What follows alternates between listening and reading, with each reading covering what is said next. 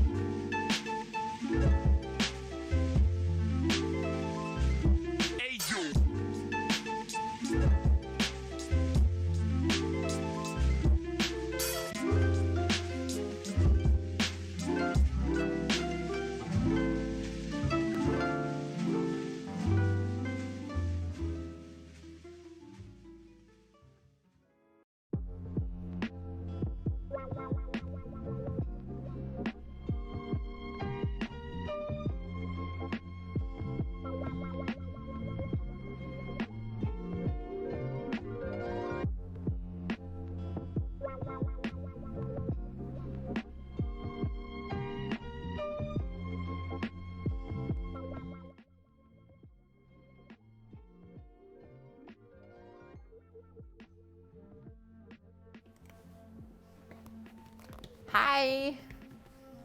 Yes, I was a couple minutes late. I'm sorry about that. Hi, Titan. How's it going? We were having family Christmas dinner discussion about what all the side dishes and such are going to be. Yeah, hi, late Kate. How's the day, guys? I am good. Nice, freshly showered. Had a really good sleep, like 10 hours last night. Sam is just getting out of the shower too. Yeah, lazy day for you. Kind of same here. We're just gonna chill inside. Yeah, 10 hours of sleep. We were in bed by like 9 last night and got up at like 7. Yeah, Sammy was passed out. Sleepy bear. Cookie, how's it going today? Seriously? I like need a minimum of 8 hours to live my life properly. And yeah, I always try and get some extra sleep on a Sunday. Get me ready for the week. Although this week for work, only working 2 days. Yes. Holy smokes, that's crazy, Titan. That's cray.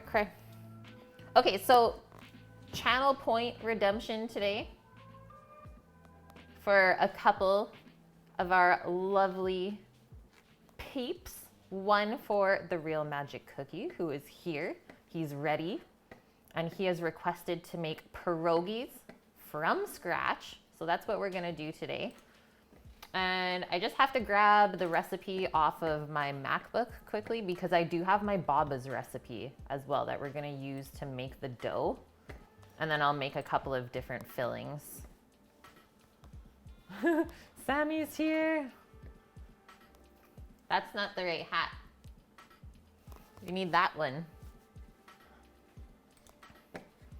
Okay, and then for Sammy, his channel point redemption was char siu pork, so a Chinese style kind of barbecued pork. Looks lovely.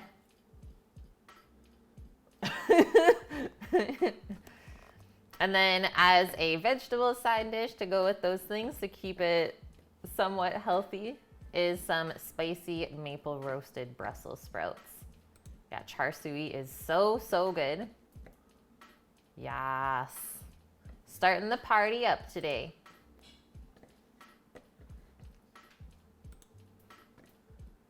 Okay, so I do have the recipe for the char siu linked from the recipe command. Out of all the ones that I looked through online, this one looked the best to me, is they really go through the proper recipe. And then for the pierogies, I found a masterclass article to teach you guys from. So I don't know if you guys know what masterclass is, but it's like an online cooking course from some famous chefs that you can pay. I believe they're like $100 or something per course, and they teach you online. But I found the masterclass article and the recipe that they use to make their pierogies. They have all different types of tips and tricks as well. So very excited to go through that with you guys today. Big time, big boy. How's it going? Dang old char siu pork is the best. Yeah, when you see it hanging in the window, just glowing red. You've never seen a Star Wars movie? What? You're so good.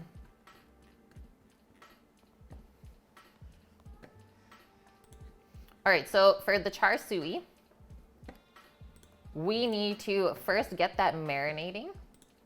Ideally, this should probably marinate overnight, but we are going to take a little shortcut step and use the vacuum sealer to get a quicker marinade on it. So we're taking the air out, and therefore it's gonna marinate quicker. It's about double the amount of time. So it cuts your time in half for marinating.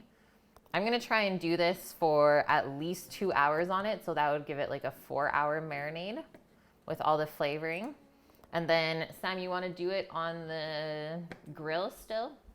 How long is it cook? I would say maybe like an hour-ish. 45 minutes. Okay, Sam doesn't want to light up the grill, so we'll just do it in the oven. I just don't have the camera set or nothing, so. Oh, that's true. That's true. Okay, so in the oven, I'm gonna say the size that we're gonna cut the pork shoulder to is this will probably cook within 45 minutes to an hour.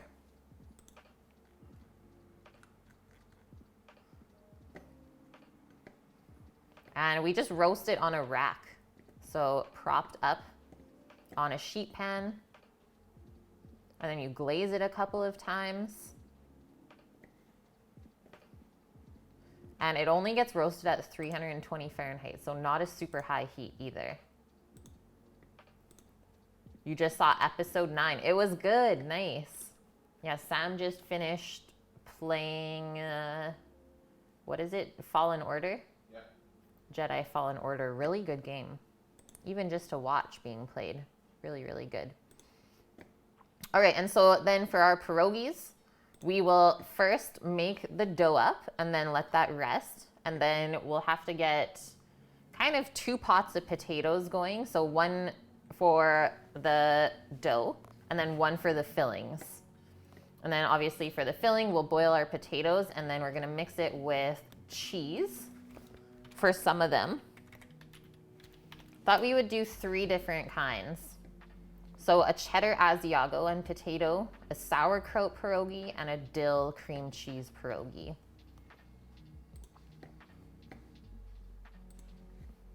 And I don't know how many pierogies we're gonna make today, but I would love to make quite a bit so that we can put some away in the freezer. And all you have to do is pull them out, boil them, and they're good to go. Hey Trauma, how's it going? Good to see you. Okay, I'm gonna be right back for like 30 seconds and then we will come back and get into this pork.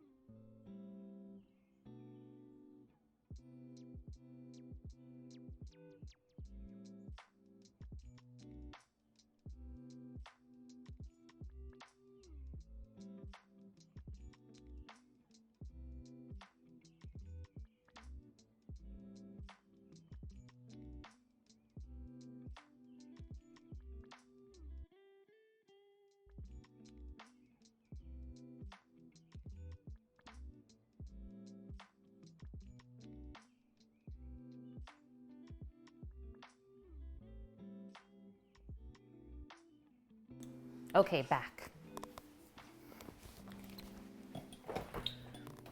We are back. Beautiful pork butt roast. That we are going to butcher down. Almost 6 pounds worth, $27.81.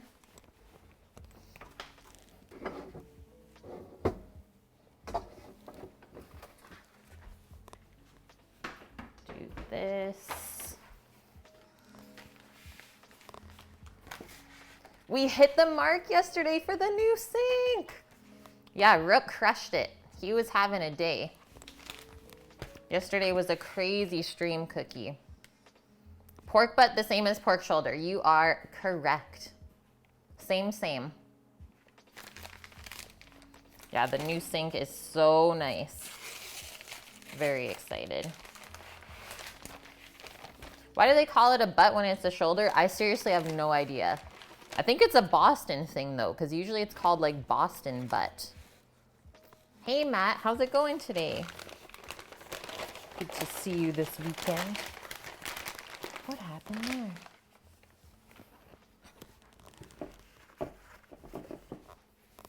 Time to roll up the sleeves, guys. You reserved your pork shoulder for Christmas. Nice.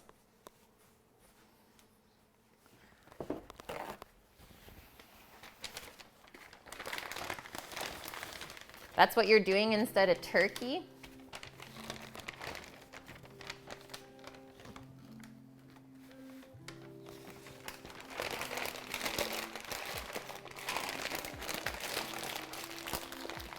Hey Nike, you got to watch for an hour and then you got to get ready for work. Well, at least you can catch us for a little bit today.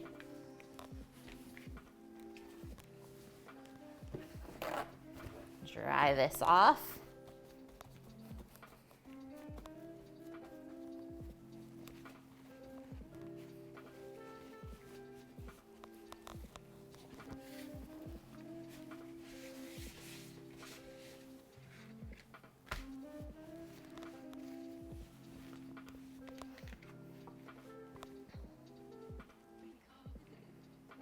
Nice, Matt.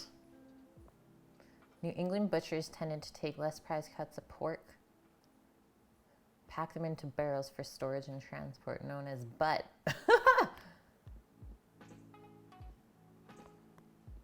Oh, that's always so good, Cookie. Yeah, when the fam requests like pork because it was actually better than the turkey. Hey, Elrad, Nemesis. The barrels they put them in were called butts. The butt. Okay.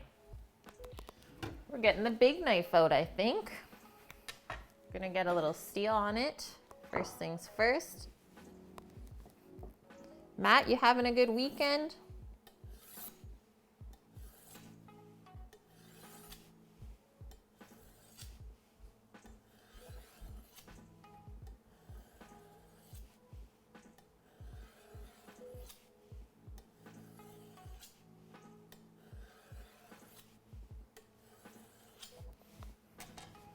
Slow and steady, guys.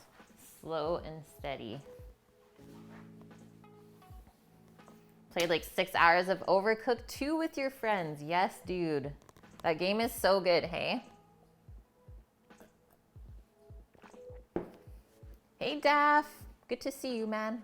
How are you today? Got drunk and just ordered food. Amaze. Are you off for Christmas now, Matt? Okay, so I need to take this roast apart, guys. I know they tied it up all nice for us, but we need to cut this up. I don't think I'm gonna use all of it for the char siu either. Come on, baby.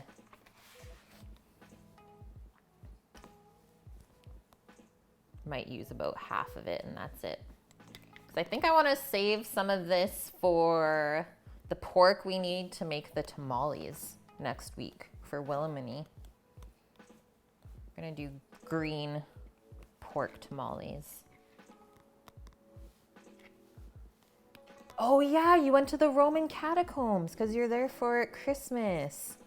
Super cool, hey? Like I know what you're talking about because I've been to Rome twice. Crazy to say that, but it's a thing. Yeah, this is a sward dust. You know it, man. You only get Christmas Day off? You gotta work Christmas Eve? Dang, dude. Okay, so this is all one piece. So I think, just looking at this, by the way, really nice kind of marbling. So we're gonna cut this in half, I think. Just right down the center there.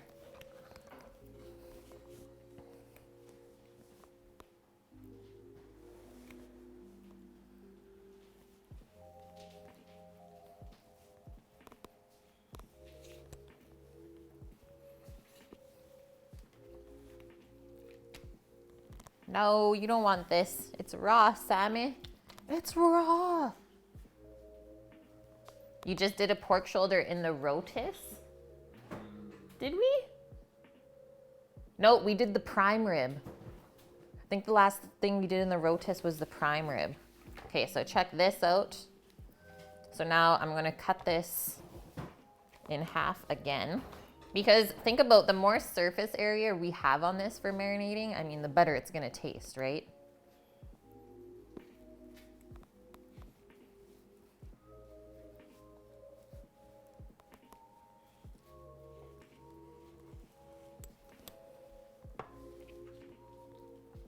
Look at that though.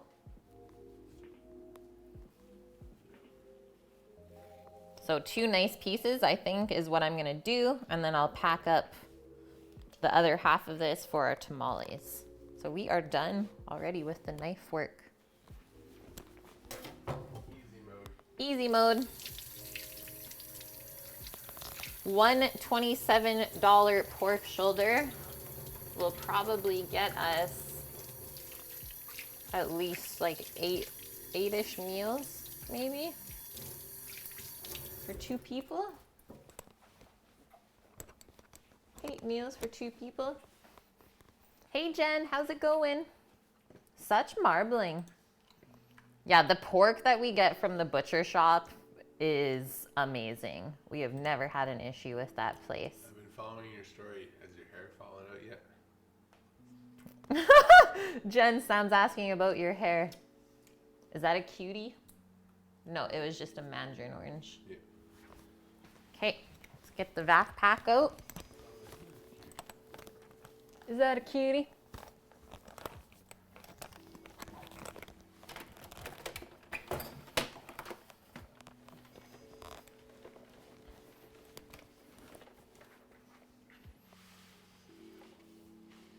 We only have problems with the fish market? Yeah.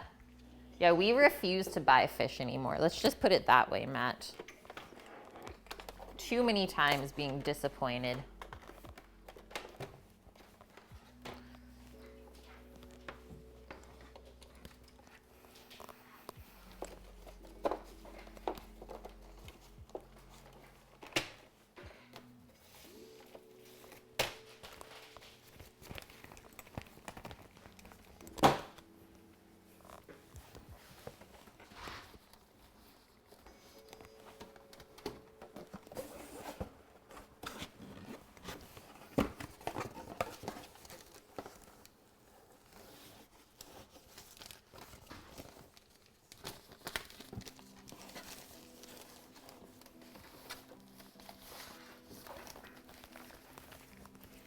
Two big bags.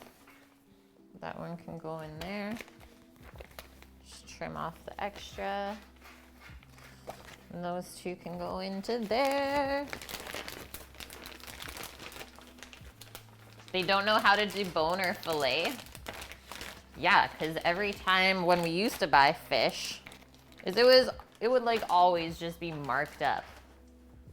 Fillets would get destroyed. Or yeah, there was still pin bones in it. Silly, I tell ya. Very sad trauma. Yeah, fish is way too expensive here considering where we are at. No more trout if it has bones. You said bye to trout. Impossible not to have bones. Yeah, they're so small in there, right?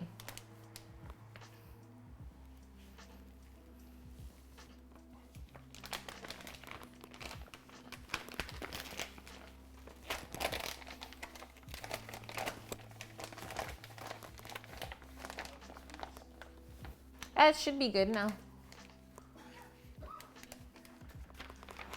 Our 2 lovely char siu pieces. We'll just pop those in the bag for now.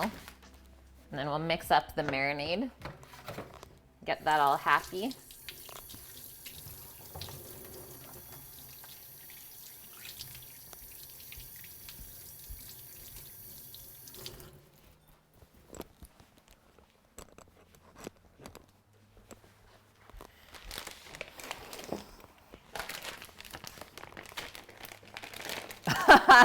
Yes, Jen. You're the type of pescatarian I love. What's happening? While she doesn't eat meat, she still appreciates a nice looking slab. Thank you. We appreciate you for appreciating that still. We are appreciative of your appreciation. Yeah, that's Matt's pickup line. Oh, cancel. Ready?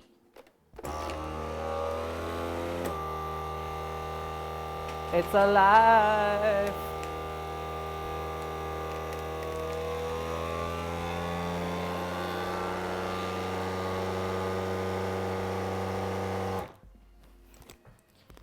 Done and done. Yeah, Daff. The bones from halibut or cod, I mean, that's just straight up dangerous. Yeah. Are we ready for takeoff? Such a nice seal. Like, look at that. That's gonna be so good for tamales. So good. Okay, I'm just gonna put this to the side for a sec. Take a little peek at our recipe, see what we need. Your hotel is hosting a charity event in the lounge. This really good restaurant next door is grilling lamb and steak to entice people. Oh, So the smart. smell. Close the windows. That's what happened. Close them. We always did demi, roasting the bones off. Instant full booking every night. Yeah. Okay, so recipe I'm looking at says we need 1 3-pound piece of pork shoulder. So that entire thing was almost 6 pounds, right?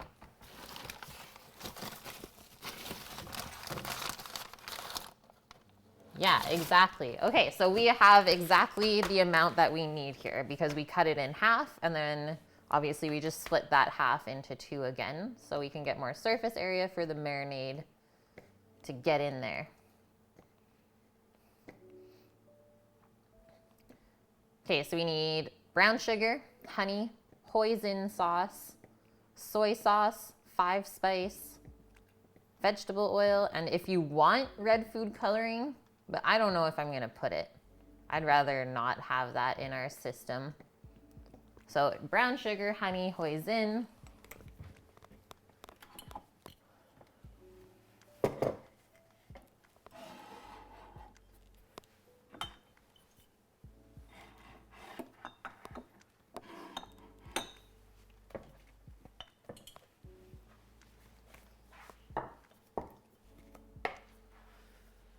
Five-spice. Chinese 5-spice powder. Hey, carrot potato. How have you been? So good to see you, man. Oil. I think I have poison, guys. Success.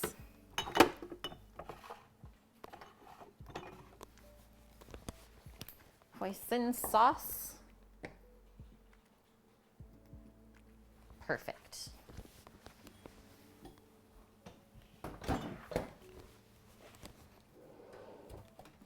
And the brown sugar.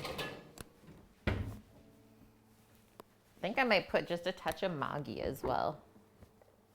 Just very busy with work. Are you working in a kitchen now? Is this a new thing? All right, so it just says mix the marinade ingredients in a bowl and place it over the pork and give it a little massage before you let it go marinade. Very, very simple.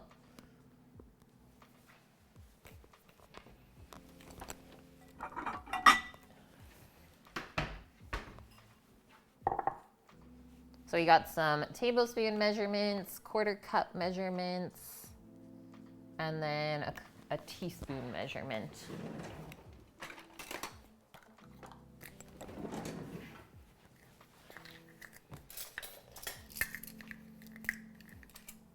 Are you enjoying it at least, carrot potato? The kitchen life. Okay, so 1.5 tablespoons of brown sugar. And then 1/4 cup of honey, which I will have to soften up because mine is crystallized. And obviously the sugars in this dish are going to help it caramelize when we roast it later on. You got a 2nd-degree burn wound? Be careful. That's crazy.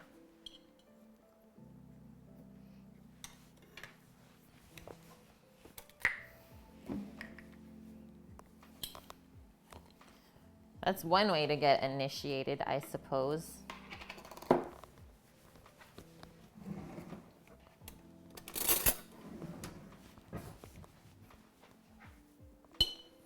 Scrape my honey out.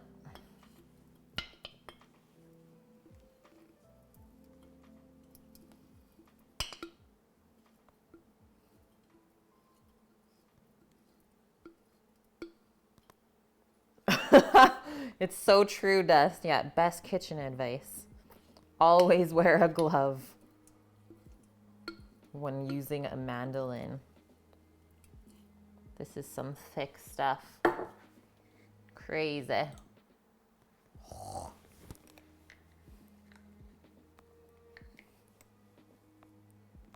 Those are from the Vancouver bees.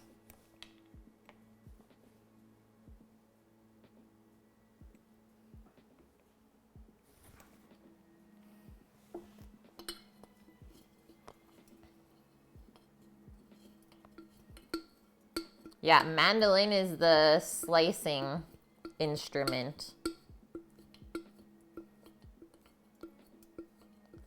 Deathly sharp blade. It's like a razor blade.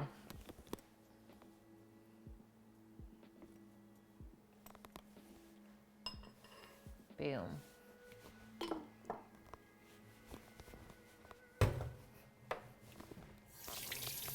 It's so sticky.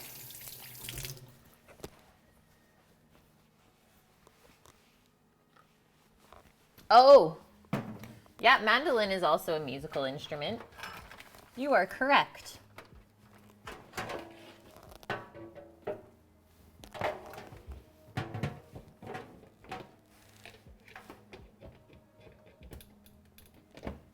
Come on, Chef Mike.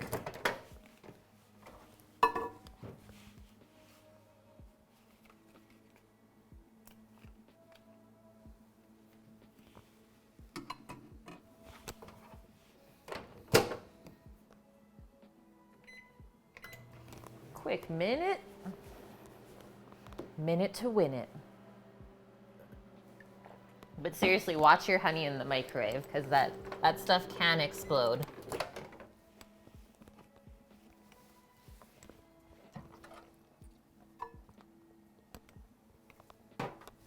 It liquefies in a couple of seconds.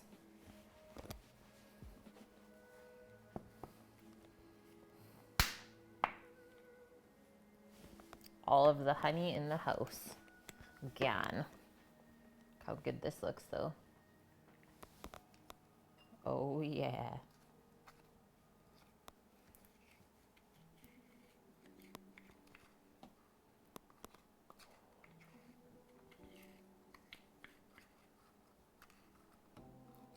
Wow, this stuff is so floral.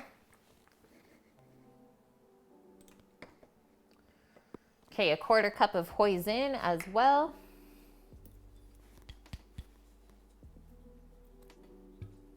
Oh, blew up.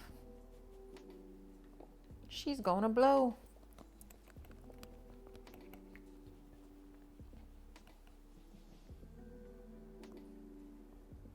Might as well just use it all.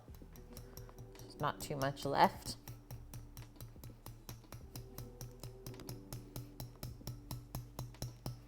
Char Siu's clearing us out, guys.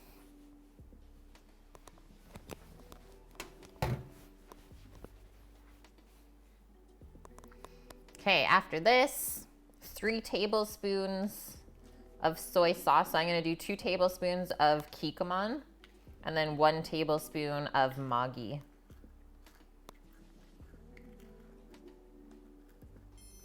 It's smelling so good already.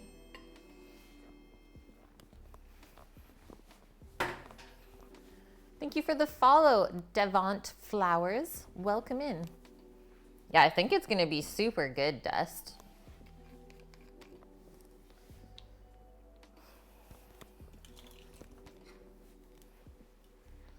So 2 tablespoons of this soy sauce. So the soy sauce is the salty component here, so we're not gonna need any extra salt. Call you Flowers. I can do that. Welcome in, Flowers. Hope you are well today.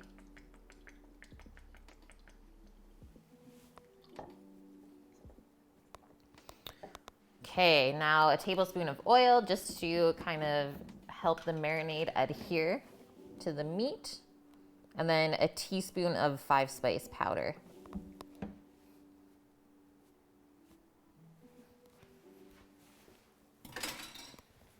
This is going to be so good. So I think this will sit in here until around 2 p.m., so 2 hours, and then we'll cook it. And that way we have a couple of hours to make a bunch of pierogies.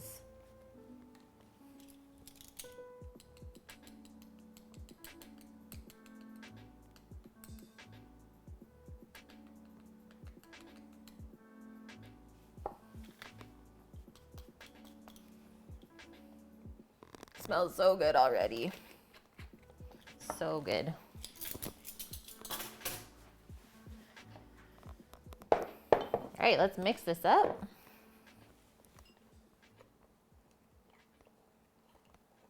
So the sugar and the honey make this like a really nice kind of glaze consistency.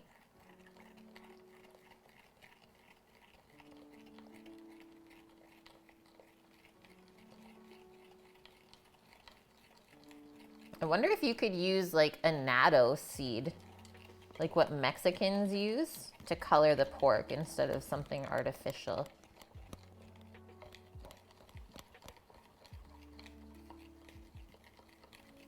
So mix this up until it's really nice and smooth. We don't want any lumps.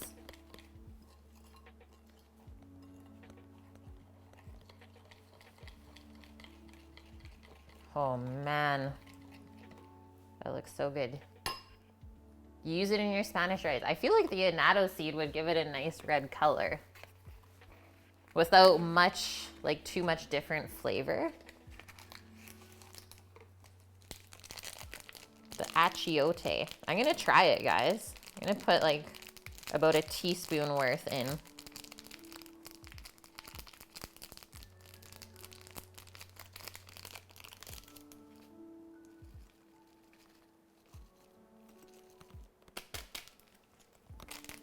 Okay, there we go. How's your day going, cooking girl? Good to have you in here.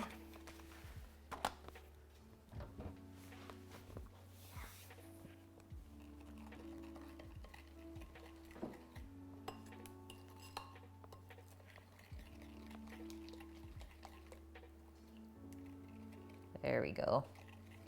Hopefully that gets a little bit of red color on there. Thanks, Mike Sai.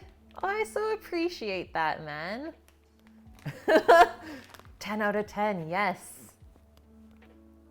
You just opened your wings and the smell alone cleared your nose. Good luck, Matt. Good luck. Oh, you're on crutches, but you're doing good after knee surgery. Well, that's good to hear. Labeling your board bombs you made. Well, you're still being productive, considering you're on crutches. Okay, one little taste before we pour it in. Mmm. That's gonna be heavenly. No Tony's, Matt, because we don't need any extra salt. And we're not going for like a Cajun sort of flavor. We're going for Chinese style. where they usually get their salt from soy sauces and fermenty things. Okay, get all of that goodness into there.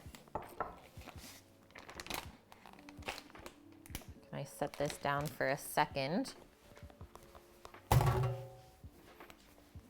Oh yeah.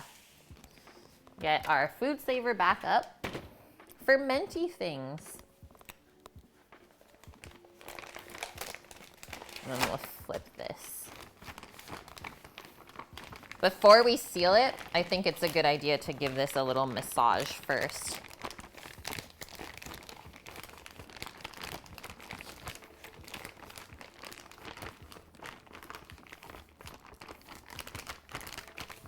Okay.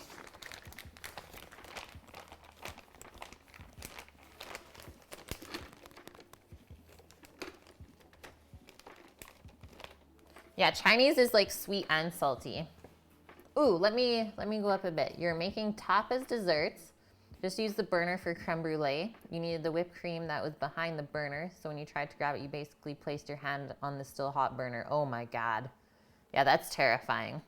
That's just as good as putting a hot pan into the oven and then trying to take it out without a cloth or anything like that to keep your hand from burning, and then you like have the pan handle embedded in your hand.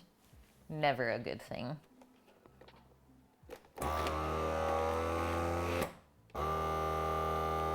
Magic. I don't want to suck the marinade into the machine though. Yeah, I think we are very good.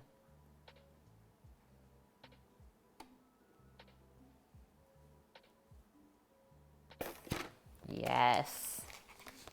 Yes, we are. So using a vacuum sealer when marinating will cut your marinade time in half, you guys. So it's really good to have on hand if you're like, oh, should have marinated this yesterday, but I totally didn't. So with us doing 2 hours of that in the bag, that'll be like we marinated it for 4 hours. Sneaky.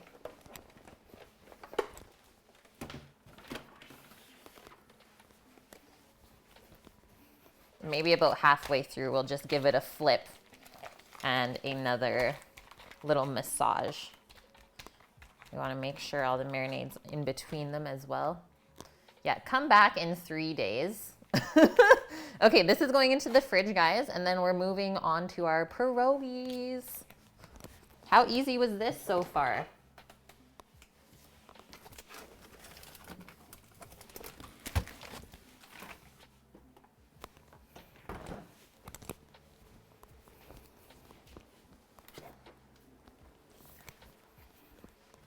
Okay, real quick, just got to get Baba's recipe first, just for the dough.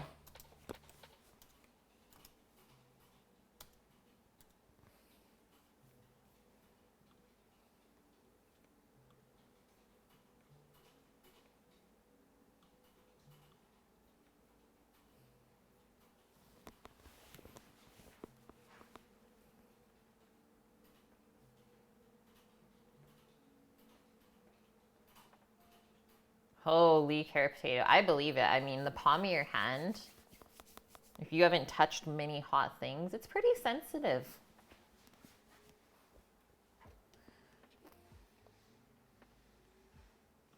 All right, finder. Time to find.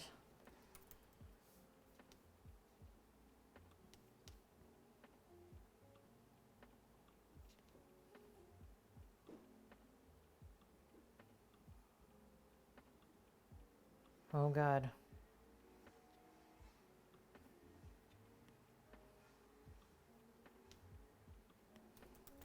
All I want is the pierogi recipe.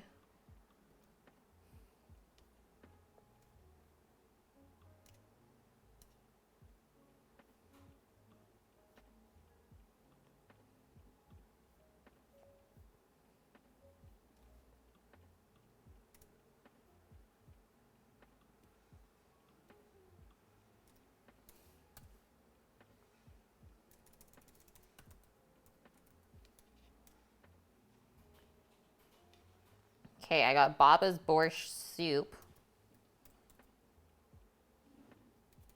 Maybe I went with an I. Pierogi.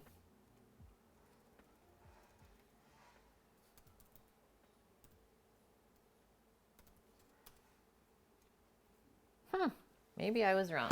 Okay, giving up. We're gonna go off the masterclass recipe. That's what's gonna happen, guys.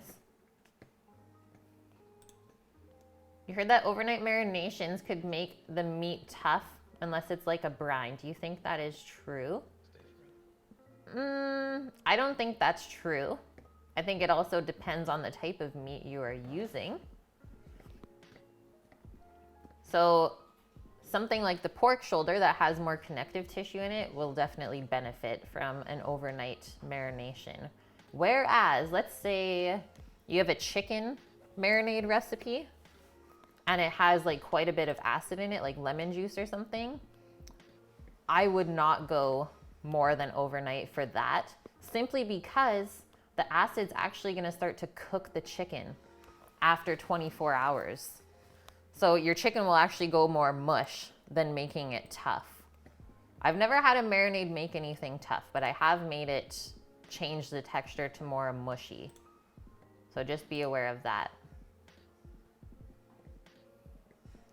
We are filling pierogies with a cheddar Asiago filling, a sauerkraut filling, and a dill cream cheese filling. Yeah, Amdog got his original name back.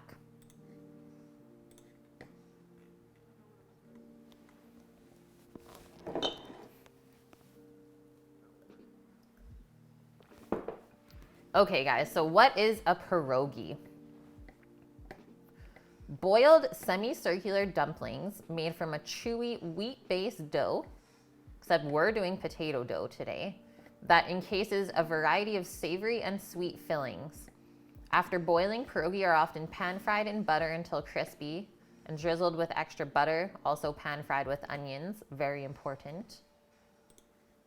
And also, if we have any Russians, Ukrainians, or Polish people in here today, feel free to give me any pointers. Or let me know what your family does. So where do pierogi come from? The first written description of pierogi appears in the late 17th century, but many Poles claim pierogi have been around much longer than that. They're associated with Saint Hyacinth, a 13th century Polish priest believed to have either miraculously saved crops or to have fed hungry people pierogi. The legends vary, but Saint Hyacinth and his pierogi is an old-timey expression of surprise. In Poland, you'll find pierogi at milk bars, affordable cafeterias serving simple fare, and at kiosks and fast food shops, which mainly deal in frozen pierogis, aka chimos. Pierogi were brought by Polish immigrants to North America, where they've undergone innovations such as cheddar cheese studded potato filling or cream cheese based dough recipe. I've never done a cream cheese based dough. So as a basic dumpling template, pierogi leave a lot of room for regional and seasonal variation. Some of the most famous pierogi adjacent dumplings are uzka, so ears, tortellini-like pierogi stuffed with meat and or mushrooms, served in a clear borscht, and that's on Polish Christmas Eve. The lazy version, wrapperless dumplings made with farmer's cheese and or mashed potatoes incorporated directly into the dough. Just like Italian gnocchi, there's no stuffing or crimping required. Ooh, I like that. I've never heard of that before. I didn't even know that was a thing. And then the Ukrainian pierogi are made from a sour cream or cheese-based dough. And that's in place of the eggs in the dough. So pierogi dough can be made from buckwheat flour, self-raising flour, semolina, or bread flour, but the most basic type of pierogi dough is made from all-purpose flour. To make the dough, mix flour with salt and form a mound. Make a well in the center and crack an egg into it. So same kind of deal as pasta. At this point, you can add oil, melted butter, sour cream, milk, or cream cheese as well. And that'll actually give you a nice kind of softer dough compared to a more firm pasta type dough. Oh, that's super cool, carrot potato. Yeah, that is the future. VR headset. I'm intrigued by that as well. I'm sure Sammy and I will get one day. You fill yours with bacon, caramelized onions, and potatoes. Yum. Bacon and caramelized onions, very happy combination. The dough is more like a thin, light egg noodle. Oh, so what is your heritage then? Because I find the Ukrainian ones are pretty heavy with the dough. The dough is pretty thick, and because there's potato in it, it's just heavier. What's a VR headset? A virtual reality headset. They even have them at airports now. Man, it'd be so much fun for racing games. Yeah, really fun for racing games. I'm sure like shooter games would be crazy.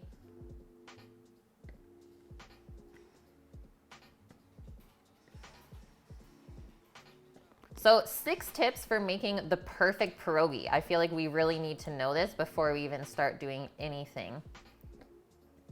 So pierogi dough should be smooth and elastic. If the dough is too sticky, sprinkle some extra flour in. If the dough is too crumbly, just knead in a little bit of extra water. So smooth and elastic is what we're looking for the dough. To ensure the filling stays inside the pierogi, avoid overfilling or it might pop out during boiling. Seal the pierogi tightly so that there are no holes in the seams. If the dough won't stick together when crimping, moisten your fingers with a little water or egg wash. After filling, you can lightly dust the pierogi with cornstarch to prevent sticking. This will also help the pierogi get crispy when pan fried. Oh, I've never done that before, but I am intrigued by this.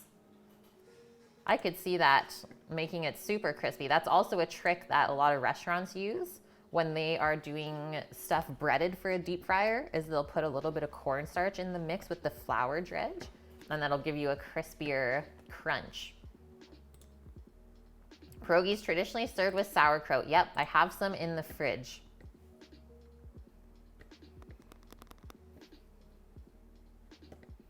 You can freeze the shaped pierogi on baking sheets and boil from frozen. So we are hoping to have quite a few extra to be able to do that today. All you have to do is increase the cook time by about 2 minutes if you're boiling from frozen, just because the frozen pierogies are going to drop the water temperature and take longer to cook. The party in the lounge topped out the Wi-Fi. Come on. Did the Romans not know that you are trying to watch Cook with Kate right now, Daph? So to avoid crowding the pierogi, boil them in small batches, about 6 at a time. Depending on the size of your pot, we'll probably be able to do closer to 8 to 10 in our big pot. All right, so this recipe from Masterclass says it makes, here's the thing, it makes 4. Oh, very professional recipe. It makes 4 what? I'm gonna say servings. It says prep time 1.5 hours, cook time 2 hours, and total time 2 hours. Someone writing this recipe was not a master chef.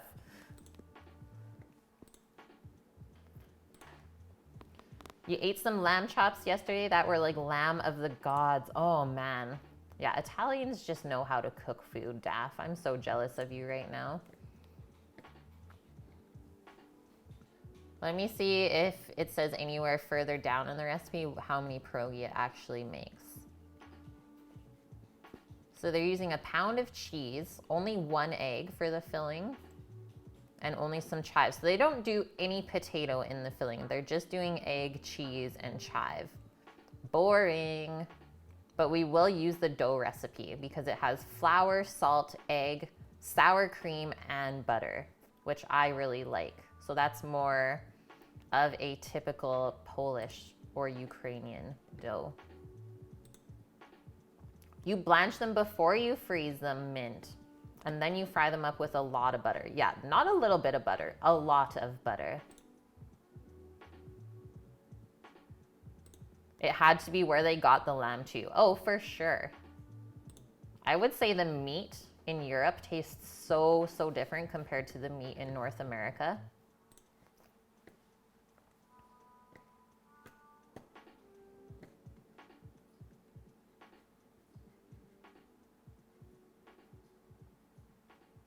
Okay, so I'm gonna say let's get some potatoes boiling on the stovetop now, so that while we make our dough, those can cook, and then afterwards we can rice them and make our different fillings. The lamb chops, yeah, they weren't big, but they were super good. It was raised with love then. It was for sure raised with love, Daff.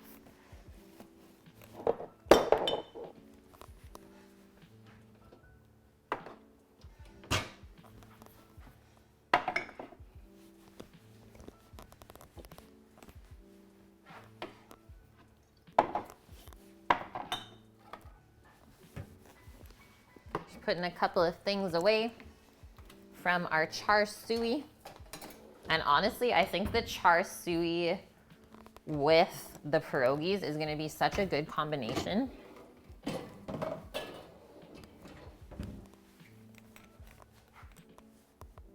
In the Netherlands, yeah, they're all raised with love. I believe it.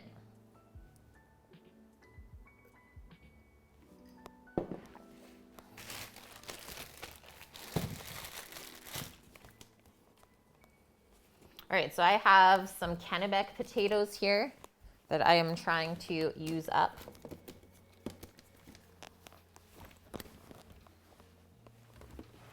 So we're gonna peel those before we start to boil them.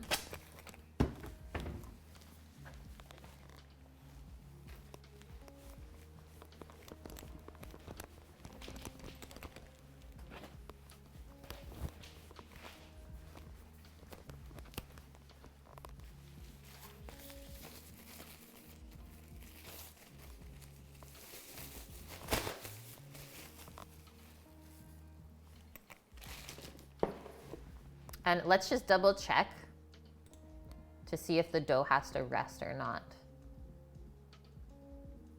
Ah, okay, so the dough actually has to rest for like 30 minutes.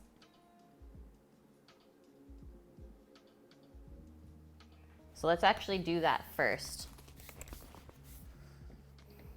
Okay, we just need a bowl.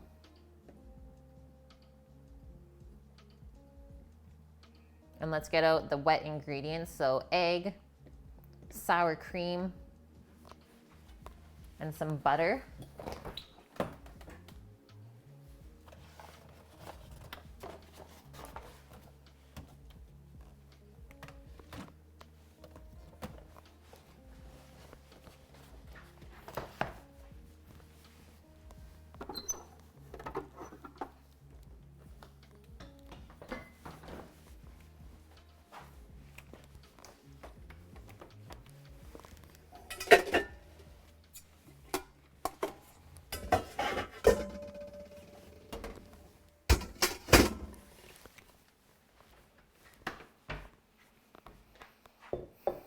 Okay, 2.5 cups of flour, half a cup of sour cream. So that's like about 3 cups worth.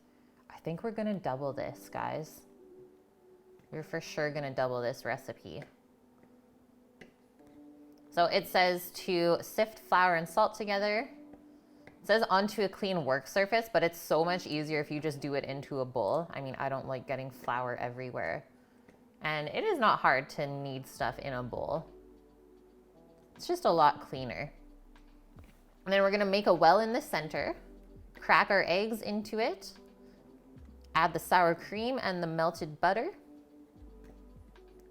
And then we just bring it together, knead until the dough is smooth and elastic. And then we let it rest in a nice warm place. So 5 cups of flour, all purpose.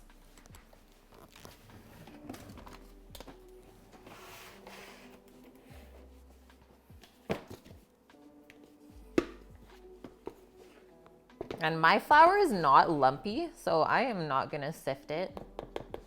I don't think we have to dirty another piece of equipment for that. 2, 3,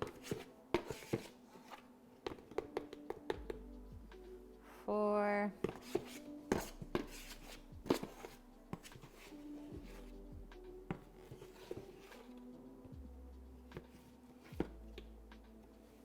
5. And then we can just leave that aside because we will need it to roll out the dough afterwards. The farmers are on a strike right now in the Netherlands.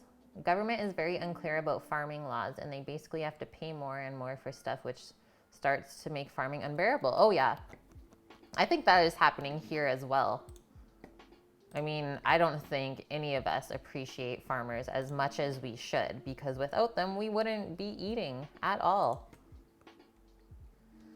Okay, 1 teaspoon of salt into our flour.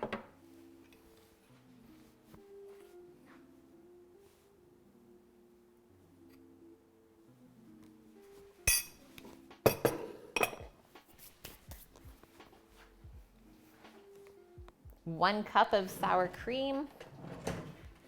We're gonna use our fancy Pampered Chef measurement.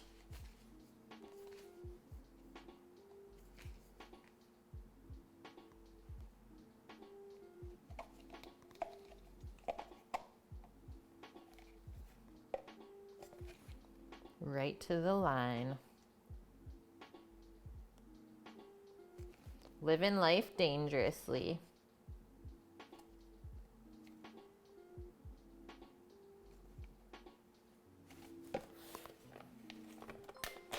Hey! Christopher collects. Welcome in, Raiders. We're actually cooking today. It's not just a smoking stream. Thanks for popping by. Hey, Duvetto, Lynn Mills.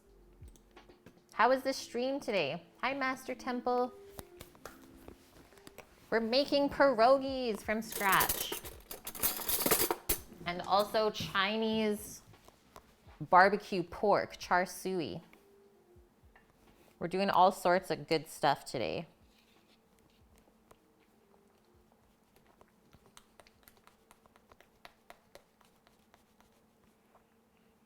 So we're just making the pierogi dough right now to wrap around the fillings. Really nice dough with flour, salt, eggs, sour cream, and some melted butter. So it should be really nice and soft. You've had a gas? That's good. You've heard of pierogies, but you don't know what they are. So they are like Eastern European dumplings. So I am half French, half Ukrainian / Polish. So definitely a Polish and Ukrainian thing. So we're making a dough, and then it usually gets filled with like cheesy potato mixture. You had pierogies in Canada, amazing. Were they yummy? Yeah, Dust, we're gonna do a cheddar Asiago potato filling, some sauerkraut ones, and then a potato and dill cream cheese filling.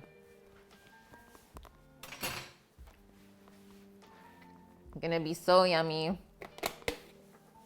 And then you can even do like sweet variations. Like some people do like spiced apples, like apple pie pierogies, or blueberry pierogies are really good. Okay, let's mix our flour and then make our well in the middle. And then we just have to whip up 2 eggs and melt some butter. Like a mini Cornish pasty or pasty, yeah. A little bit similar. Some doughs have potato in them, others don't. So there's many, many variations of pierogies. I think it kind of depends on your family as well.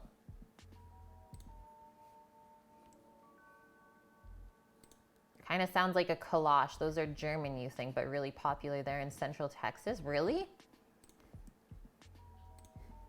Yeah, pierogies are the Ukrainian or Polish dumpling. I need to look up what a goulash is.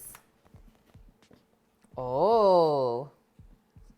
Okay, so pierogies are completely sealed though. Think of it also as another comparison. Think of it as like a Ukrainian version of ravioli.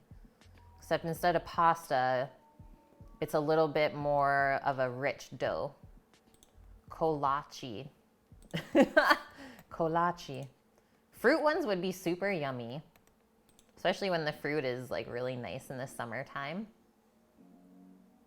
Oh gosh, Jen, have I made sour cabbage rolls? Many, many times. And we should do that soon.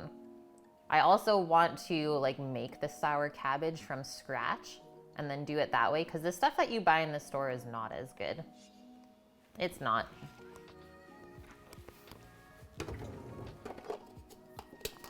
Okay, let's mix up a couple of our eggs.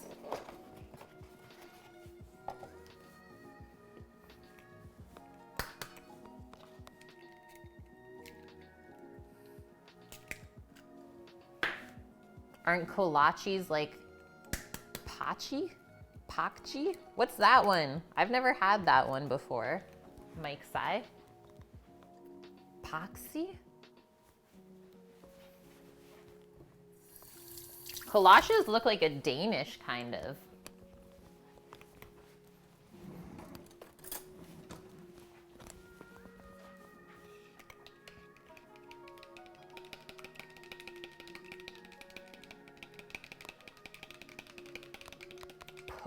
Pushki. Okay. It's a Polish donut. Yum. You've learned something and now you need to hunt you down some pierogies. Yes. I mean, you can find them in the frozen section, probably at your supermarket. Like a really famous brand is Chimo here. They're not quite the same. Like the dough is a lot more firm, but it's still pretty good. It's a good introduction. It's basically just dough with fillings. It can be fruit or meat, sausage. Okay, so very similar to what Mike's Eye is talking about then.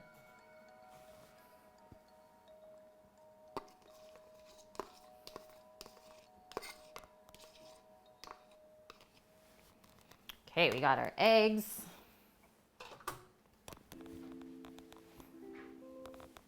Get our sour cream.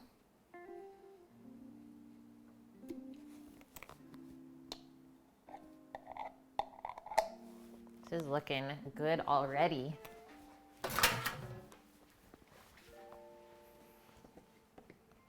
Did I go to the Netherlands already with Omdog? No. I don't know if it'll happen in 2020, but hopefully 2021.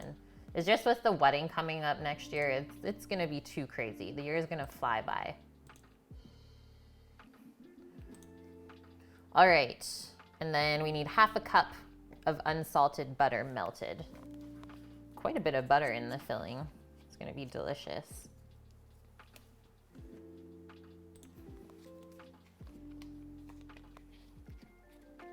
Yeah, find a nearby kitchen adept pull and beg. Or trade. Or maybe trade something, Duvetto. Oh, Josie! Yeah, big hello. We've missed you too. Due to time zones and work. Well, I'm happy you could make it today. We've missed ya.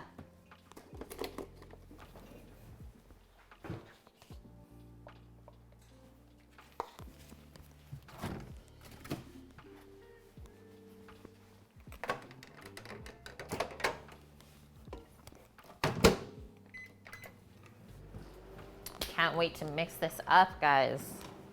It's gonna be so good.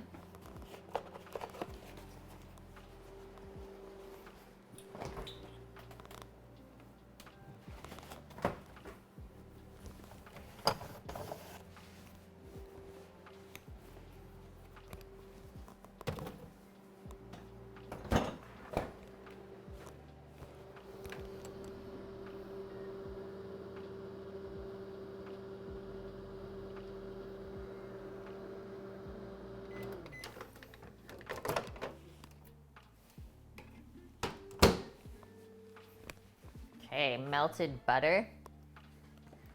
Dust, you're going to the store tomorrow to get stuff for the wife saver. Check to see if they have sorghum. Imagine if they do, I'd be so excited. Crocheted Christmas baubles. Yes, why not? You never know if you don't ask.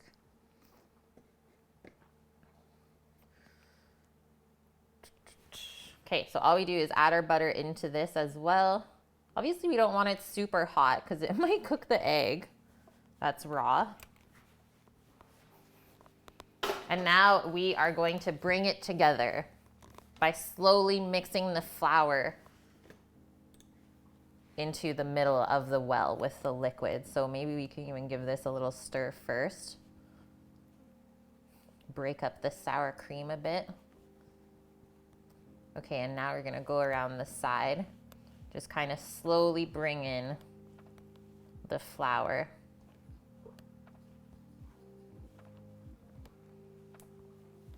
And it's gonna seem like this is not gonna form a dough, but it will.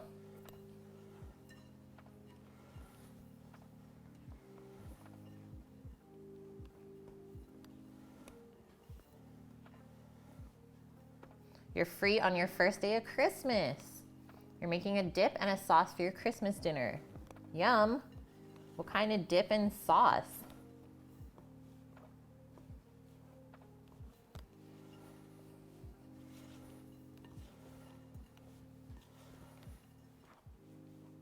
It almost looks like a biscuit dough.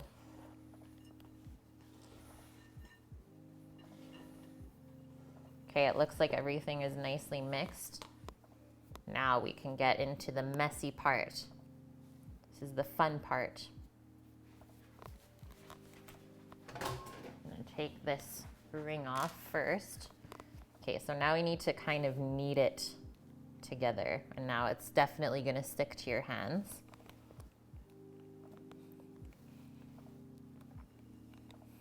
Start kind of pressing it into itself. Find that's the best way to start the kneading process. Definitely want to get down to the bottom as well, because usually the dry bits like to hang out down there.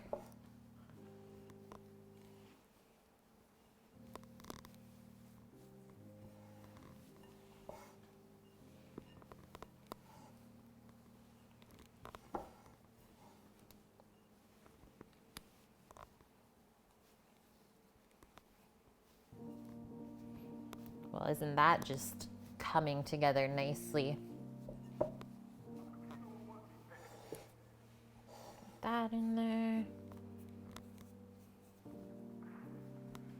Okay, I'm gonna split that a sec. Okay, now we can be a bit more aggressive with how we're kneading it, because we do need a nice smooth dough.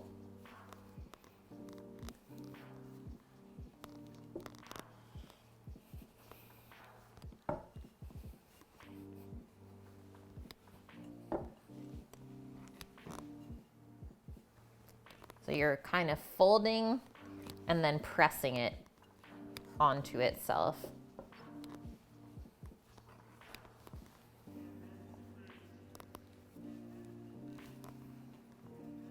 It's called Puss in Boots dip.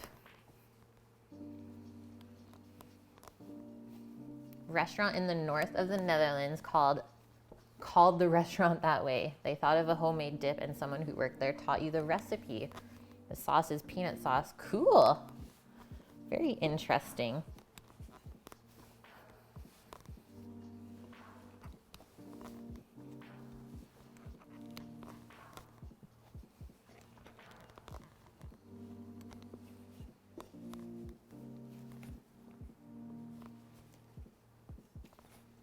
This is a workout, guys.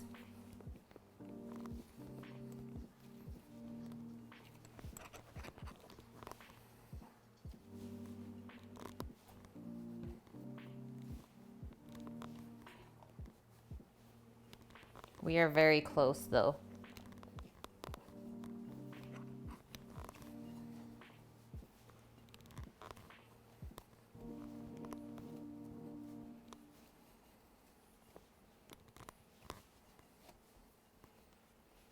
Smooth and elastic is what we're going for. I'm gonna start working it into itself. And yes, your arms should be burning. If you're like, wow, this hurts, you're doing great. Thanks, Jen. Just imagine like little grandmas doing this and they don't complain at all.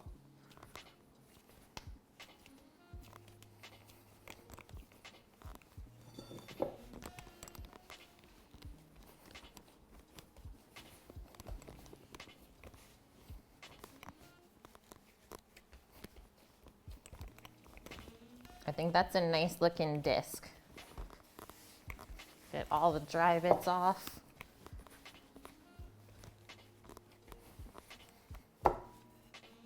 Boom.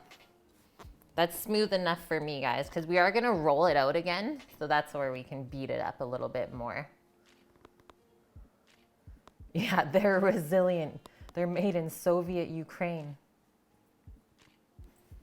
You're making cookies? Nice.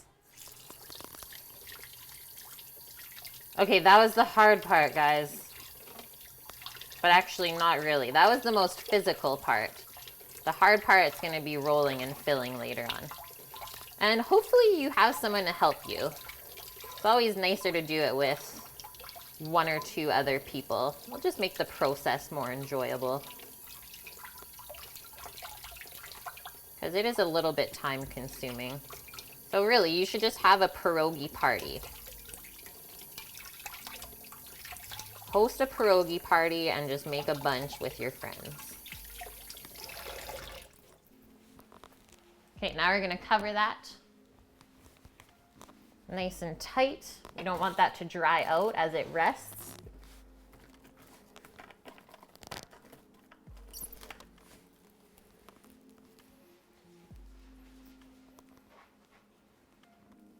Yeah, little grandma's legendarily tough.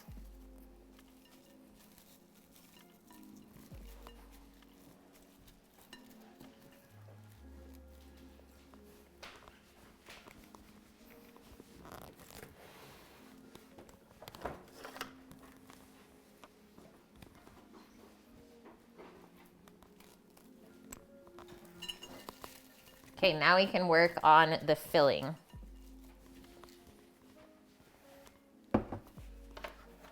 Take this laptop out of here.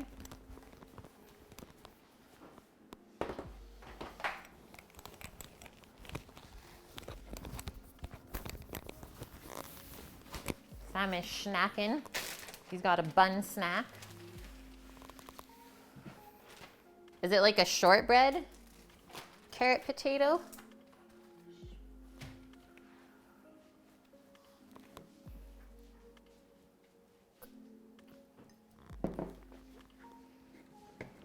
Crazy stuff happening outside.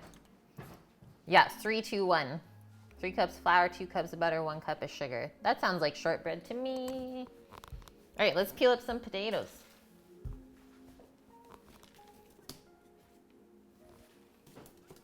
I'm gonna do 4, I think. These are Kennebecs. You could also use Yukon Gold or even Russet is good. So you wanna take any blemishes off because we're using this for the filling and we want it to be nice and white. Nice clean potatoes. We don't want any chunks in the filling. As much as I like to usually keep the skin on, this is not one of those times. They're called sand biscuits? That's not a very appealing name. Hey, do you want some sand biscuits? Is there sand in it?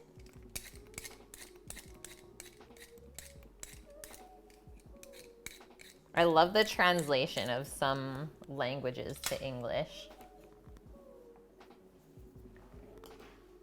Yeah, it sounds a little gritty.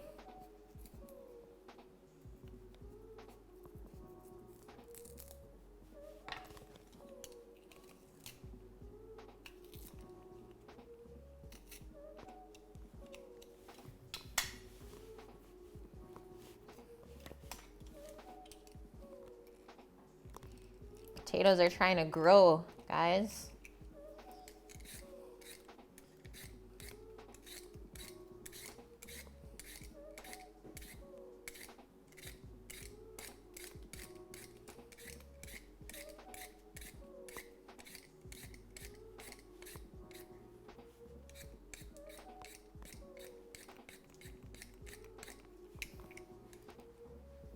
It's because it's brittle and it crumbles like sand. Well, yeah, fair enough. Then that's a very accurate name for a recipe.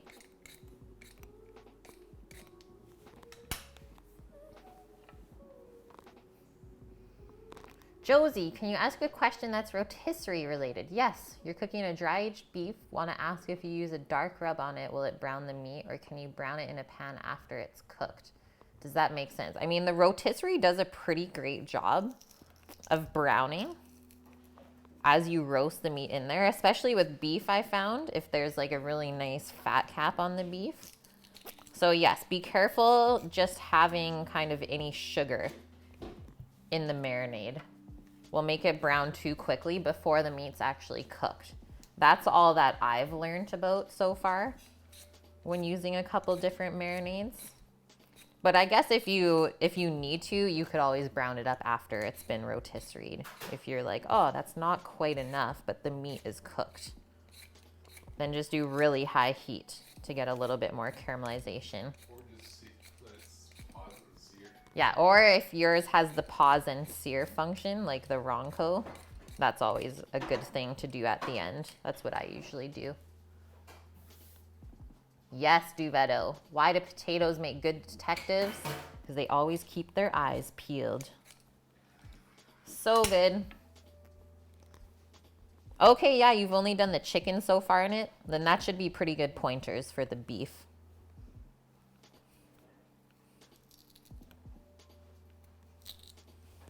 Guys, the sun comes out for us. Look at this. Blinded.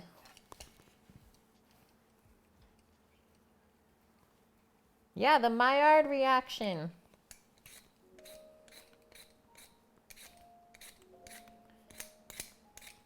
The caramelization of proteins and sugars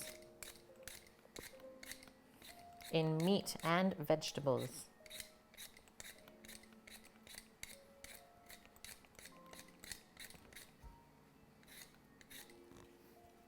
Oh, the sun feels great, guys. We haven't really seen it too much the last 4 days.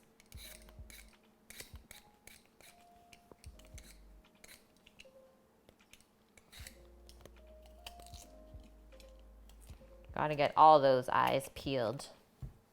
All right, there we go. Yeah, the light is shining.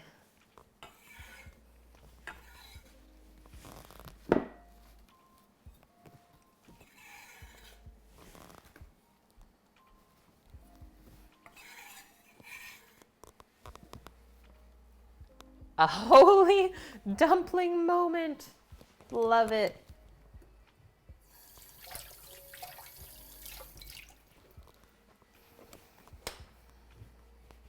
Okay, now if we cut these up a little bit smaller, it'll cook faster. Always a good option.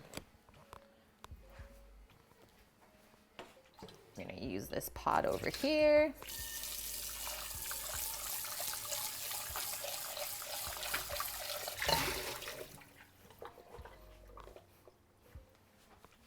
Okay, get your pot in front of you. I think we'll cut these like roughly 1-inch cubes. We are gonna boil it till it's really nice and soft.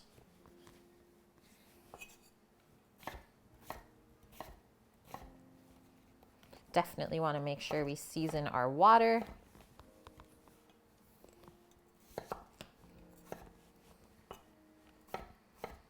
And then while our potatoes are boiling, we can shred our cheddar cheese and Asiago cheese, chop up some dill, and get our cream cheese out.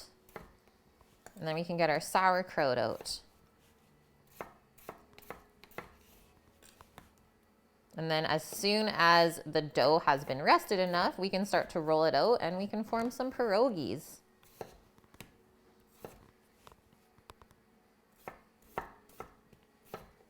Actually looks really nice out right now. Might have to go for a little walk later. A little walk by the river.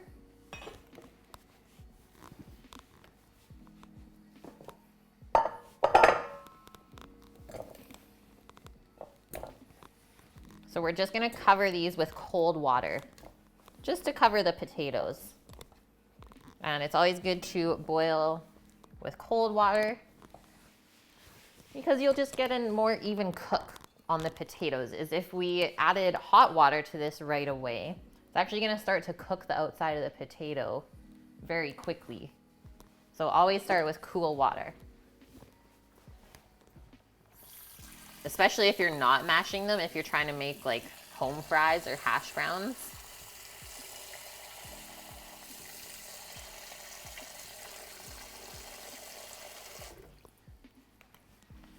Okay, there we go. Let's add some salt. And potatoes will take a lot of salt. Yeah, it is too bright. I'm gonna close them in a sec once I get this on. So I'm gonna do 2 teaspoons of salt to season these, because we are mixing it with some creamy ingredients. So over to the stove top, and let's do like a medium-high heat to get this going. You could do kosher or sea salt. I just won't recommend like iodized salt. That's a no-no to me.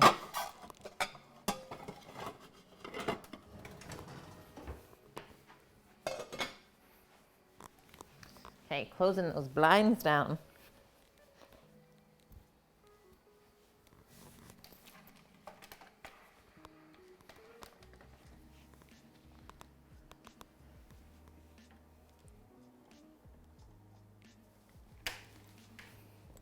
Beauty. Beautiful.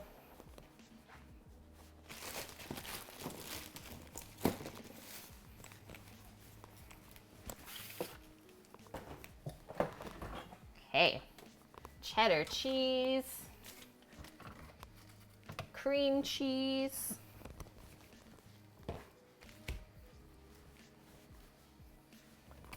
some Asiago,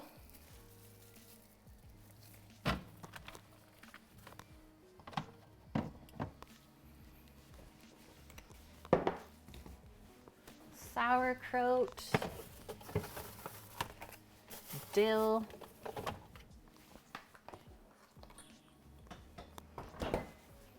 so much yum. Goodbye, sunshine rays. Don't worry, it's still here. It's just not blinding me anymore.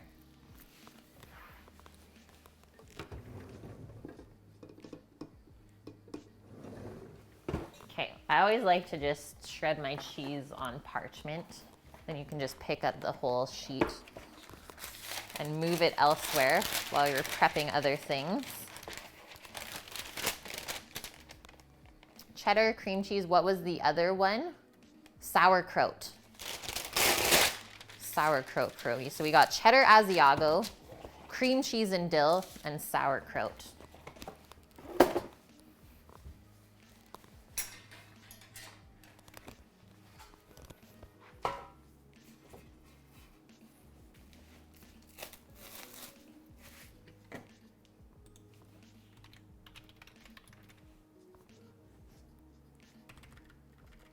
Hey, Tom.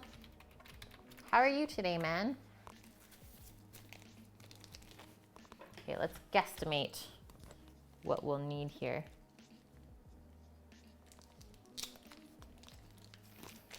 Obviously, the cheddar will give us a nice, like, creamy aspect, and then the Asiago is more like a funky, salty cheese.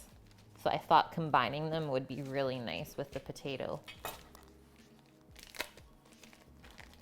Asiago, to me, is like a more kind of creamy version of Parmesan cheese.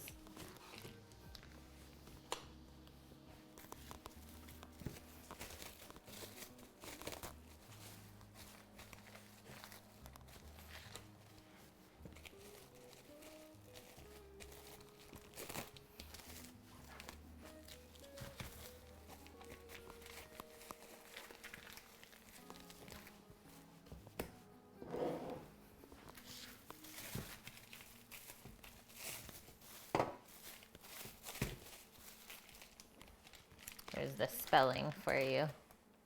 Asiago.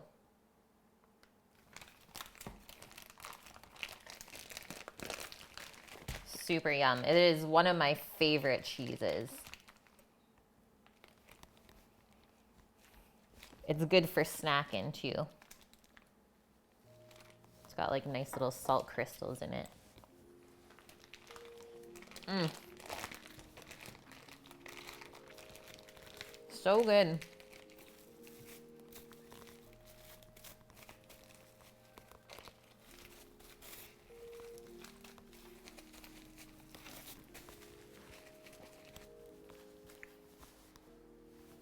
Nothing crazy happening back there yet on the stovetop. But it is going to start to warm up in here with all this sunshine. That I am okay with. No, please do not be sorry for asking questions. That is why I'm here. Yeah, never be afraid to ask anything. I don't get annoyed by you guys asking questions. I love it, really. Because me just answering them is going to make me better as well. Habanero cheddar from Cabot. You had some on your eggs. Yeah, you're in love. That sounds so good, man. Habanero cheddar. Is it an orange or a white cheddar? Hey, Greek. Good to see you today. Yeah, Sammy's here. He's just playing a little bit of games. I'll let you know, or I'll let him know that you say thank you for the sub. It's an orange cheddar. Nice. Habanero cheddar. Yum.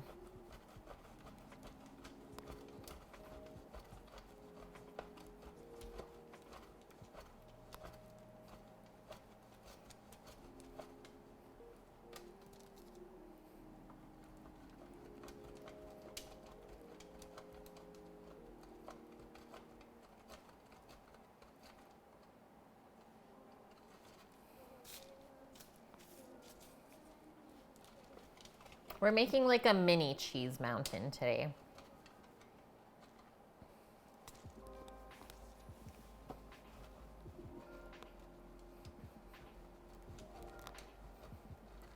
Thanks, Duvetta. Yeah, it looks great, Kate. You guys and your puns, welcome home. We love puns here. Food puns are just so easy. How could you get upset at that? Yeah, we're making pierogies. So we already just made the dough and it's resting. And now we're working on the filling. So we have some potatoes that we're cooking on the stovetop. And right now we're grating cheddar and Asiago cheese for one of the fillings. That's gonna get mixed with potato. And then the other potato filling has dill and cream cheese in it. And then a filling without potatoes, so not as heavy, is sauerkraut, which is really, really good with sour cream. It's like creamy and sour and delicious. Hey, Paloozer. Yeah, 2 cheese pierogies. Can't go wrong with that. Okay, Nike, that means you're leaving us then? You're leaving us for the day? We're gonna miss you, man. Hope you have a good day at work. This is a nice warm spot on the stove. And let's just get our bowls prepared now for our fillings. We won't need a bowl for the sauerkraut. We'll just scoop it right out of the jar. But the cheese, that's a lot of cheese. We can definitely put into the bowl.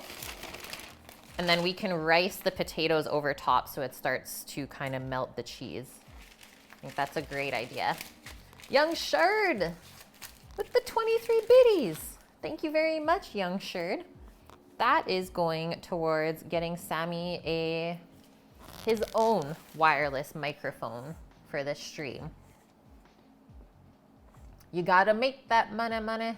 It's true, Nike. Gotta work for what you want. Okay, just gonna rinse the cheese off of my knife. And then let's chop up some dill. Scoop some of the cream cheese into the bowl.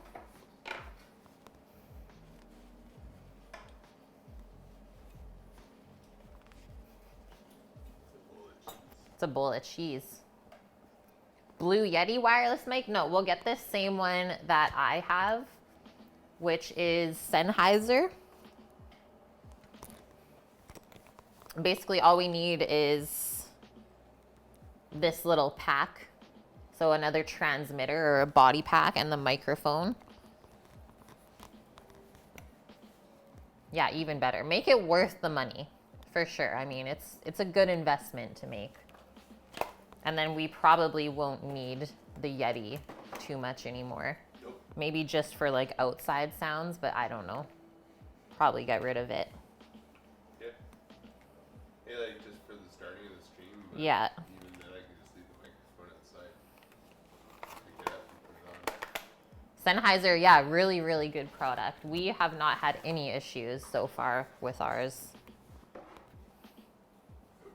Okay, so pick our dill off of the stem. And we'll give it a nice fine chop.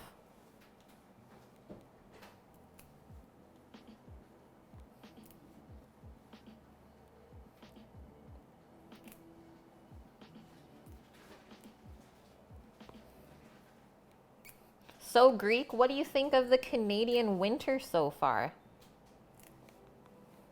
This is your first winter here, right?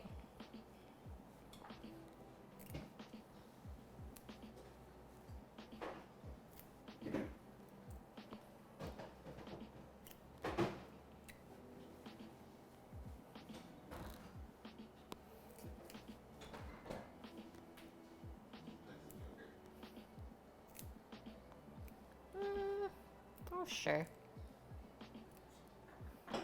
Sammy's making snacks. It's the same as back in India? Well, that's a very cool comparison. I would not have thought that.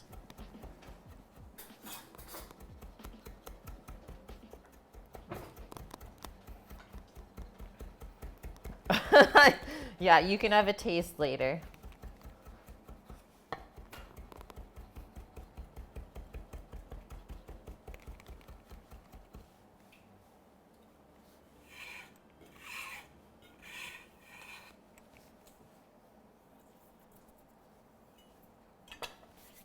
Josie says, hi, Sammy.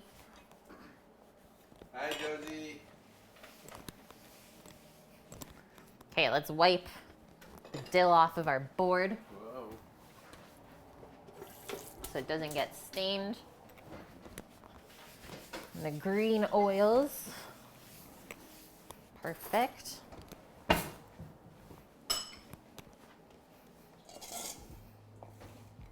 You lived in a mountain station of Shimla. The weather is almost exactly like here. Very, very cool.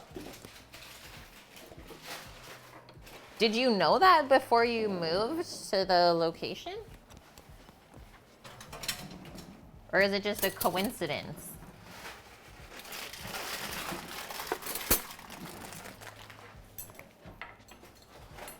When it rains there, it doesn't rain. It's just a freaking wall of water.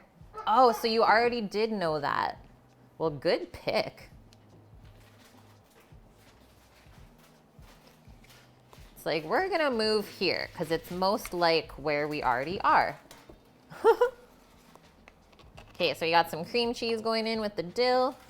I think our potatoes are just gonna come up here to a simmer. And then those will take probably about 10 minutes. I think we need a bit more cream cheese. Sammy made a little snack, a yogurt snack. Yogurt granola.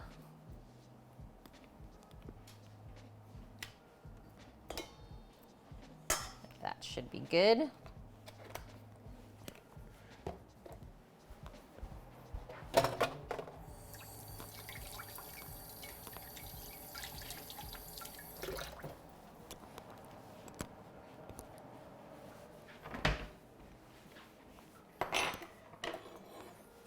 Okay, awesome. Here's the sauerkraut I'm using. It's from Kuhn. Just want to give that a taste.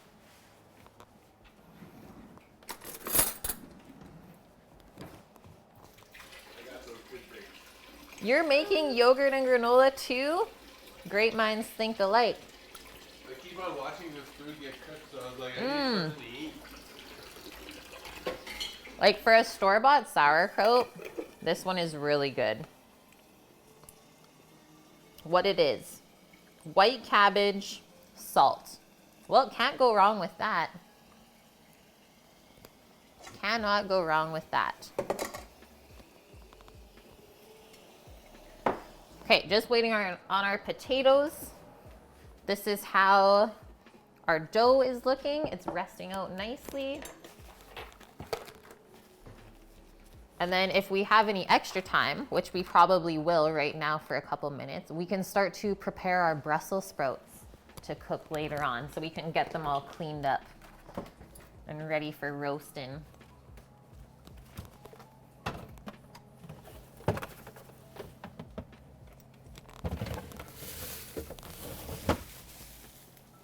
We're gonna do spicy maple Brussels sprouts. Thought that'd be really good with the char siu and the pierogies. Holy! What is this madness? Dog gifting 5 subs to chat right now? Welcome in, guys. Duvetto. Jimmy 2 times. Wait, you gift subs so you get to decorate yourself? Yeah. I like it. No, it's okay, Dust. It's okay. These don't affect your apron. You want to start with those ones or the pine cones? Do the pine cones. Guys, we're doing subs, bits, or donos to make Sam into a Christmas tree today. Christmas tree. Again, because we don't have a Christmas tree in the house. You should have seen it last time. I think we had, what, 47? Yeah. 47 ornaments by the end of the day. You're welcome. Welcome in, new subs. I hope you enjoy your ad-free viewing, as well as your sub badges and emotes. The tree beard. Oh, Samta. Okay, I'm gonna have a quick bite here. That's the stuff. Apple crumble granola, coconut yogurt.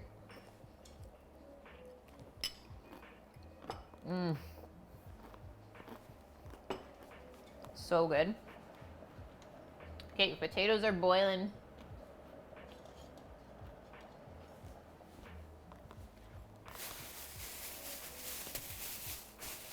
Here's our sprouts. I'm only gonna pour a couple out at a time.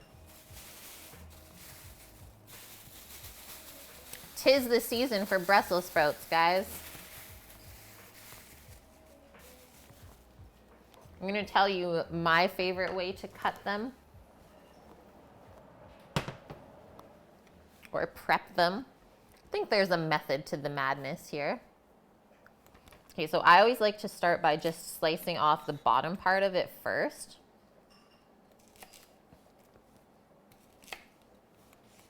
I mean, ideally you want to take off as little as possible because this is all just going to compost.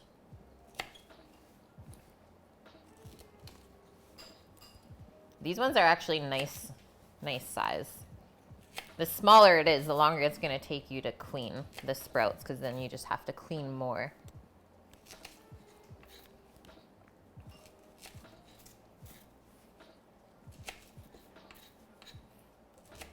And then these are gonna get started on the stovetop in a pan and then finished in the oven is how I like to roast my Brussels sprouts so that we get nice caramelization happening. And then we'll make a little glaze with maple syrup and butter. And we'll put a nice handful of chili flakes in there. Yeah, I love sprouts, Josie. We made a really nice Brussels sprout slaw yesterday on stream as well. I have the recipe posted in Discord. It was like a citrus or lemony dressing on it. Super good. Super, super good if you don't want like a cooked aspect of the Brussels sprout.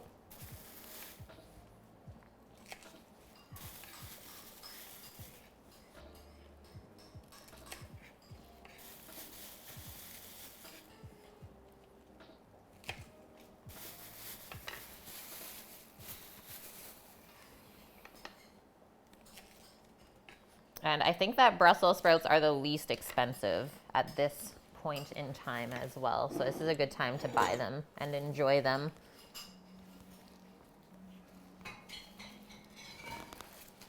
So get rid of our stems. Kind of any pieces that just don't look super good. If the leaves that fell off look nice, we can keep those. Those will roast up and crisp up really nicely. Okay, so now just pick over the sprouts. Like anything that has big blemish around it, just peel those leaves off. We will consider that a loss. But for the most part, usually the outer leaves are really nice. Don't you usually have to waste too much.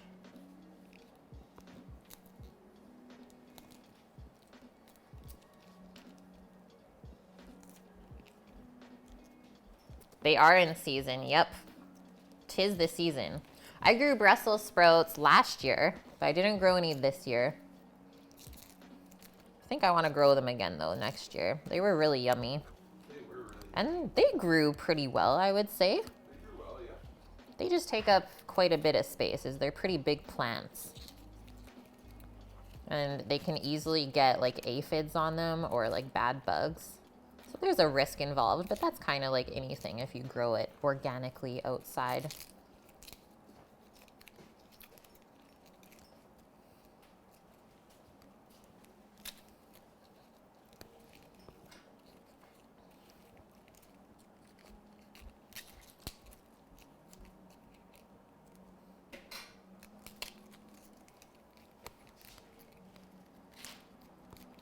Garlic, carrots, onions, rutabagas, yep, all the winter veg.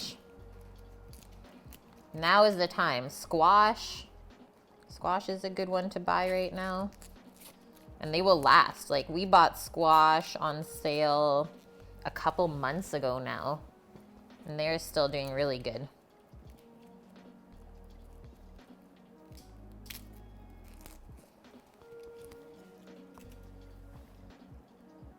You've had good luck with bugs. It is the furry bastards. Yes. Yeah, we still have a little rat roaming around that we got to trap before the springtime, before I get some seedlings into the garden.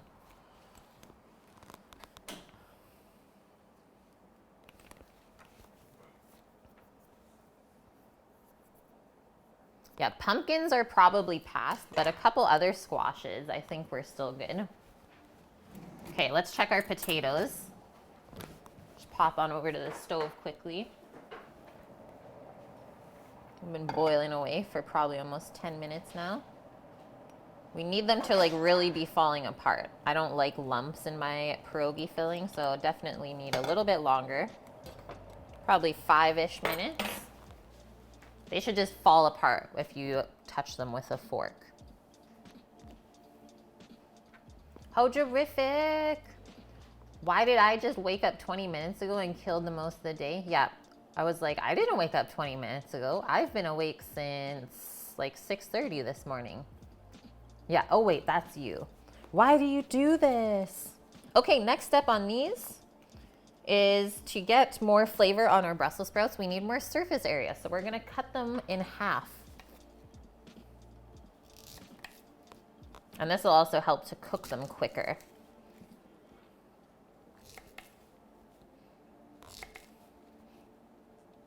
And to me, this is the most organized way to clean Brussels sprouts. It really didn't take us too long. Yeah, even on weekends, Dust. Well, I mean, I still got 10 hours of sleep and I woke up at 6:30. I went to bed really early. We are literally like senior citizens. We're getting old, guys. I can't help it though, because that's my weekday routine and I don't really want to stray from it too much on the weekends, because then it's so hard to go back to work on Monday and get up early if you do that. So I just let my body do what it wants.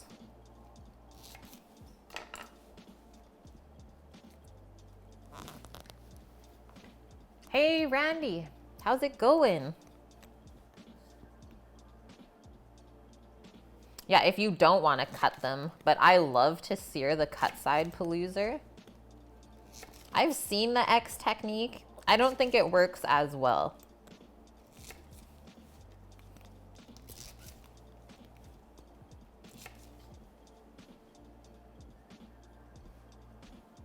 Doing really good, Randy. Thanks for asking.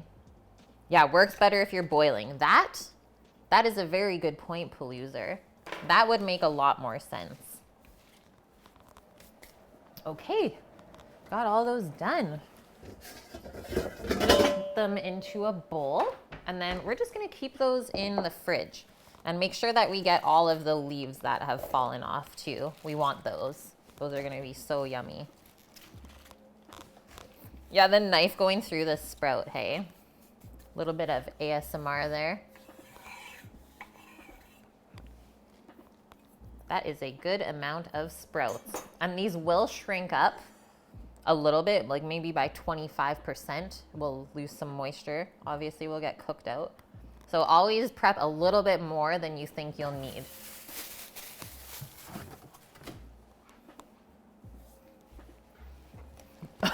Wow, Randy.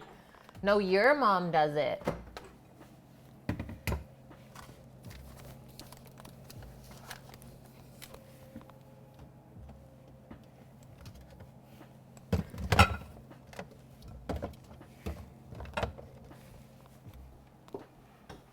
Okay, let's check our tasty taters. You're off to get groceries for your own meal. Tom Yum soup. Amazing, Jen. Have fun and be safe. Thanks for hanging out. Hope your soup turns out delish.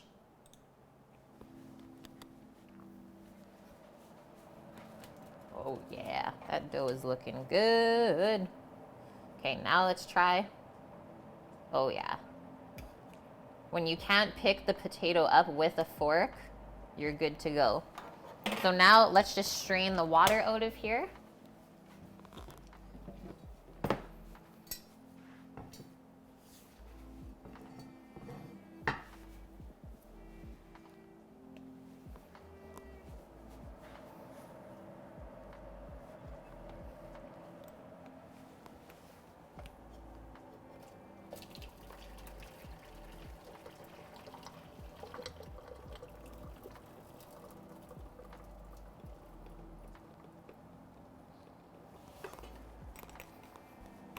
Beautiful. And then I like to use a ricer to break the potatoes down really nice and fine. And this will give you a fluffier pierogi filling compared to if you just use a masher. So I'll show you guys what I'm talking about here. So this is what I'm using. It's actually a Spätzle press. So the German dumpling or German noodle, where it has the small holes in the bottom and then you press your noodle dough through, but it works super good with potatoes as well. Or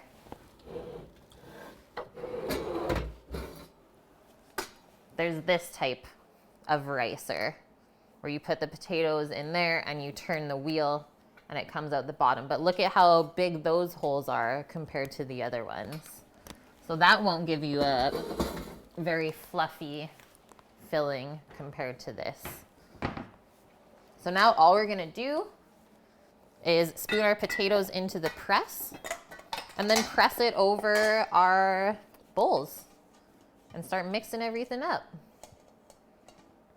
This one or the stainless one, Greek? To be honest, I don't know where this stainless one is from. We got it from a lady that we got a bunch of canning equipment from. And there is no brand name on here, but it is so nice. We like saw it in her pantry. She's like, you guys need to come in and like just pick what you want, 'cause she was moving. And we're like, what about the ricer? And she's like, I'm not selling that. And she like stopped for a sec. She's like, okay, I could give that to you guys. And we're like, what? It was amazing. That thing is probably worth like at least $50.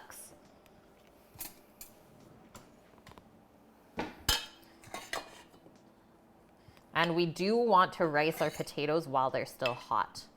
Because as they cool off, they're gonna get gluey. Not good.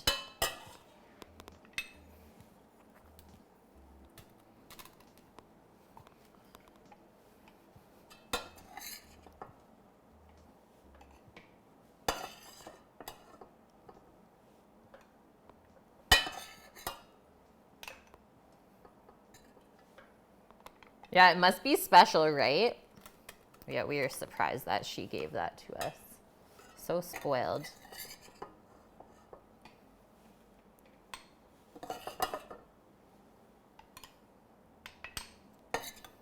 Okay, that looks like about half, hey?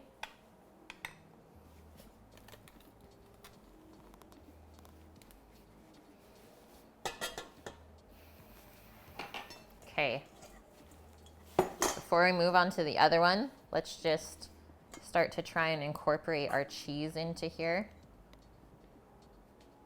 Let it kind of steam together. Because the cheese needs to melt while it's still hot, right?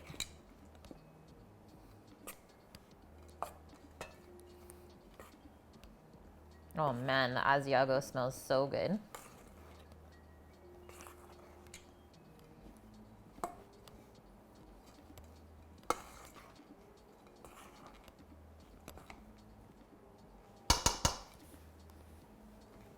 Oh yeah, baby. Look at us, Torino, using cheese.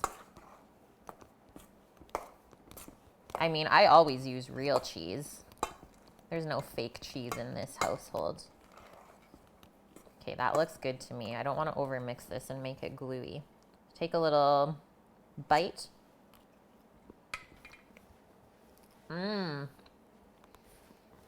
That's gonna be delicious. The salt level on that is perfect. Like, look at the color. Neon.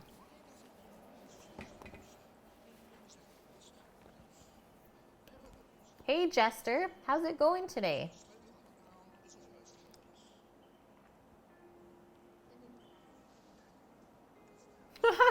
Rich folk use real cheese. Velveeta. I think I've only had that a couple times in my life. I'm not opposed to that.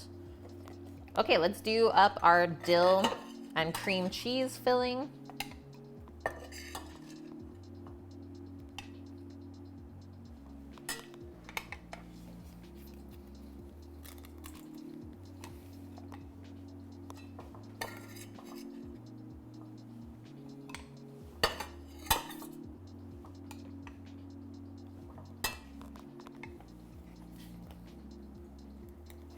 Potato worms.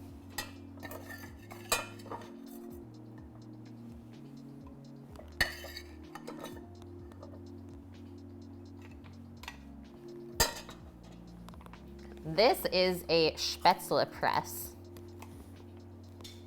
It's from Germany, from Sammy's heritage.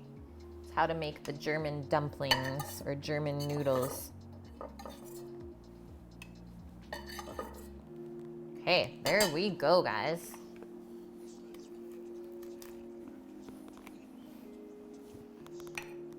Scrape that. So that is done. Feels good. Really good. Get that soaking in some water, because potato starch is deadly.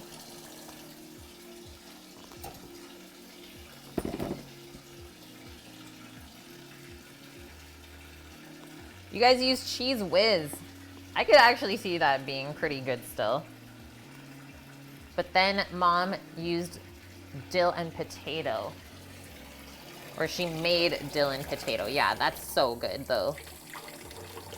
The classic.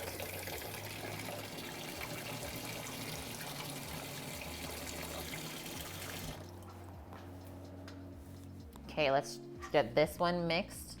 Probably will need some salt in this one because the cream cheese is not super salty compared to Asiago.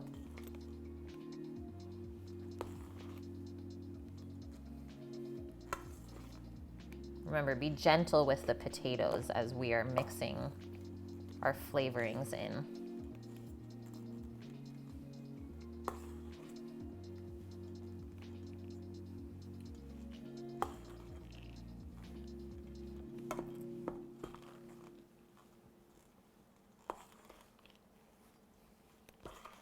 Just a little bit of heat from the potatoes is making this smell so dilly.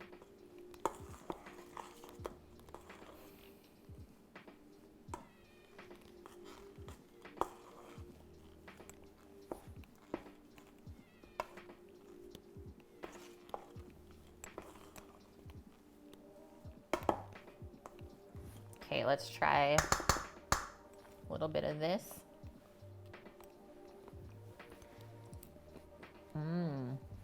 I like that one too. Just a touch of salt.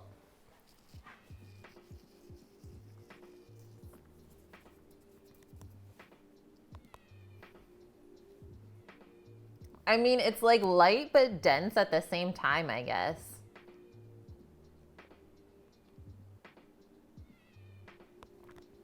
Yeah, Cheese Whiz has personality.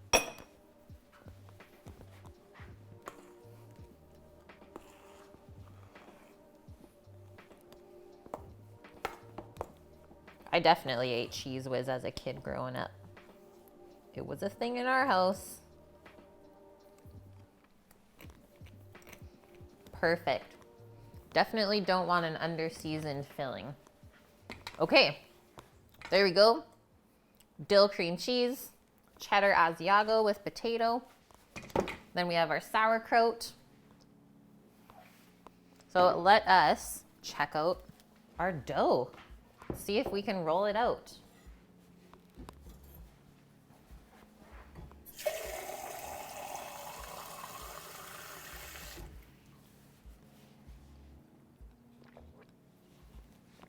Also, we are going to be getting our char siu pork into the oven pretty quickly here. So I think I'm going to take it out of the fridge so it can come up to temp.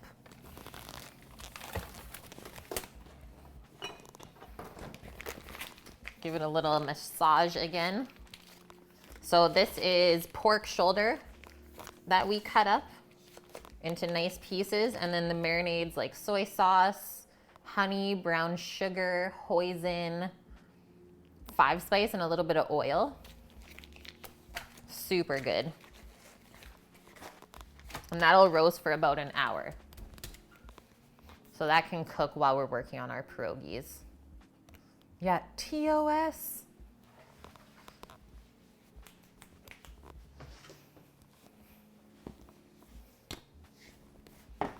Get our big cutting board so we don't mess up our wood board. Oh yeah, that is feeling very nicely rested.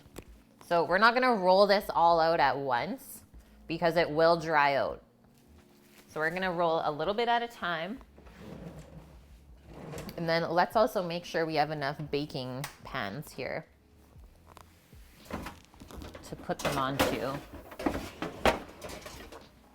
I mean, I would love it if we were able to fill up both of these. So let's first line them with some parchment paper. We don't want the pierogies to stick at all.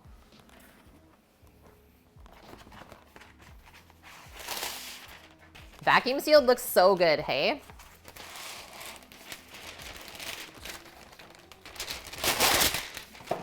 Such a good way to cheat with your marinade.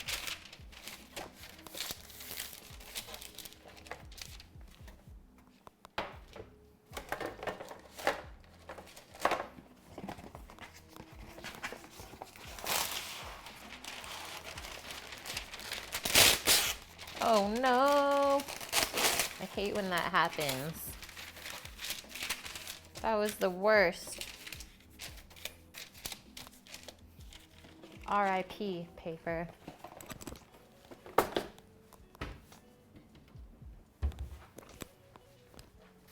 right, so you just want that to be beside you where you're prepping. Because then as you fold the pierogies, you can put them right onto the sheet pan. So Trino, I did a little bit of a different dough today compared to my babas. So yeah, I didn't use any of the potato water in the dough. It was a sour cream and butter type of dough instead, compared to the potato one. I'm gonna use a dough cutter to keep this really nice and clean.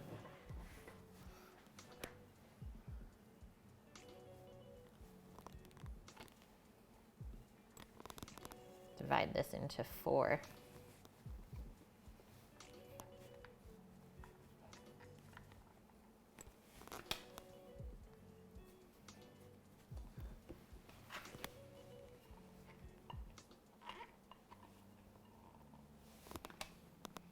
She is definitely sticky, but really nice. Definitely like a biscuit kind of feel there. Yeah, we're forcing the flavor into the meat, exactly. And you vacuum seal it. I'm gonna form this into a ball first, or like a disc. But it's not cracking at all around the edges, so that means that we kneaded it very, very well. If this was cracking, the dough consistency wouldn't be right. Beautiful. Definitely want just a touch of flour down on here first before we start rolling.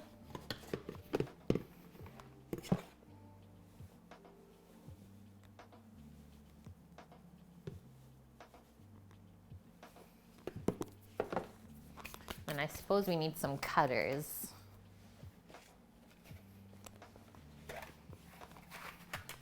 I'm going to guesstimate maybe like this guy. Folded up is going to be a really good size.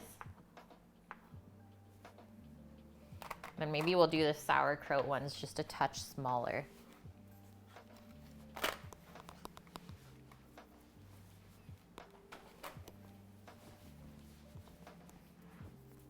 A soup can? Is that what you guys used? I love that.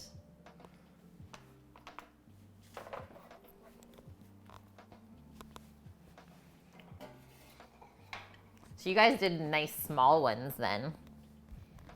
Got a little bit of flour on our rolling pin.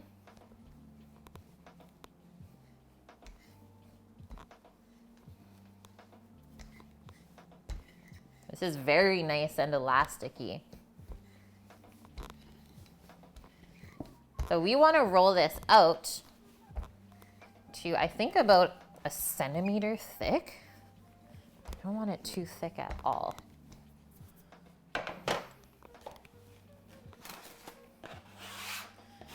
Clear some of this off now. We just need a touch of friction to be able to roll this properly, just because the dough is a little bit elasticy. That's better. Sometimes the flour makes it slide around too much. Okay, but everyone goes nuts over this marble rolling pin, and seriously, you guys, it cost me $20. $20 from the Bay. Just gotta watch those Bay days.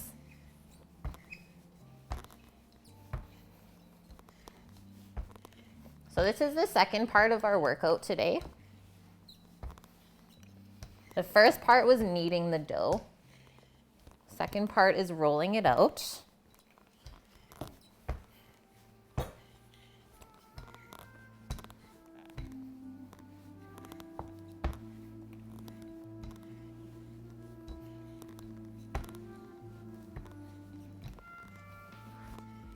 And we just want to make sure that it feels nice and even for thickness everywhere. Total workout dust.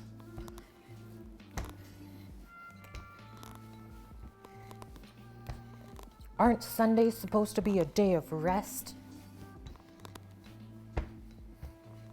Okay, that looks so good.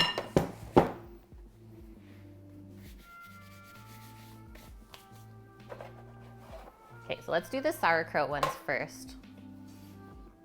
And when we're cutting this, we want as little waste of the dough as possible. Some people even do like triangular ones.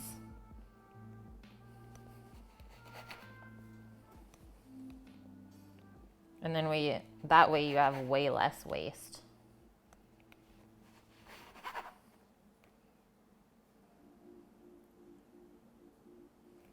I don't see this dough rolling back together very nicely. I'm just gonna be honest, guys. I think that might be one of the benefits from the potato dough, is that it kind of goes back together and you can re-roll it once. Oh, you can cook on Sundays, yeah, but just don't do any laundry. That is fair. Gonna hit up Granville Market for cute bagel girl, then yoga. Have fun, Hojerific. Thanks for popping in, man. Say hi to bagel girl for us. Yeah, my drops. You gotta clean today. Well, it's a trap. It's a trap. Actually, this might come back together. We'll see. We will come back to this at the end if we have time.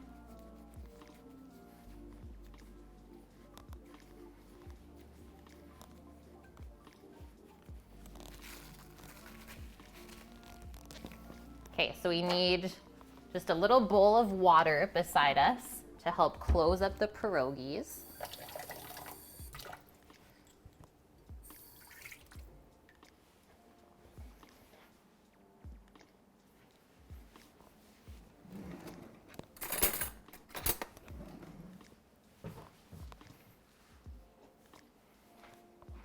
What do we got here? 2, 4, 6, 8, 10.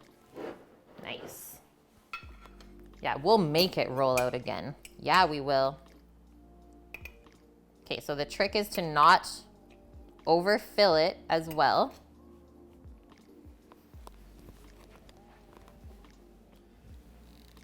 I think I just need to squeeze out a touch of the liquid from our sauerkraut. Otherwise, it'll just be too watery inside there.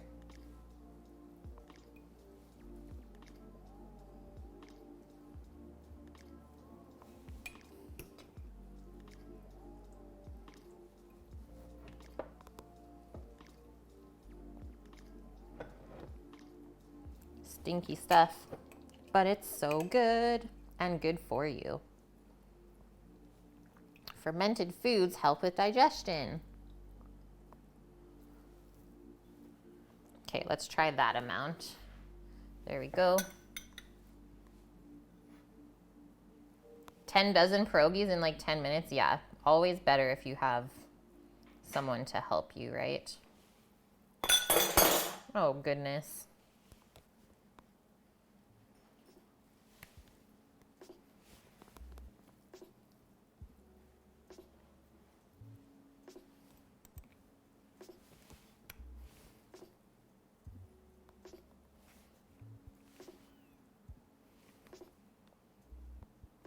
It's all about the assembly line.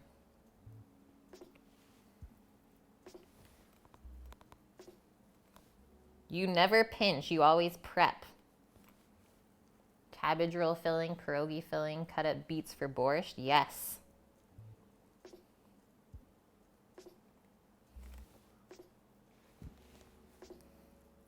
Prep is fun. How could you not?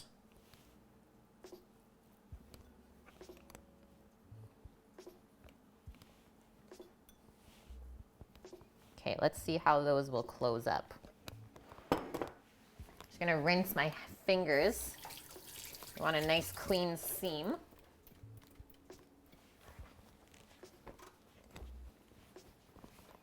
A little dip in our water here. And then rub half of the circle. Bring it into your hand. Notice how when I dropped the filling on, I kind of dropped it in a cylinder.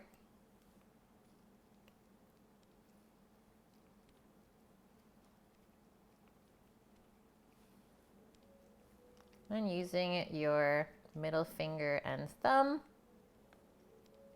pinch it shut. Hopefully there is no filling that comes out. And that is that. Nike is gone to work already, sadly. And then some people even take it a step further and crimp it with a fork. But that dough feels really, really nice. Just gonna put a little bit of flour over the parchment sheet on our baking pan.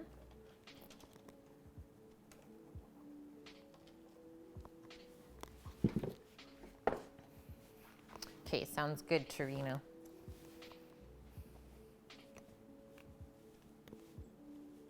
I think we could even roll this thinner. These are a bit thick.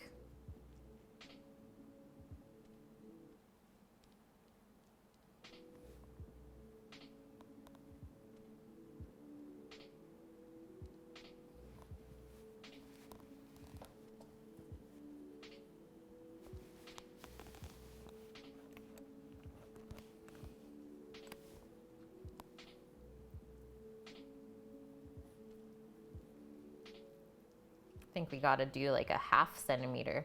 Plus then we'll get more pierogies out of the dough as well if you roll it thinner.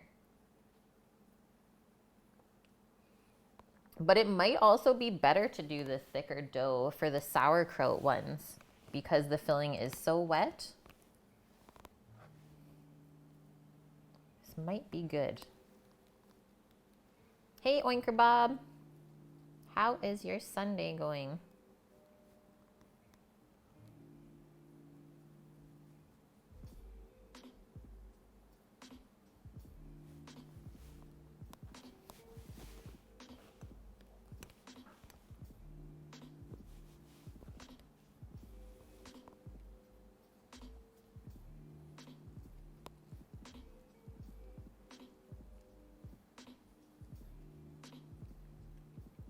This is where you just zone into what you're doing, guys. Enjoy the process. Enjoy the quiet time. The preparation involved.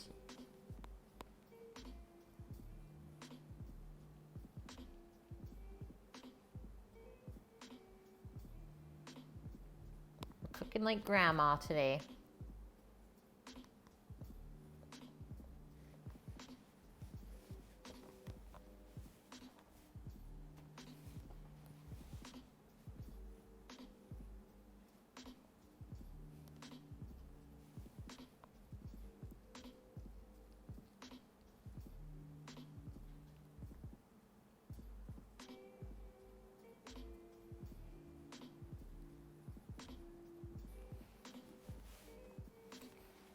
Okay, 3 left of the sauerkrauts.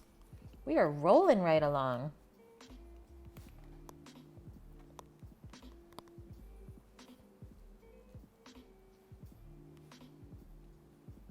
You got 10 sauerkrauts to start. Definitely want to get like at least a dozen out of the other ones. Are these keto friendly? I'm not like 100% aware of the keto diet as I've never done it. But there is flour in the mix and I think that's a no-no for keto, right? I don't know if you could switch out the flour for something else. Also, can keto people have potato?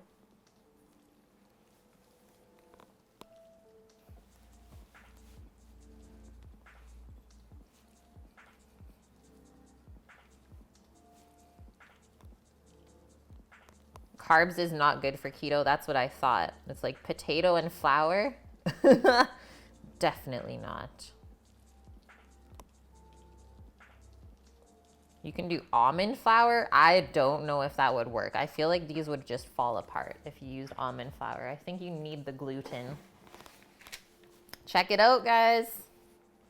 Our first 10 pierogies.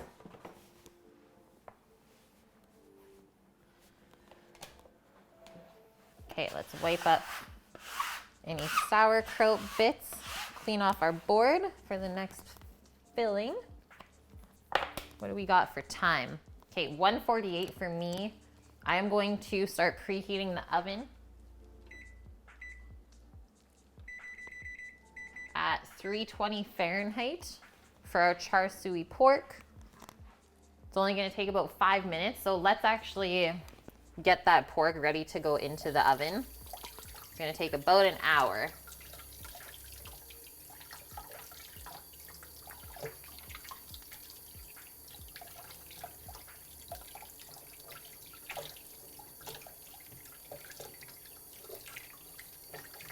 So then we know we have an hour to prep up the rest of the pierogies and cook some Brussels sprouts. I think that is totally doable.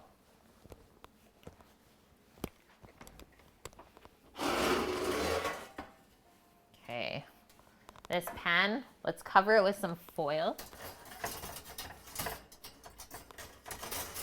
And then we also want a metal wire rack to put onto the sheet pan, something like this, to prop the pork up so that we get air circulation on top and bottom.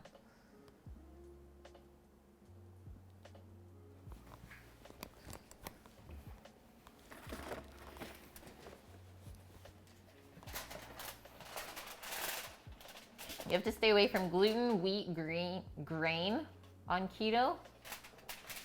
And no potatoes either. That's crazy. Okay, we definitely want foil or parchment underneath this because the pork's gonna get really sticky as it cooks. And that'll be so hard to clean off of the pan after.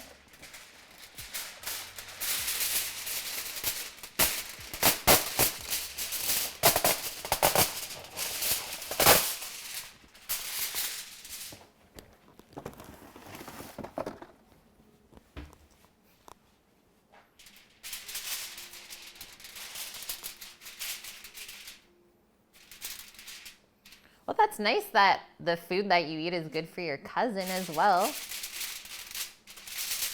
Just press that down. Fix this a sec.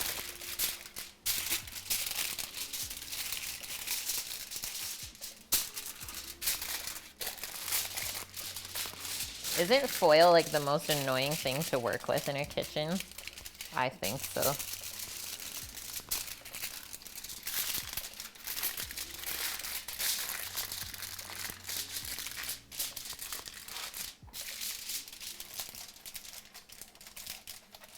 You just replace everything with almond flour and it's worked so far? That is pretty awesome for you.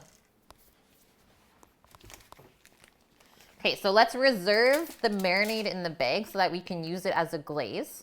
As the pork is cooking, let's just pour it into a small bowl to keep on the side with a pastry brush.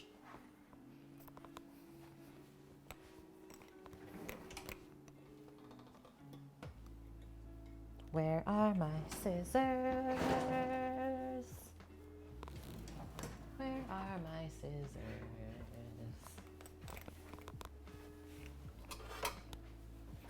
Got him.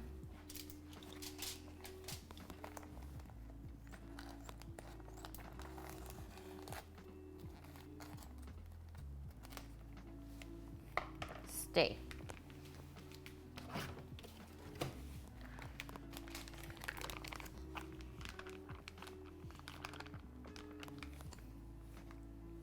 Check that out. Yeah.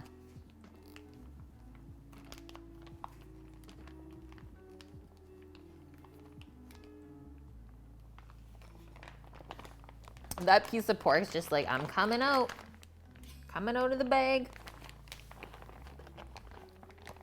Oh man.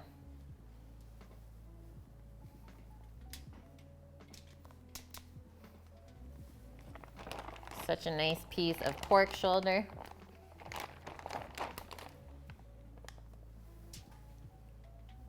I want to kind of spread it out. Look how messy I'm getting here. Definitely want the fat side up for that one.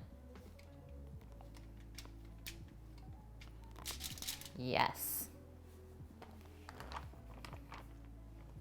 Smells amazing.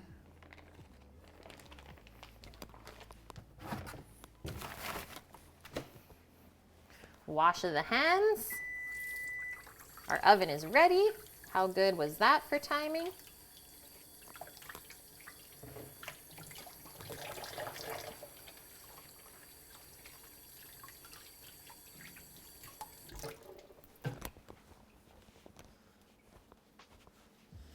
Color is so dark. I always have nice meat. Thank you, Titan. Yeah, that timing though, so good. Okay, that lovely stuff is going into the oven. Let's set a half-an-hour timer so we can check it within that amount of time and just see how it's doing. That should be about the halfway mark. It is roasting at a lower temperature just so it can cook a bit slower and break down some of the connective tissue in the pork shoulder.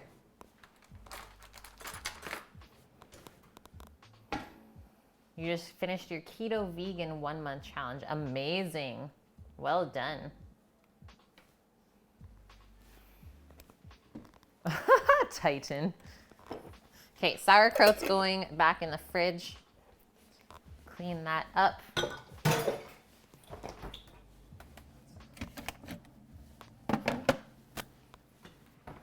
And then we get to work on, let's do our cheddar Asiago filling next. So flour our board again.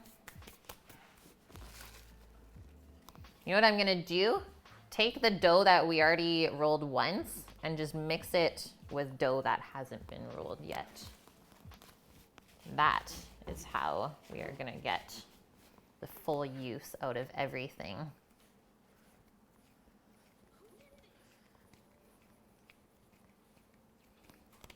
Wait, how nice and smooth that turned out.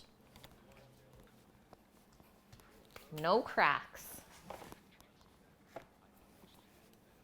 Hi, Wiku.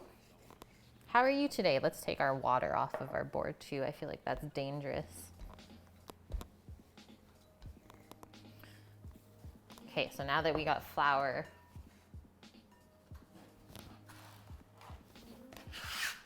underneath, it's not gonna stick. We need a little bit of friction to be able to roll this out properly because it is so elasticy. That's how it's supposed to be. Otherwise, the pierogies could fall apart in the water. What we don't want though is it to stick to the rolling pin. So just a touch of flour should help that. And we just start in the center and roll outwards. You want to sell your dough? What kind of dough?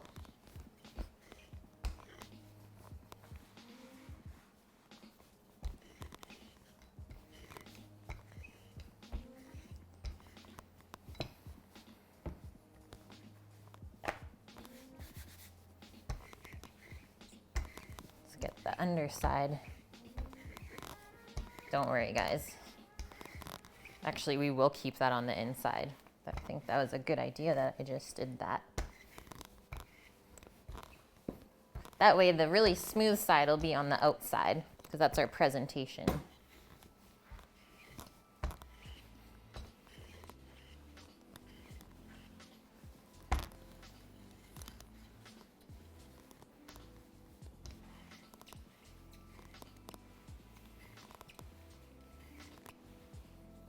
Just keep rolling, just keep rolling.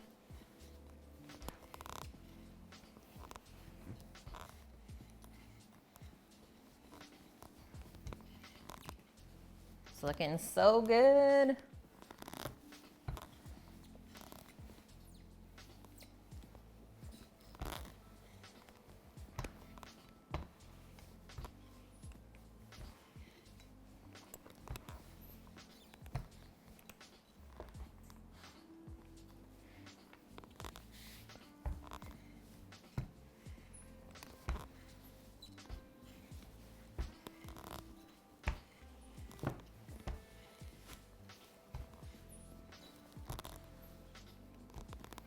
Okay, that should be pretty nice and even for thickness.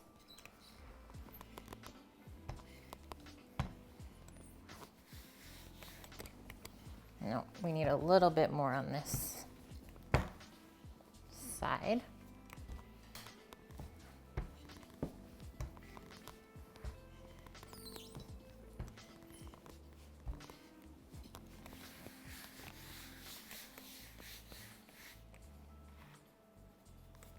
I think that's a lot better.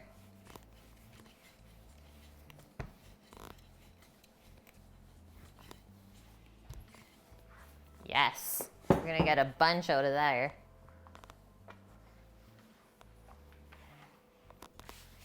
Pierogies? Yeah, from your native land of Poland.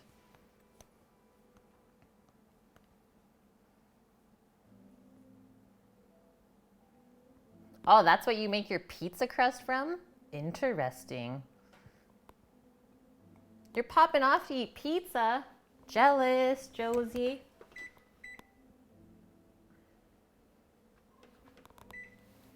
Okay, now we can use our bigger round. Start cutting out our dough for the rogies.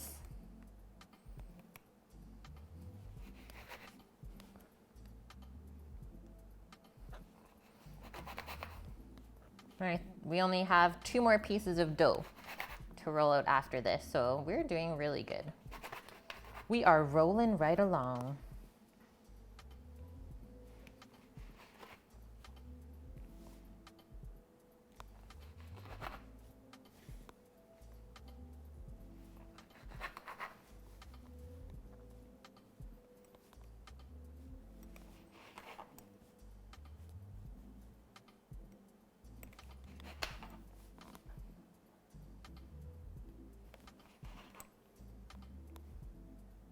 What did I say? I wanted at least a dozen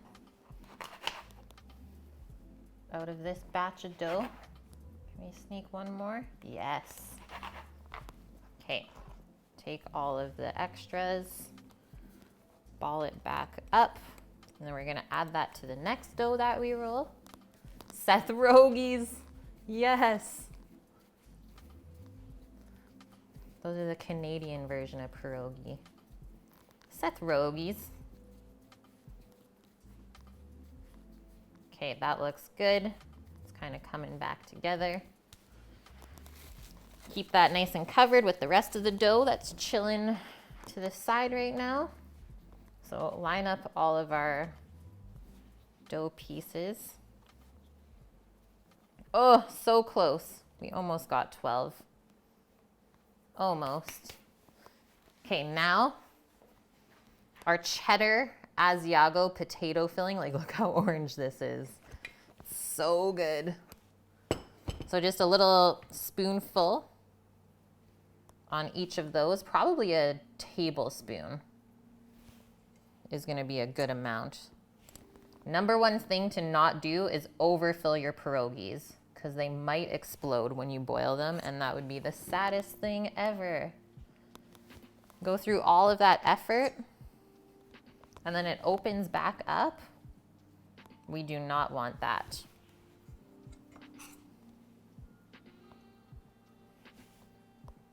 No, there's not really any substitutes for potatoes, hey?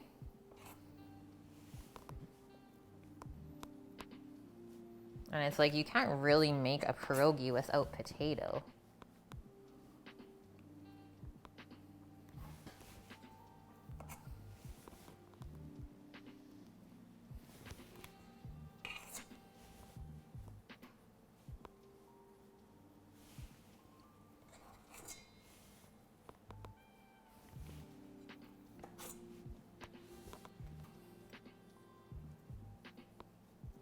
You made banana bread for Thanksgiving and your family was shocked when you told them there was no bananas. What?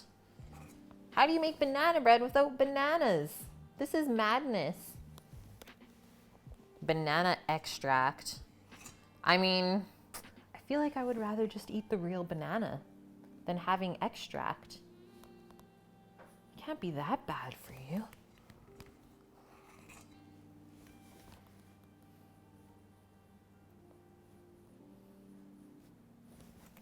Yum.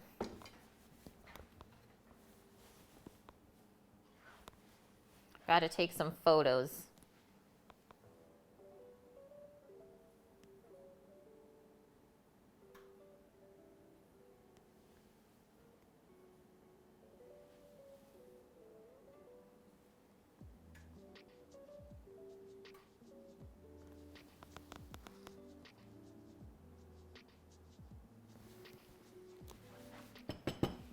Okay, let's get our water back up here and start closing. Hopefully we put a good amount of filling on each one, the right amount.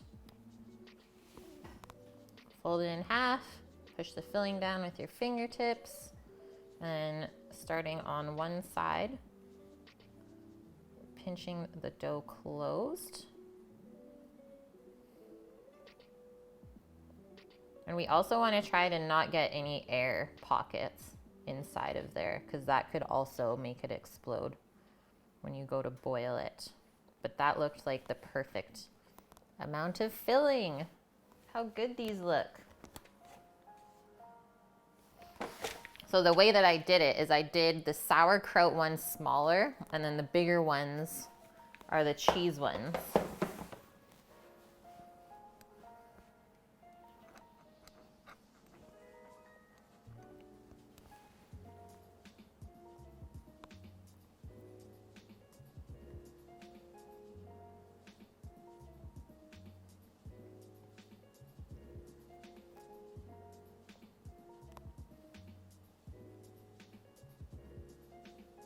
You got kicked out of ketosis once, like 6 months ago. I heard it was not good to be on ketosis for a long time, though.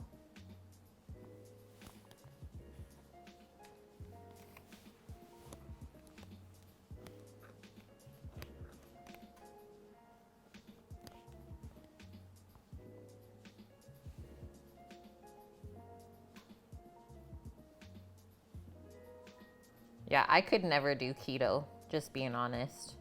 I like to eat all sorts of stuff, and my body likes it that way too. I have a little bit of a sensitivity to dairy, like these pierogies are probably gonna destroy me later.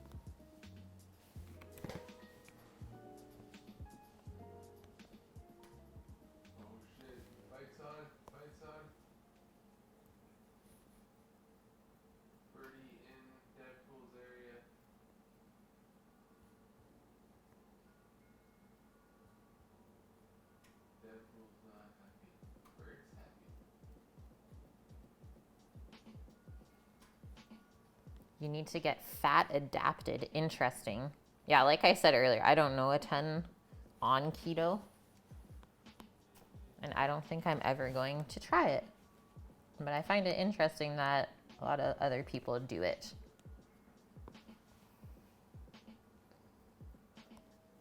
Why would you even say that? Like, what is the point of saying that? Well, if only there was a mod in chat. What is wrong with people?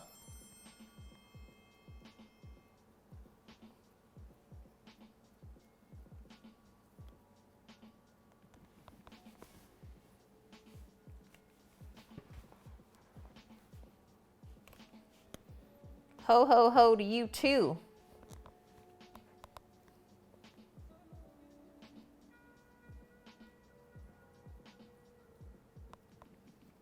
not having any of it.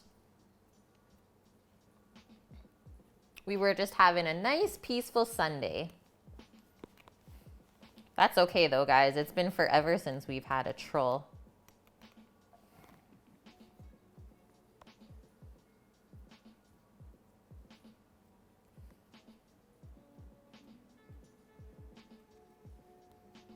This dough is so nice to work with. Doesn't stick to your hands. It closes up really, really nice. This reminds me of just like making chimo pierogies. That's seriously what they look like. It's almost too perfect.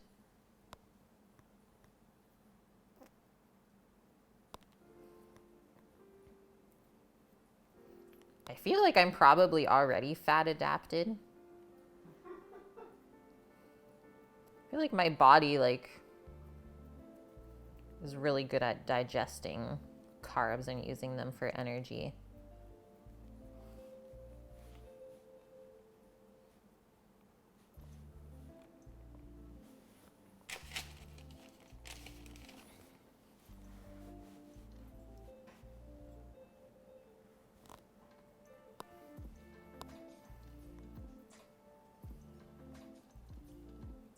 And yeah, I did take a nutrition course in college. I took one nutrition course. But keto and stuff was not a thing back then. So I'm sure the nutrition courses have changed since then.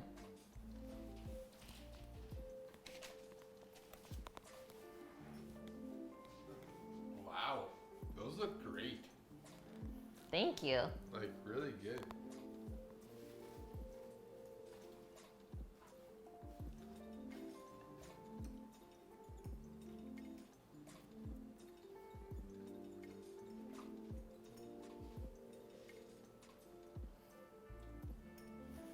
Okay, got our first full pan. And I always like to chill these off a little bit before we go to boil them. So just like a quick little stint in the freezer or fridge, if you can fit it, would be great. So first tray done. Moving on to our second tray worth. Might have to pack them a little bit closer. Got our floured tray.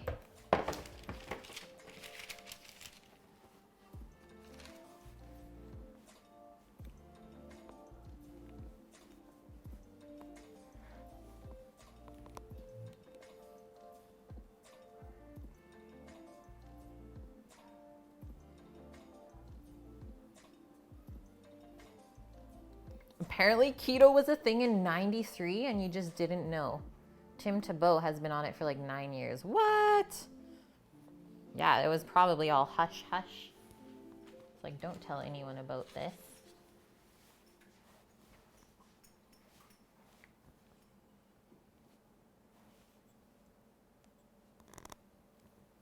What are you, just eating the filling?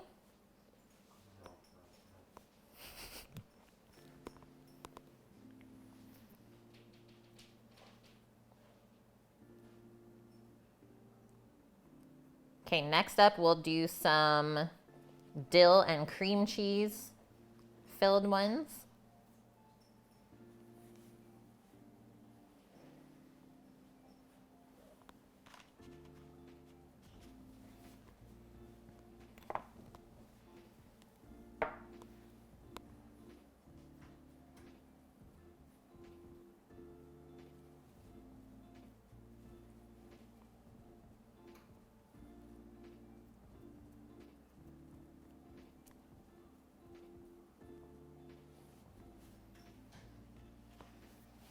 Okay, got our flour out. Ready for the next roll. Oh, that's Sam. Yeah, that's Dog. He's my fiance. He likes to pop in and have random snacks every now and then.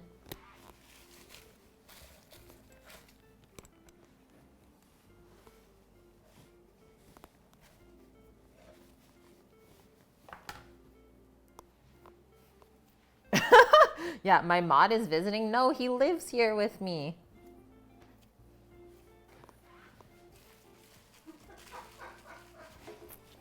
Yeah, just a visitor of sorts. Okay, so working the old dough into the new dough disc so you don't waste any. And that way it doesn't go too elasticy. I mean, hey, if my mods want to come visit, I'm always down for that.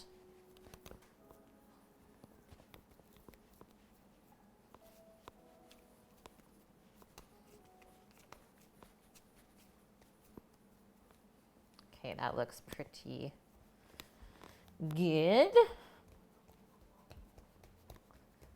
Titan, just giggling at Sammy, I'm sure. Get this hair out of here.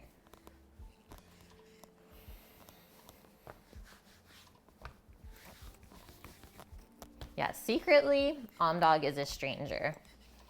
He's revealed himself. Mahogany? No, the cupboards are actually pretty cheap. Here, I don't think they're mahogany. They just look good. Okay, let's get our flour up.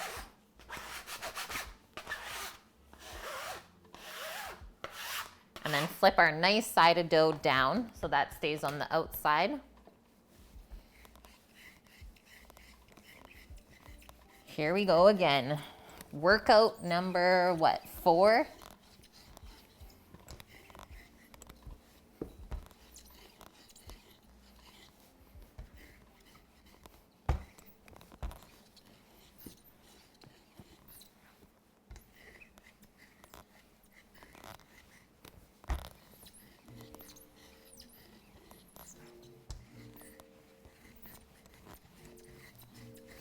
Go, go, go.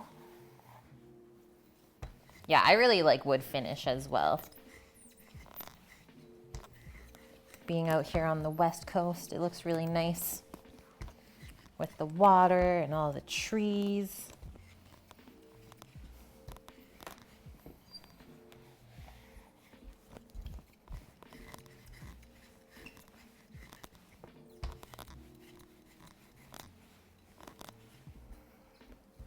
Holy, my arms are sore.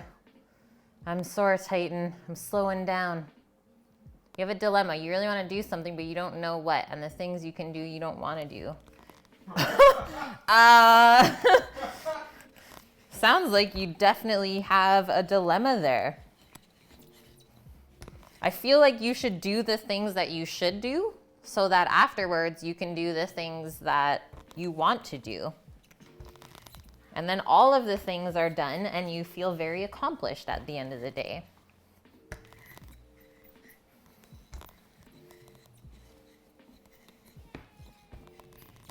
Dust! Thank you for the 100 biddies. Yeah, for the guns. Oh, you don't have anything that you need to do. I thought you said that you didn't want to do the things that you need to do. Or the things that you can do. You don't want to do. I get it now. Well, shoot.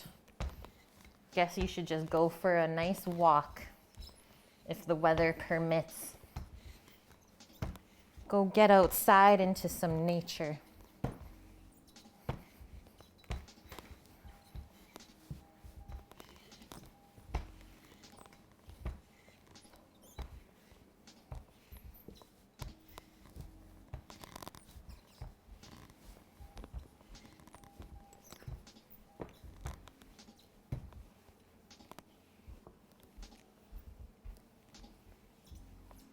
Oh, that was a close one.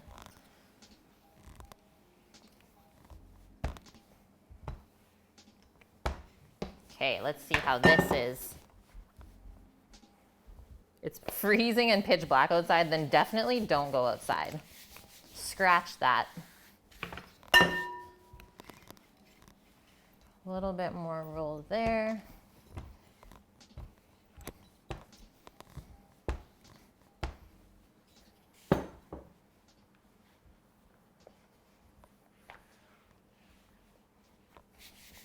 Beautiful.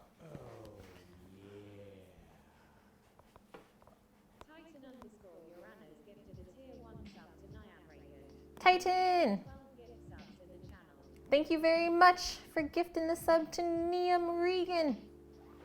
That is 2 entries into the jar for you. Maybe Sammy can write out your name since I have pierogi hands.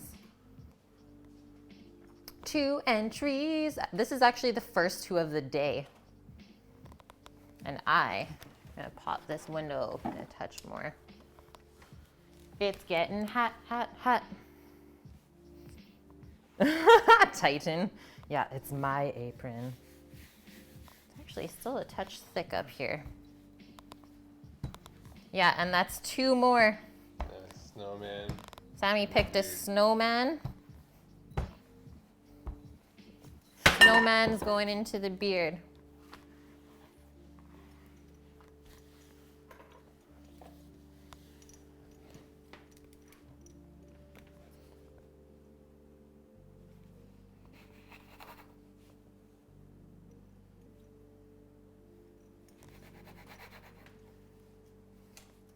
You had to trim your beard to 1 centimeter for the restaurant? Ridiculous. R.I.P. carrot potato beard. Yeah, beard ornaments, guys. And apron giveaway entries.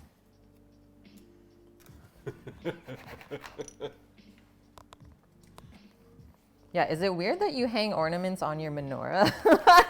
No. Is it weird to hang ornaments on your fiance?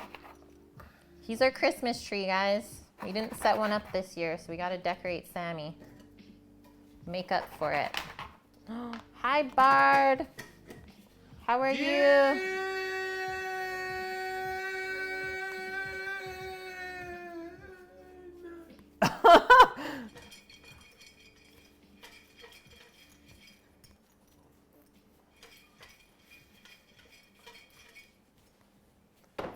Your boyfriend and you do a Christmas Hanukkah hybrid. Yeah. Chrismica.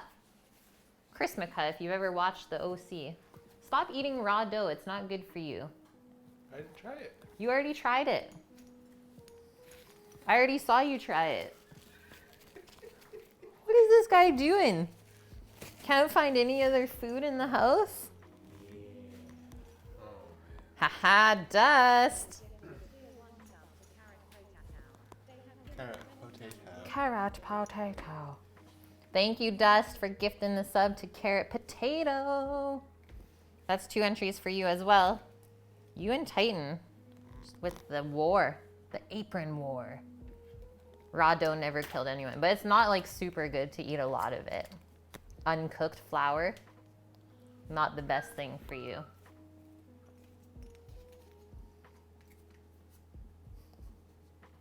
Yeah, Nestle cookie dough. Deadly.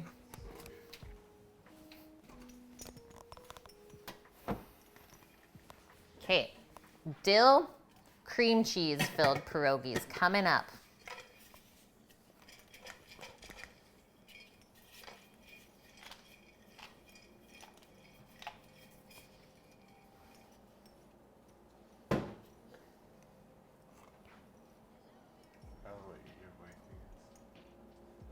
For what?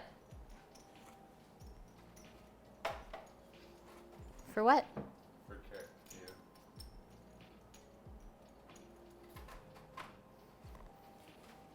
Apron Wars. We are giving away a search and rescue denim at the end of this month. So if you use the Christmas command, you'll find out how to enter. And then if you gift a sub, you get 2 times the entries. So we are building the community.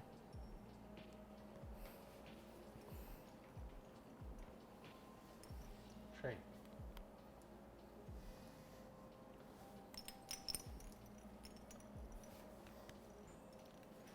So like the apron that I'm wearing, our friend Will, they are all handmade in Vancouver.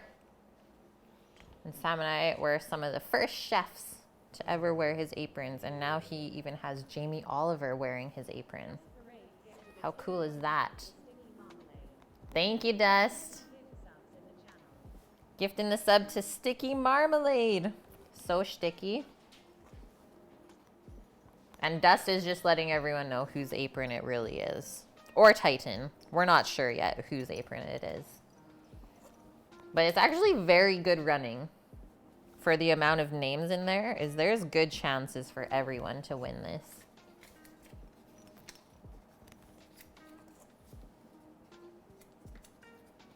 Jamie's rubbing off on the bad side? What? Why? What'd he do?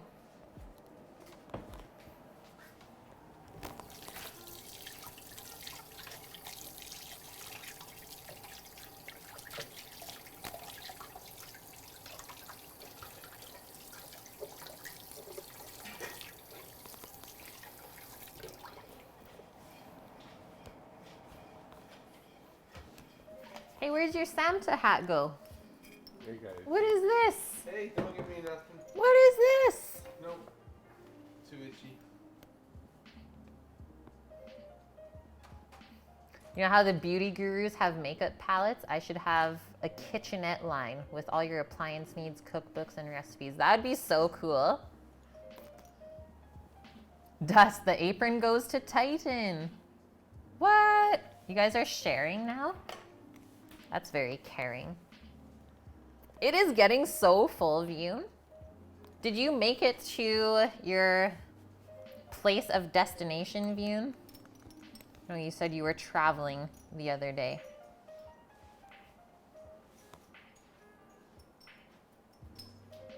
So much drama there, so we're saving you. Save Vune.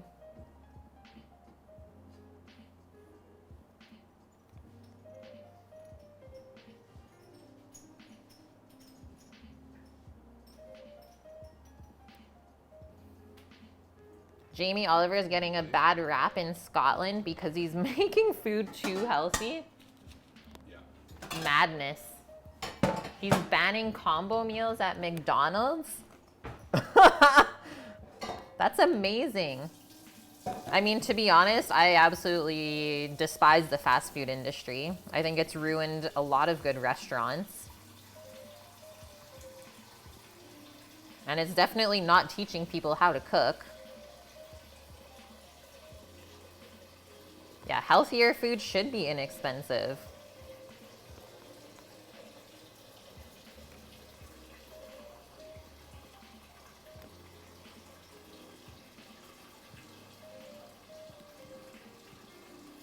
But I mean, I think that it has to be done by both sides, is you kind of have to fight the chain restaurants or fast food restaurants if you want healthier food to be more affordable.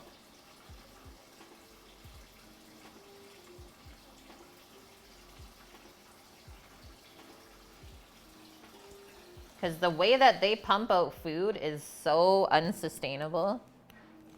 It's crazy.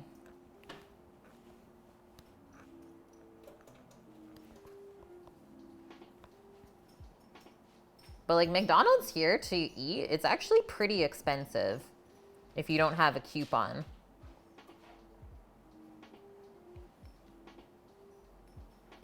Like the prices have definitely gone up drastically. Yeah, better yet, more people need to have gardens. Exactly, Titan. I was just like flipping through my Discord this morning and went to the gardening section, and it's like no one's posted in here in like a couple months. I haven't been gardening at all, but I miss it. Pretty soon, like probably in February, we'll start gardening on stream again together, and I'll teach you guys how to grow food. I did that last year with everyone once we got our beds going. It was really fun. It is winter, but like the stuff is still growing. It's just dormant in the garden bed. Like I still have kale, Swiss chard, beets, carrots, mizuna. I think that's it right now. That's growing. But we can still pick it out of the bed.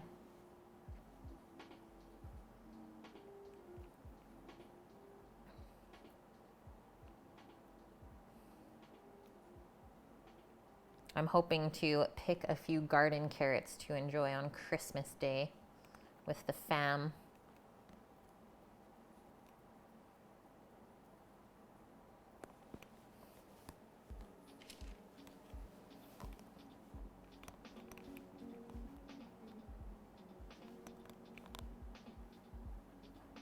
Yeah, picking a couple of views.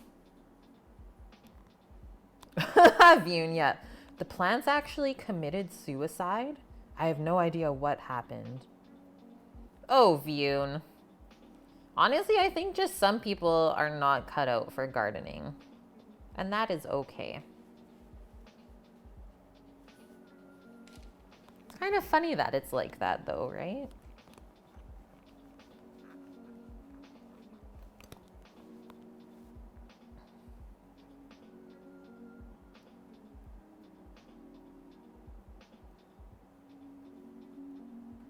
Canning veggies is healthy? Yep, totally.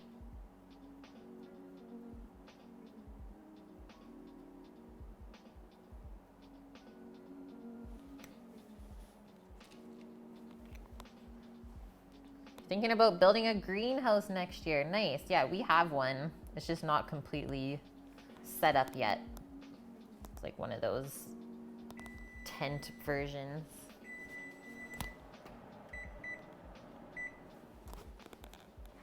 Okay, as soon as we are done folding these up, we'll check on our pork. That was the timer that went off. That would be our half an hour mark. So we will be around the halfway mark of roasting the pork.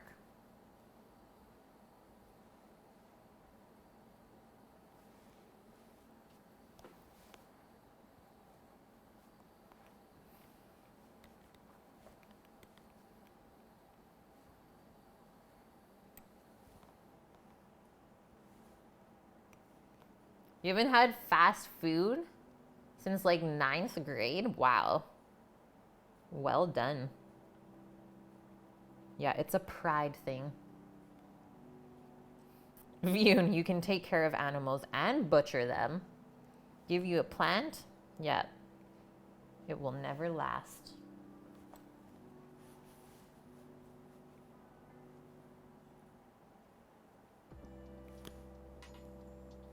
Yeah, frozen veggies, there's actually nothing wrong with those at all.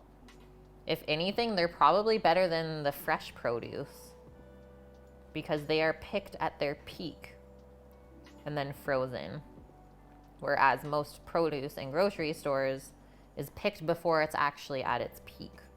So that when it gets to the grocery store, it looks proper and isn't rotten, but it doesn't actually have all the nutrients in it that it should. Something about letting vegetables and fruits ripen on the tree or bush. Yeah, Titan. Vune, you are banned from the garden. I don't even think you have to ban him, Titan. He's not even gonna go over there. He knows better.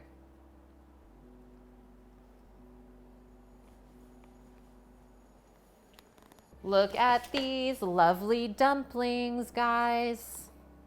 Okay, we have one more thing of dough to roll out. And then that's all the pierogies made. So let's split up the last batch. Do half and half cheddar and half dill.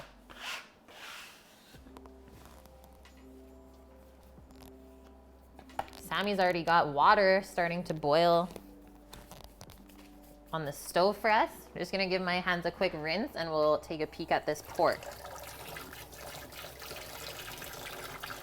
Maybe it's glazing time.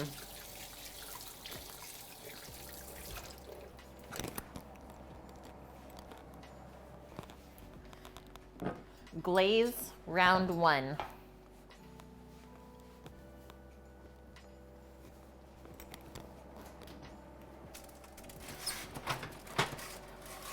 It's smelling good. Look at that.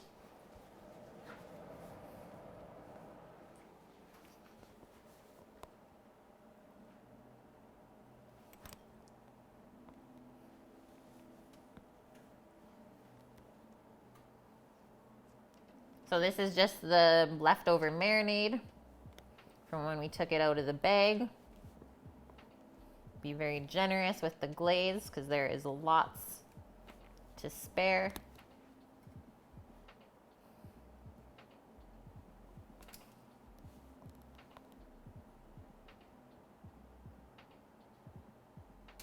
Hey Kaufman.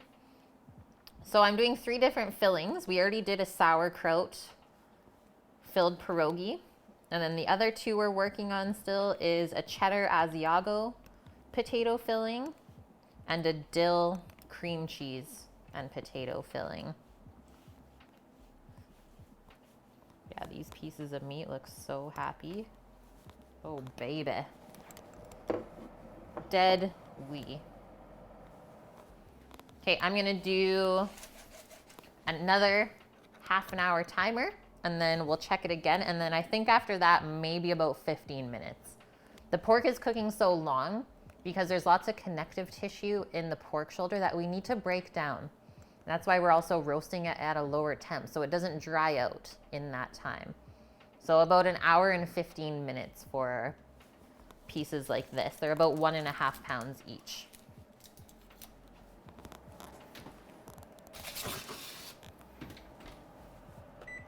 "30 minutes on the clock.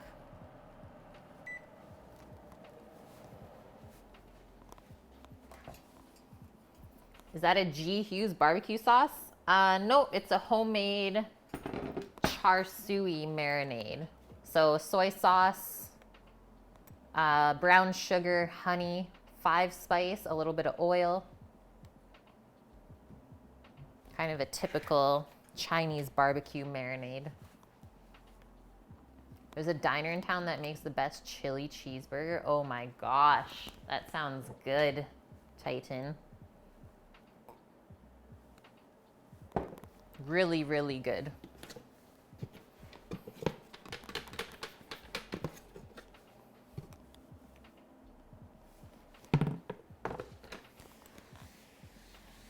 Flour our board for the last bit of dough. Feels good, guys.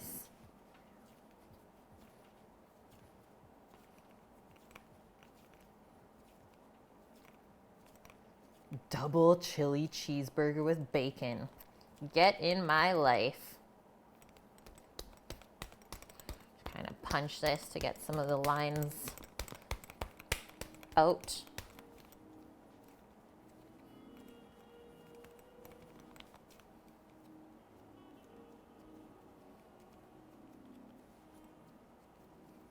Here we go.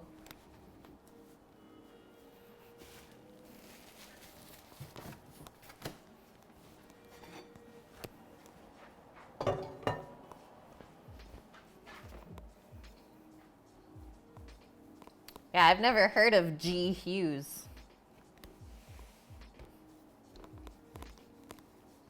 Before this. Barbecue chicken again. Okay, barbecue sauces and ketchup, that's sugar-free. What are they using, like stevia or Splenda?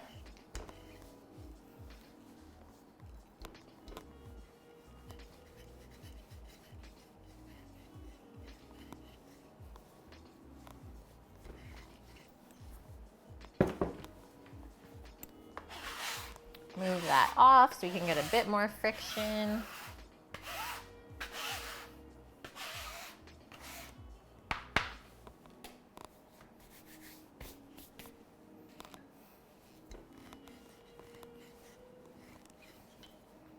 Feels good, guys. The last workout of the day. Let's go. Okay, so after this, let's quickly chop up an onion nice and fine. We're gonna cook that with some butter. So definitely cook up the onion and butter in the same pan that you plan to kind of fry up the pierogies in after they're boiled.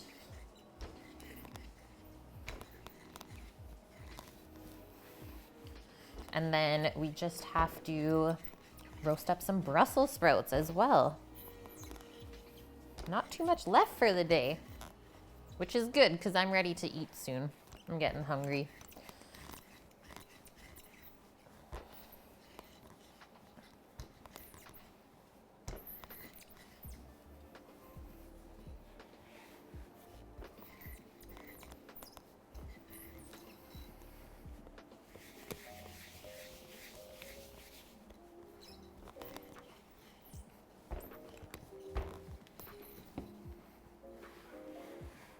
Monk fruit. I don't think I've ever had monk fruit.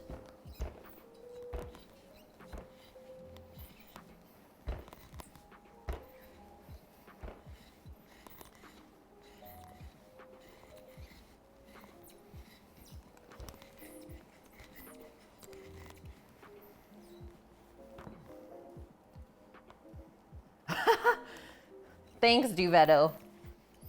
Yeah, this is pretty therapeutic, even for me. Even though I'm like breaking a sweat, it's still nice and relaxing to do. Something about doing like repetitive processes, right? Gabby Stoner. Yeah, this is quite a bit of work, but it's worth it.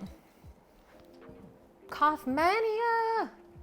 Thank you for subscribing at tier 1 for 2 months in a row. That is an entry into our apron giveaway. And also, you get to decorate Sammy's beard with an ornament. So thank you for that. And welcome back, Kaufman.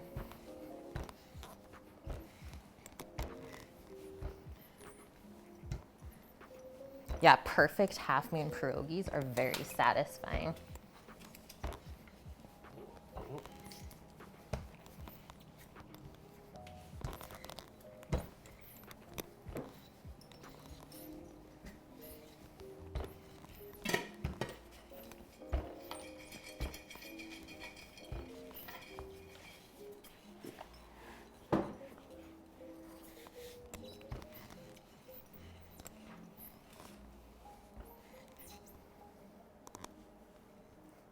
Beautiful.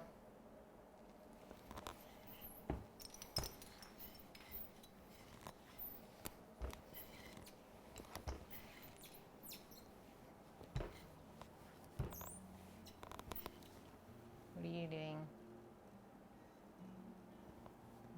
Don't ask me what he's doing. I can still be stealthy.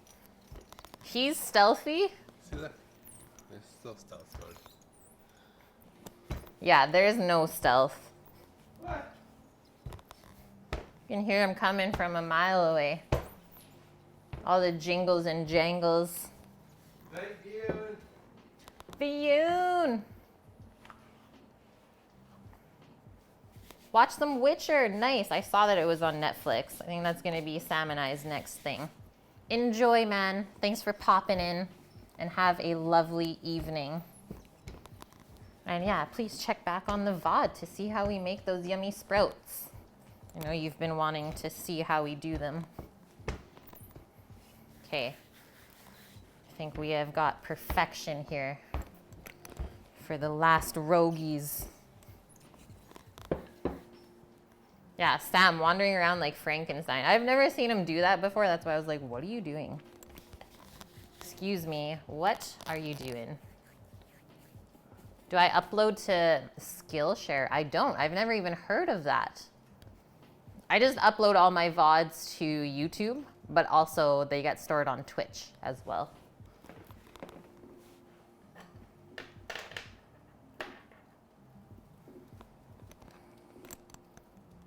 Not everything takes an hour plus to cook. There's lots of quick meals out there, I would say. Maybe I can help you out with that.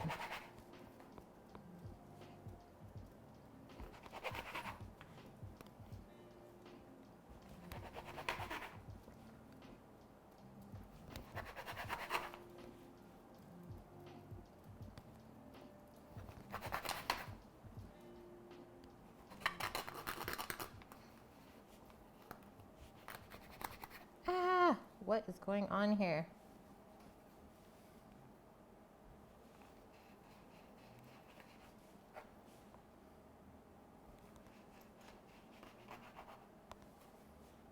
Yeah, toast is very quick. Make some toast. Yes, guys, yeah, it's all about meal prep, isn't it? I want to try and get a couple more out of here. Just gonna roll it a touch thinner. Should be able to fit.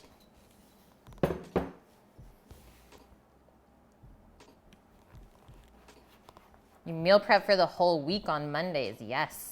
Do it once a week and you are set. I don't think I can get the last one. That's not enough. Yep. Yeah, we kind of do that on the weekends as well. Make a little bit extra to eat throughout the week. That's it. I think I kind of wrecked this cutter. It's not the best quality, but it's not really round anymore.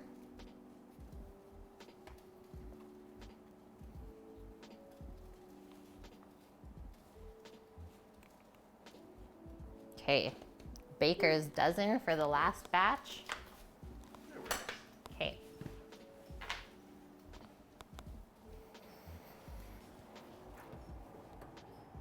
A little bit more clean water to finish this up.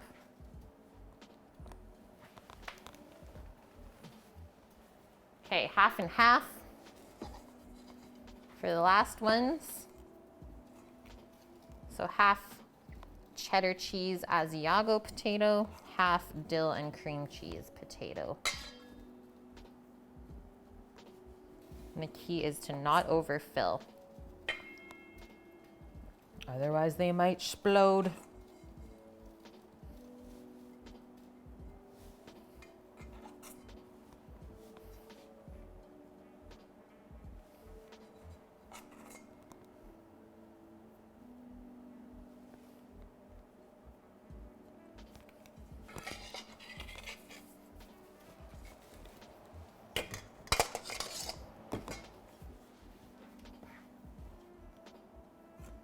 College sucks you dry. You can resort to YouTube weekly meal prep for under 25 bucks. What? That's awesome.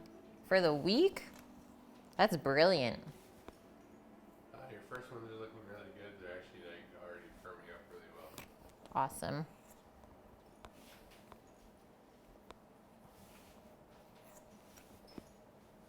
I think the first tray just has the cheddar and the sauerkraut ones on them. That's fine.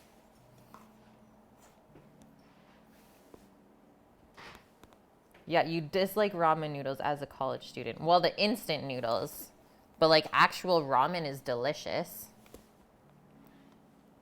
when it's made the proper way.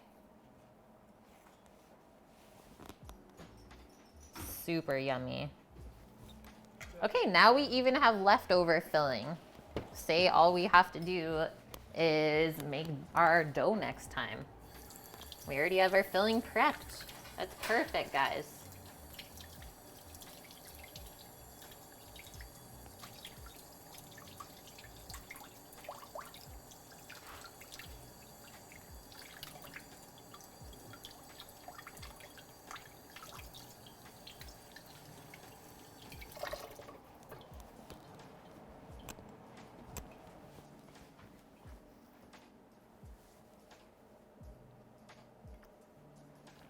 Your friend doesn't even have enough for ramen noodles. Aww.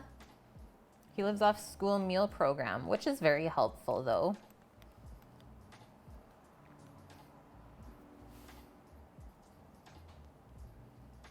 Oh, we could even put some more in there. Fill it up.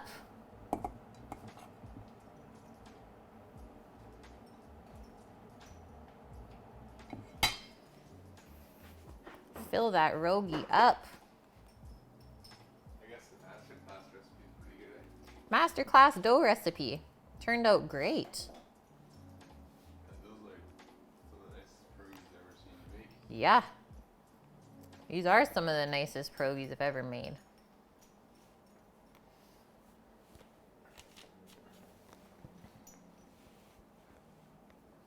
So did you double it or just single it? Yeah, I did a double recipe of the dough. So it was 4 recipes 4 servings for 4 people then, I think so. not 4. No. Yeah, the yield on the recipe was a little bit off. Yields 4. So we're only making 4 pierogies? Oh no.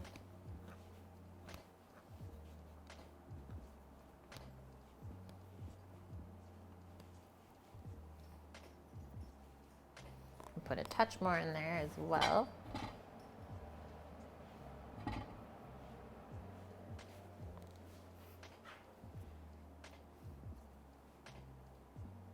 The food was the bomb at uni, even though your friend said it wasn't? What the heck then? I would think that they get fed pretty well through that program, because there is like laws and rules that they have to follow, right, as far as nutrition goes. Everyone actually has to have the red seal normally in there.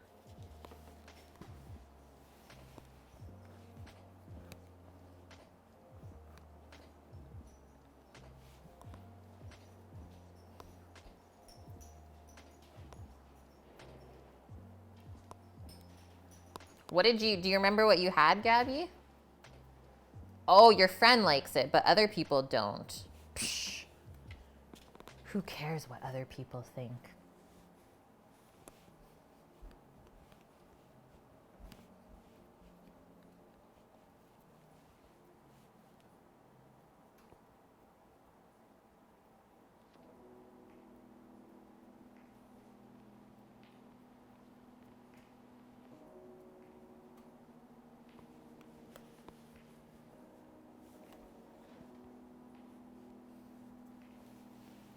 The feeling of being near the end here, guys. So good.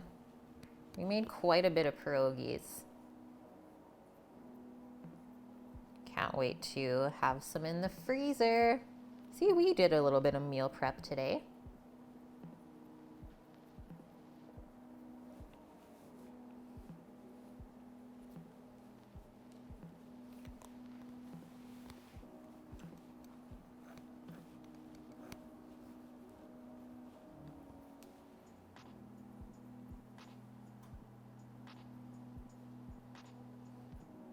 College food isn't that bad. Same with high school. Gabby.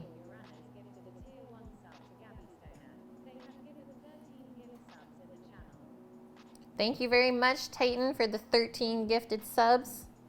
Welcome in, Gabby. Sammy, you know what to do.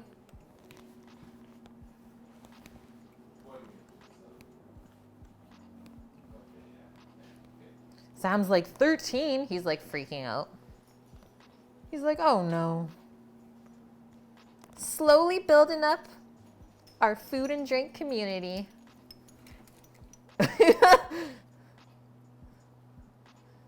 You know what to do. 13. What? No, I'm just joking. In total. In total. Dust is like having a heart attack. He's like, no.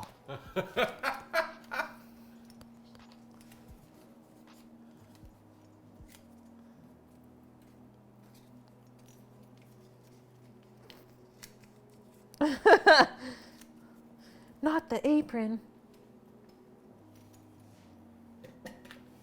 Fill it up. Welcome in, Taz. Taz! How are you today, man?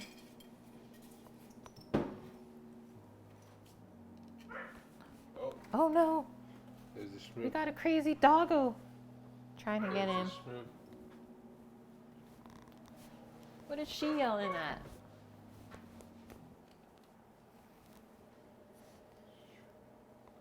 What's Hi, that? That's me? Yeah.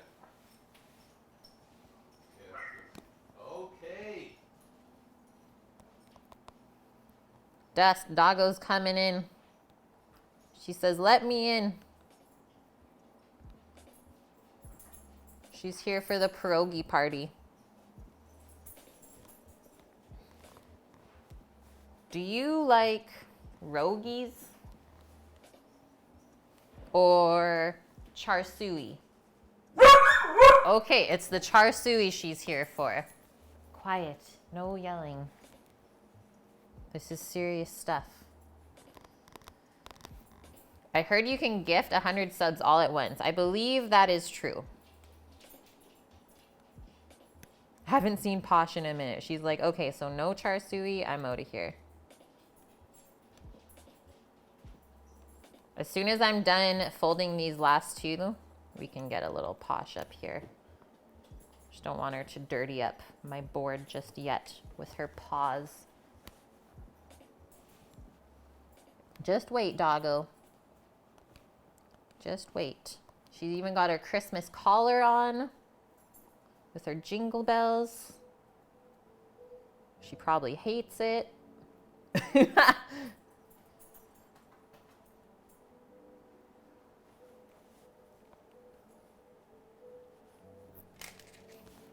Last one. They are dumplings. You are so right, Niam. These are an Eastern European type dumpling. There are so many different varieties of dumplings around the world. Very versatile dish.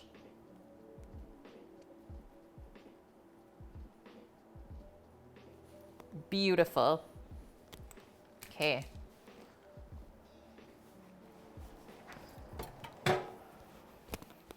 Posh.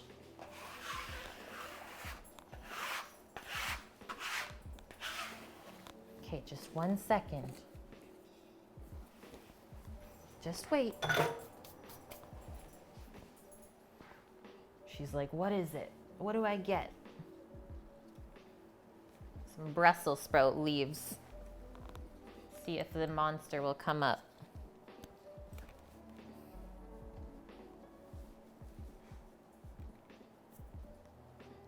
Okay.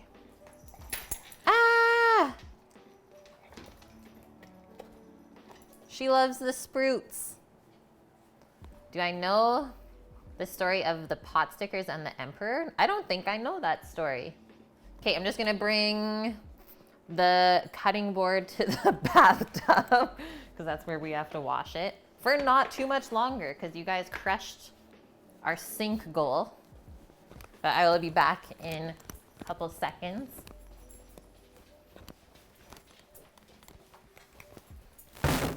Nope, that's not for you. Let's go.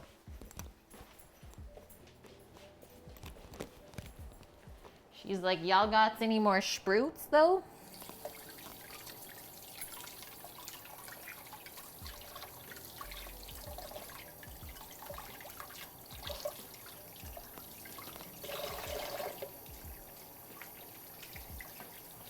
Two full trays of pierogies. Success. That dog is gonna fart. No, she is so used to like eating brassicas and vegetables. She loves them. Yeah, Boxing Day 26. Okay, just gonna take a quick photo of these because they look so lovely. Take those two off for the photo.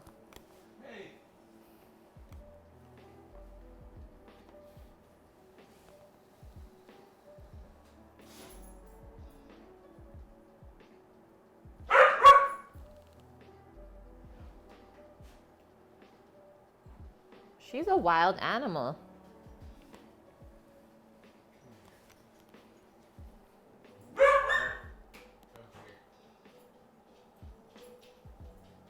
Just yelling at Sammy.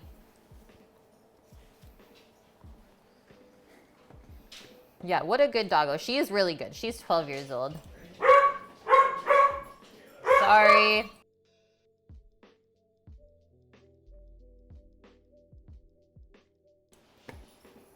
She knows what she wants. Legend has it that pot stickers were originated from the Ming Dynasty.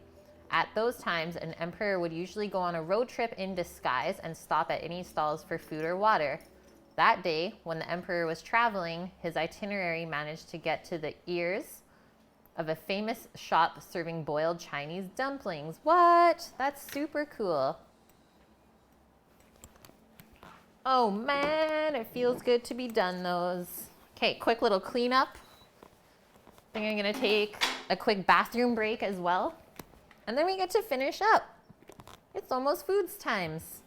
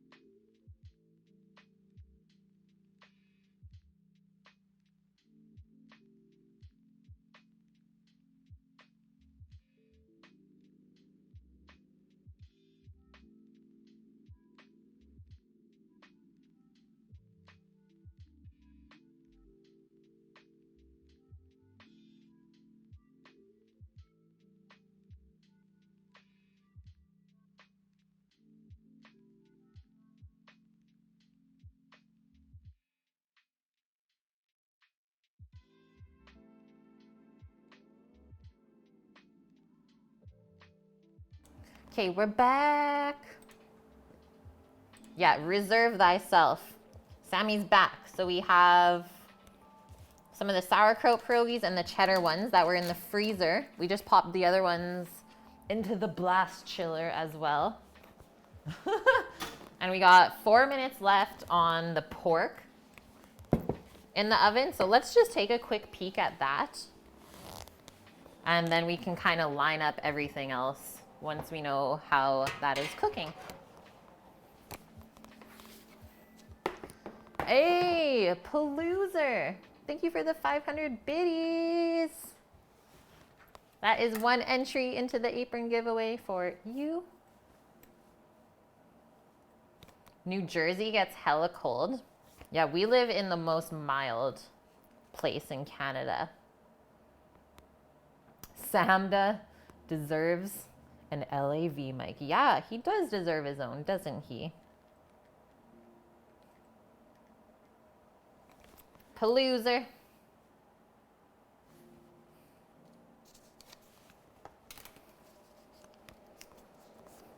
We didn't even make that much of a mess with all the flour today.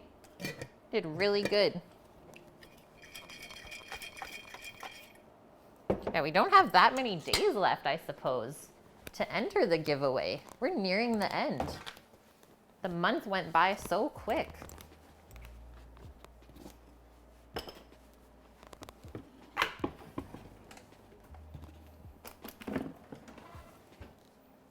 You may be running for Congress?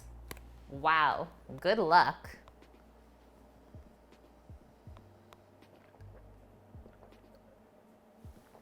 Yeah, the middle of the East Coast, nasty cold winters and muggy hot summers. We had to get away from winter. Sam and I both grew up in like very cold, wintry places. Oh yes, the little sizzles on here just look so good. A little bit of sizzling that's going on. Look at the glaze. Oh man. It looks so dark on here. Maybe that will help. But that is honestly exactly how it should be.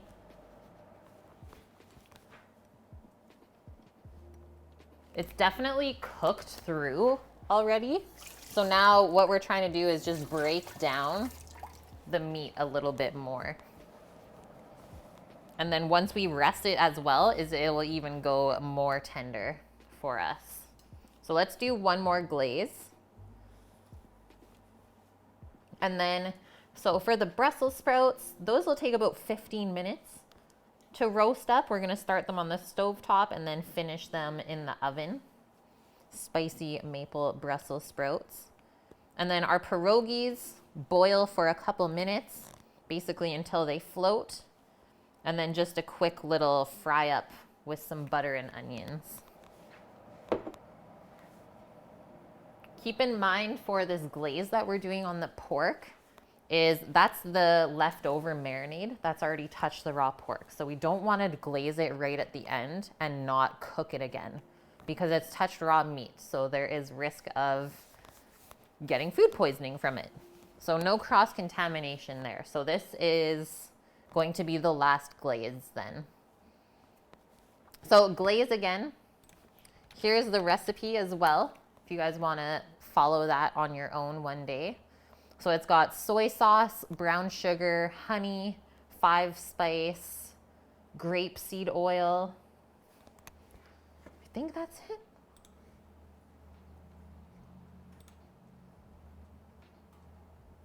Oh, and hoisin sauce. Is that my website? No, that is not my website. I don't have a website yet.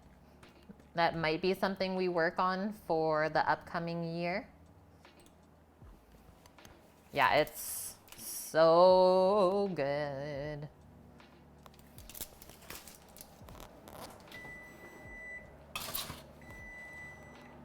I'm also gonna turn that tray around in the oven.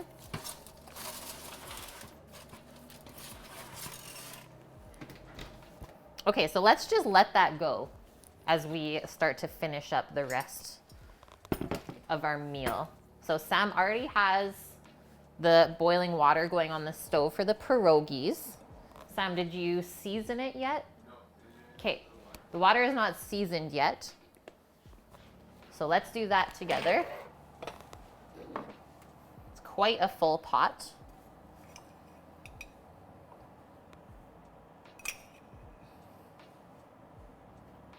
Two nice spoonfuls of salt in there will help season the pierogies as they cook. So then we need a big pan to fry our Brussels sprouts in because there's quite a bit of them.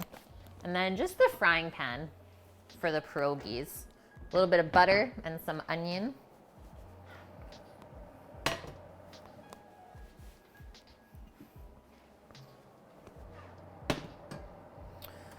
What am I gonna do here? Let's do our butter and onion first and then kind of reserve that for later. So turn our cast iron on the front burner, just to a nice medium heat. Grab an onion. And then while that heats up, we'll cut up our onion. Do you think OBS will ever support wireless cameras? That'd be so cool, hey? Yeah, if Sammy can eat the raw dough, she should be able to lick the glaze. I do have my own recipes. I have a lot of recipes from my first year of streaming that I have typed up in PDF. They're all posted in the Discord for the Cook with Kate channel. So you can like scroll back, way back, and see all the recipes that we've done in the past.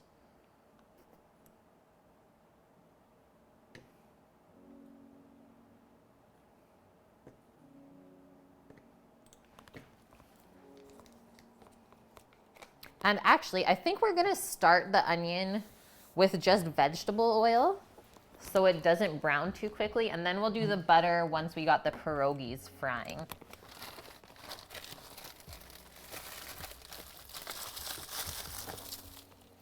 And we're not even gonna do a whole onion. Maybe half of this. It's gonna be lots. Any vegan recipes? Not a ton. I have a really good coconut, carrot, and ginger soup vegan recipe that I love to make. That's one of mine.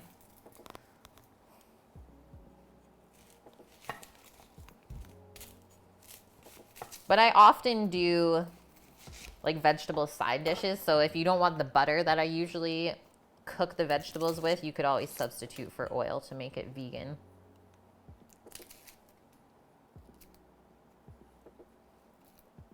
I always like to have a balanced meal.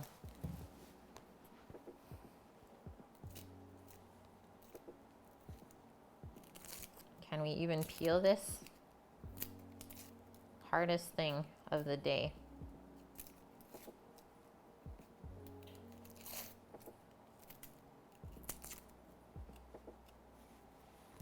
There we go. You joined. Welcome to the Discord, Duvetto. Okay, and for the onion, so I like to chop it pretty nice and fine. I don't like slices of onion. Yeah, our onions. Onions in chat, guys. The first onion of the day. Okay, I'm gonna do 3 cuts this way on our onion. So 3 equal cuts, and then we'll slice it this way nice and thin. And that way you just have little bite-sized pieces of onion. I'm gonna try not to cry. Oh.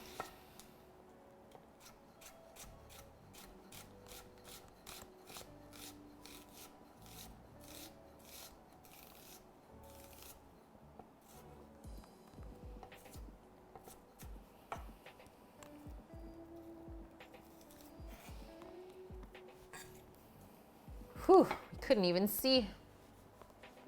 Yeah, I always cry. Always, guys. It's a given.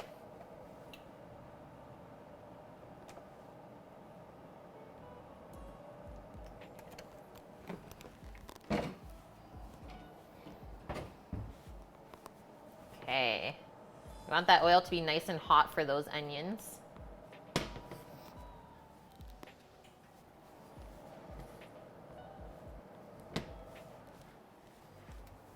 Basically to the smoke point. So let's go back over to the stove now. Yeah, a healthy emotional release. That's what onions do for us.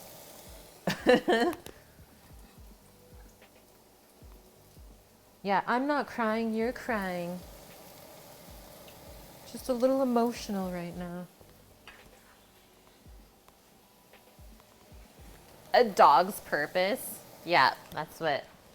It's making me cry. I'm just so happy.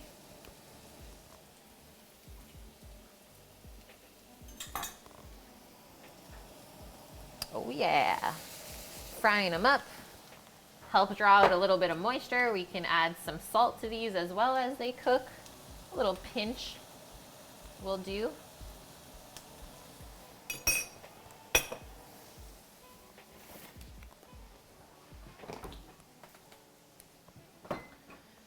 Take those sprouts out.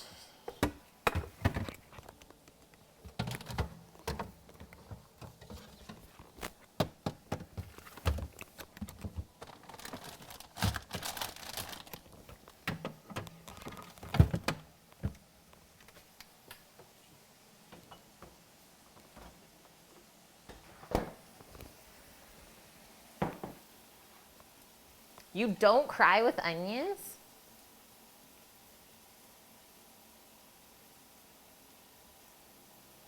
Oh, that's cool, Niam.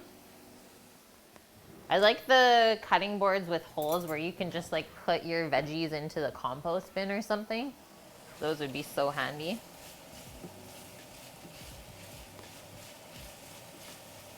There is all sorts of good smells happening in here right now.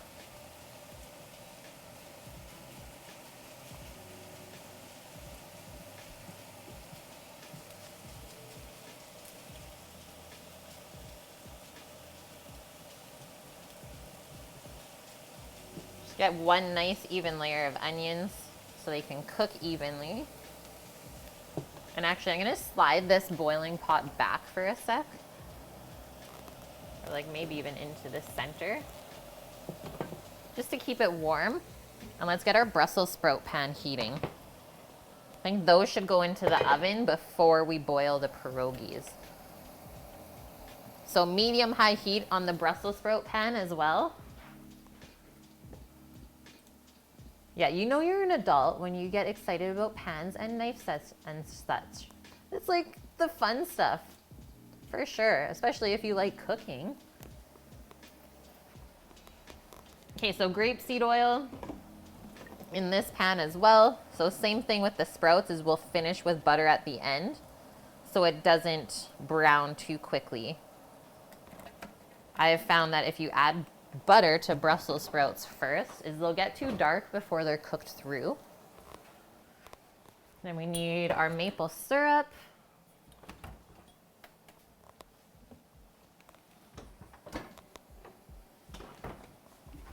As well as for our spice component today, we're gonna use Korean chili flakes. So kind of tying in, oh, what happened here? Oh no, guys, I don't think they're good anymore. Sammy, I've never seen this happen. I don't know, it's like clumped together. RIP, we're not gonna use Korean chili flakes. But this is what it would be. It's called gochugaru. But usually it doesn't go bad. So obviously this is why they sell you a massive bag for $5. It's because within a year, it's gonna go bad. RIP. I don't know when that happened. Okay, so second plan B for the spice aspect. Let me think about what I want to do, guys. Because those had such a nice kind of floral spice to them rather than like an in-your-face spice. I don't know if anyone else has used those before.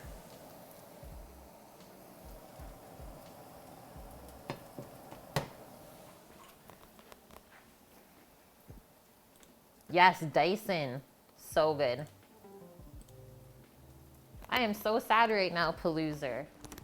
Those lasted like so long. And then one day that was it. The cycle of life.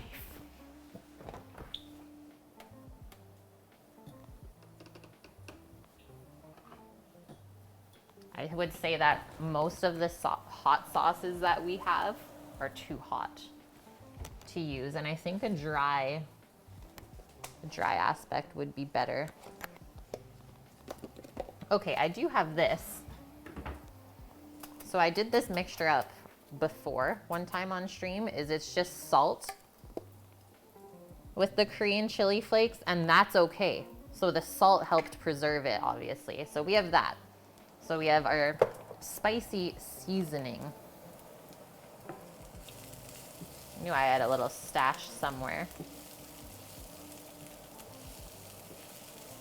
Okay, a little bit more of a cook on these onions. I think this is where I'm gonna add a little nub of butter to the pan.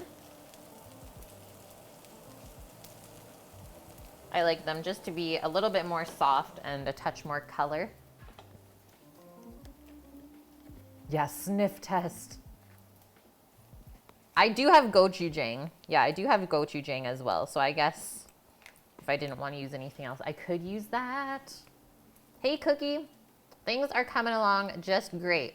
We are basically just getting ready to finish everything up and then we can eat. So all the pierogies are made. I don't have a final count yet, but we have 2 full sheet pans worth. And they're just chilling right now. The char siu is in the oven, just finishing up. It looks amazing. So we're just frying up some onions for the pierogies. We have our boiling pot hot, and Brussels sprouts are going into the pan right away. Hey, Strike Nun, as well as CBD. I haven't seen you in here in forever, CBD.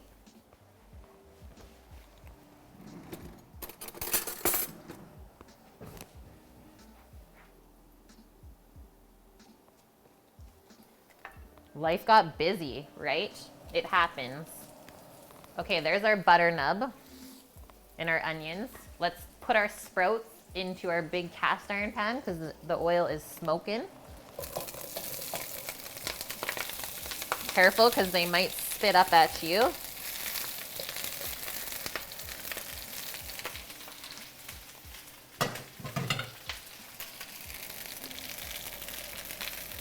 Give our onions a stir first, and then we'll stir our sprouts into the oil.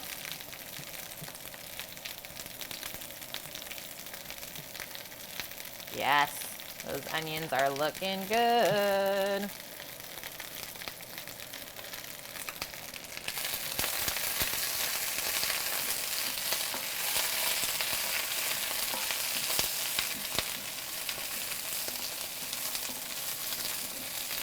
We got Sammy here. He's been putzing around, writing out names for the giveaway, putting some ornaments on his beard. Okay, let's salt our Brussels sprouts now with our Korean chili salt. And that'll help draw out some moisture.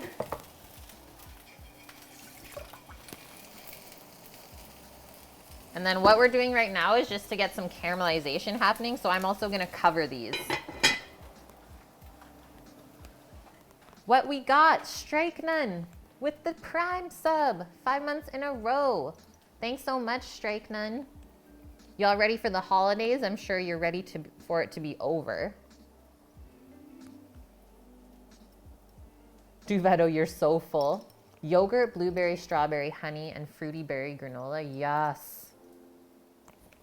Yeah, we got Samta in the house again. Okay, my opinion, these onions are perfect. They're kind of getting like puffy. To me, that's how they should be. So you can pour those out, and then that pan will be used to just quickly fry up our pierogies.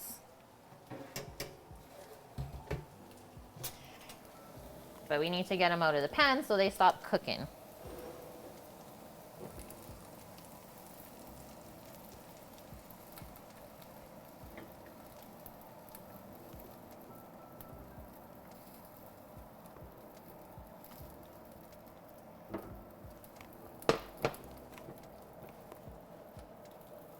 Don't want any oil dribbles down the side. Okay, quick little check on our sprouts.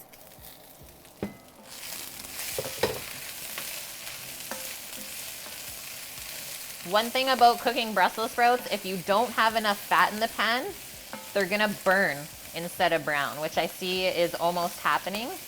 So we need a little bit more oil first. Not butter, oil. Because the butter will make it burn even quicker. This is a pretty big mistake that people make.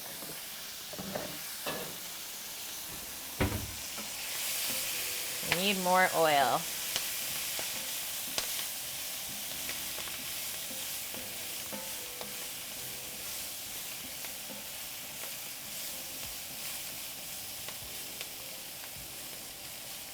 Okay, now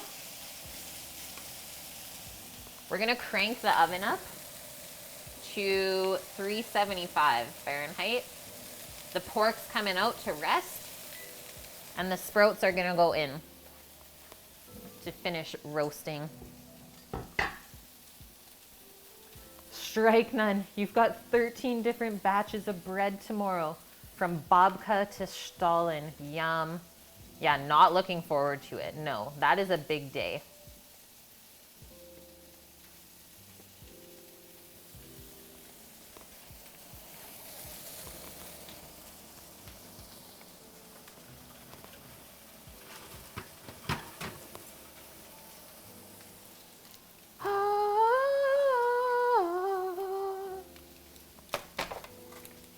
Hello, porky goodness. I think we'll just give that a broil to finish it off.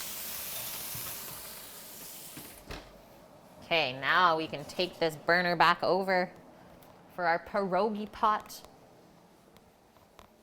Check this out, guys.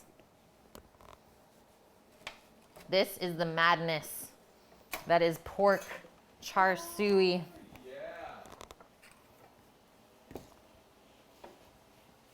Pork char siu. It's almost worse for a close-up because it goes so dark. Yeah, guys, this has been cooking for just over 2 hours at 320 Fahrenheit in the oven. We marinated it for 2 hours in a vacuum sealed bag, which is actually more like 4 hours because you double the marination time when you vacuum seal it and take the air out. So that's a quick little trick to know. So yes, just to finish it up and get like a final glaze crisp on the outside, we'll just put that quickly under the broiler right before we cut it up. So it's gonna rest now for about 15 minutes before we cut into it. We need those juices to distribute. Duvetto, you burned your Brussels and pancetta last year. No. Yeah, just a bit more oil is all it takes, especially when you're cooking a big batch. Hey, Balesar, how's your day today? We got Jingly Sammy eating some of our Brussels coleslaw from yesterday. Shiggity. The only reason you know what pierogies are is because of the scene from Men in Black. I'm trying to think of the scene. Sammy, do you know the scene? I don't know this scene. All I remember is this scene where he wants the sugar water. That's like one of my favorite scenes. Yeah, sugar and water. Yeah, this guy. Background tunes, Dust. Background jingles. Very festive.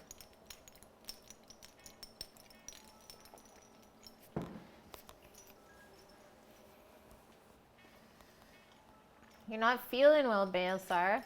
Your fiance is supposed to be here sometime this week. Oh, fingers crossed that your fiance arrives. Hopefully before Christmas. Cookie, are you not feeling well either?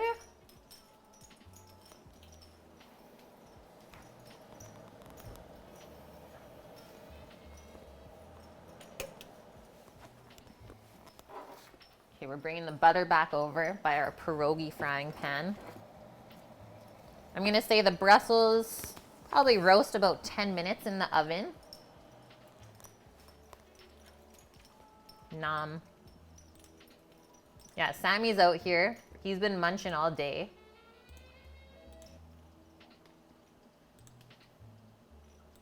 Was the little guy with the diamonds and the big guy discussing the galaxy. Ah, okay, and they had pierogies. I remember that part. Have we turned the boiler on or did it keep on? No, we got sprouts Oh. roasting right now. Oh, I'm sorry to hear that you guys are not feeling well. That happened to me when I was like pretty young around Christmas time. I like Ralphing brains out on Christmas Eve. I was like, this is the worst Christmas ever. I hope you guys feel better though. One of my favorite things when I am not feeling super good is to make a tea. So you slice up ginger and lemon, get some mint, and then add some cinnamon sticks into there. Boil it and then stir in some honey at the end and then tea it out with some green tea. So good. This will make you feel so good. It's saved Sam's life a lot of times. He likes that tea. And yeah, add a little bit of whiskey because it's Christmas time. How do we get more ornaments in Sam's beard? Well, you can do it a couple ways, Dust. If you want, you can subscribe. If you're already subscribed, you can even gift a sub. Or you can donate a couple biddies to the second microphone fund for Sammy. Or you could even donate if you so desire. Hey, Willamini. Yes, hot toddy is life.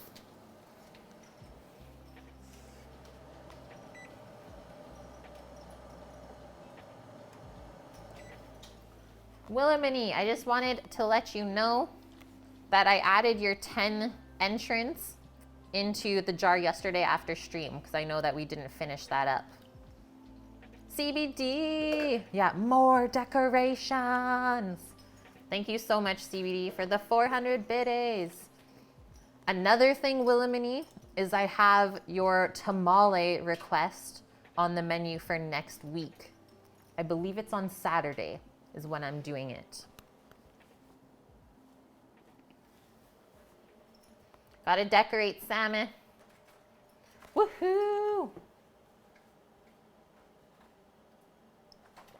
Yeah, we're gonna do pork, like green pork tamales, and then maybe a vegetarian kind too. They're so good. Oh, he's going for the big one. I think you need something a little bit more slender. Oh, where's the...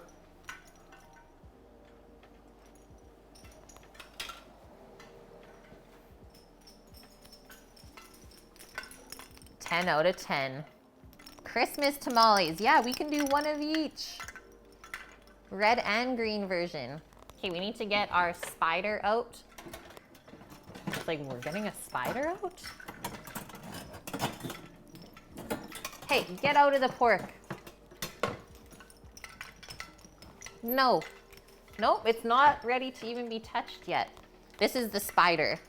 Taking the pierogies out of the boiling pot and making the transfer to the butter pan. He's bad. He's so bad. And can you please go get the other tray of pierogies as well so we can have the trio? Yeah, we need lights. I was trying to think of like how to light them up. I have some string lights, but they're not battery operated. Might be a thing for our giveaway stream though. You do the same, Titan. Thank you. It's like, this is not supposed to be touched yet. Not for you. Just gonna give those sprouts a little shake around.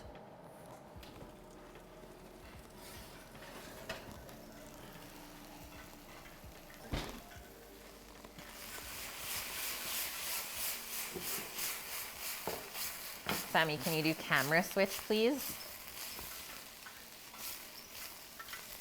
Check this out. That's how your sprouts should be looking. Nice caramelized color, not like dark black coloring. So now we're gonna drop a little bit of butter in there. And some maple syrup. And then that'll make a glaze as we finish them up in the oven.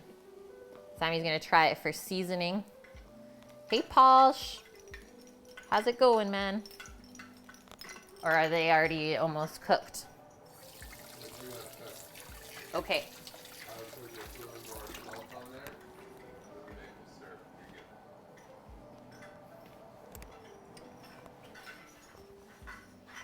Nom sprouts.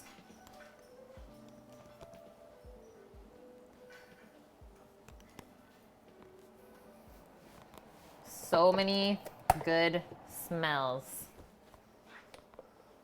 Just gonna be making another pizza after your workout. Dough attempt number 2. Good luck, man. I think you got it.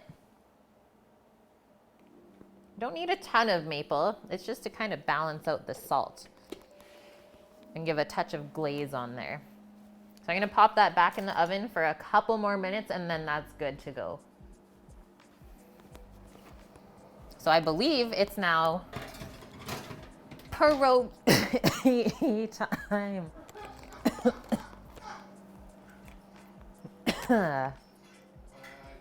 Anyone ever open the oven and like the heat chokes you? That doesn't often happen to me. It's like pierogi. I can't breathe. Where's the oxygen? Losing oxygen. Okay. Let's go to the stovetop, guys. The dough is rising. You haven't tried the recipe yet because it calls for food processor. You could easily do it by hand. Yeah, and getting your glasses fogged up. Yeah, that's what I get, Titan. That's payback. All right, check it out. Look at this tray of OCD pierogies. So a couple at a time. Should be able to do like 8 or 10 in here. 2, 4, 6 of that one. 2, 4. Crank our pot. 6 of that one. So 6 each of the cheddar ones and the dill ones. Then I'll grab a couple of the sauerkraut ones. I made them a bit smaller so we could tell which ones they were.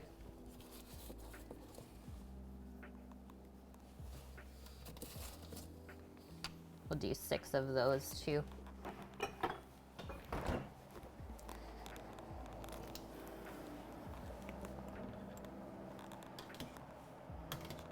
Okay, crank this pot up. And when they are floating, they're good to go. So let's prep up our pan for frying the pierogies after they're boiled. So a little bit of butter in there. Get that heating up. We have our fried onions as well.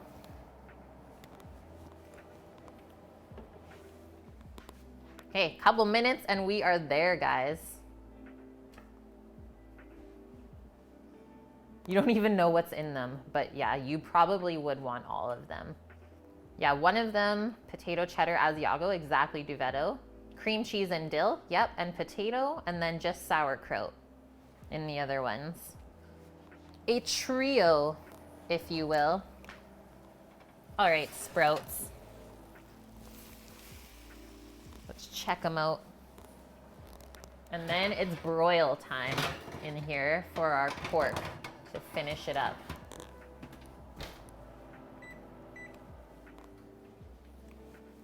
Check it out, guys. The end of the sprouts. Yes. See how the leaves just kind of crisp up but don't really burn, even if they fall off? Spicy maple sprouts.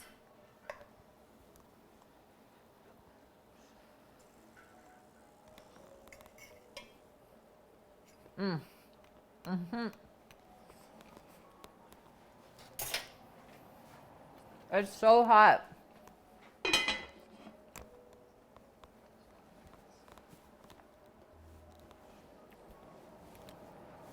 All right, pierogi. Just waiting on you.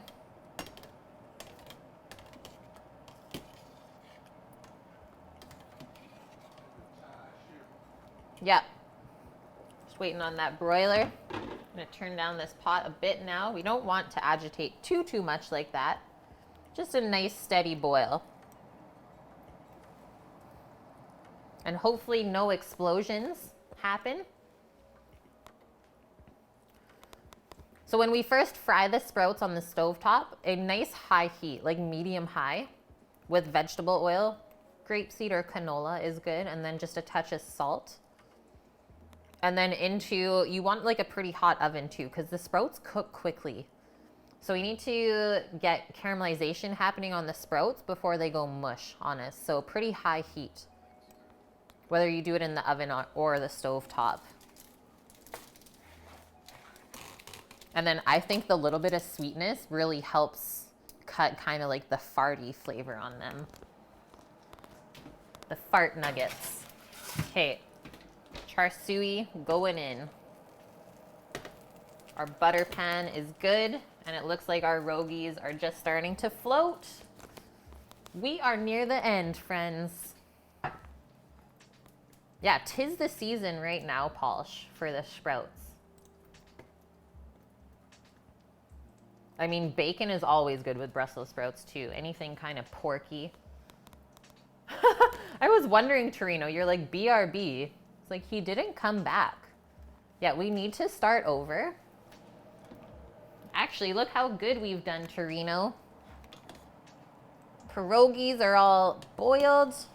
We're gonna fry them up.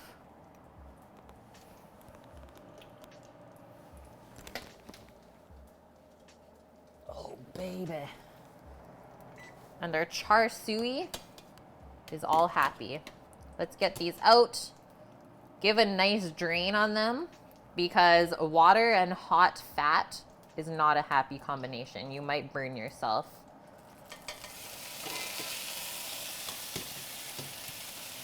Yeah, these seriously look like chimo.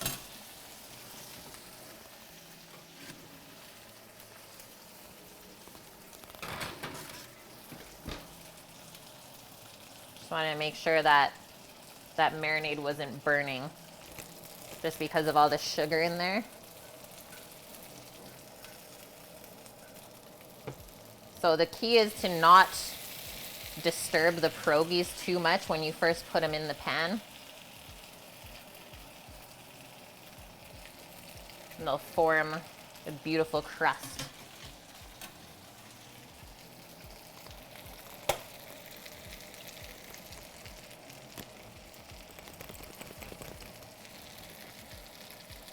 And once they loosen up, then you're good to go.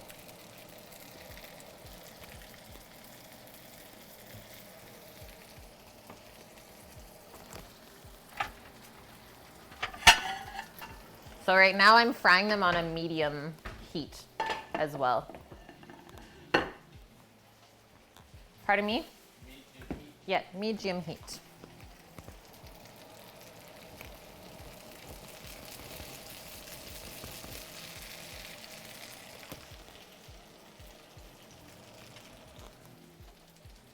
Let's see. Yeah, listen to the Perogies.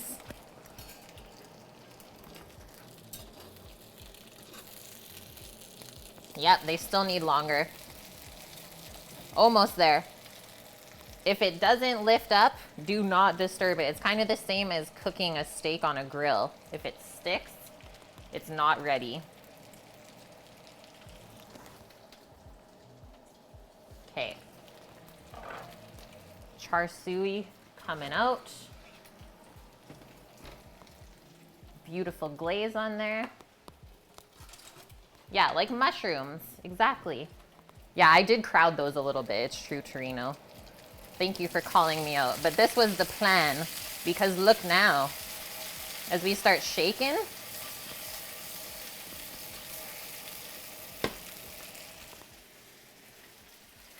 This might be better. There we go. We start shaking them. They're starting to crisp up. Just butter, man. Night, Josie. So sorry you didn't get to see the finished plate, but you got to learn basically everything else. Have a wonderful sleep.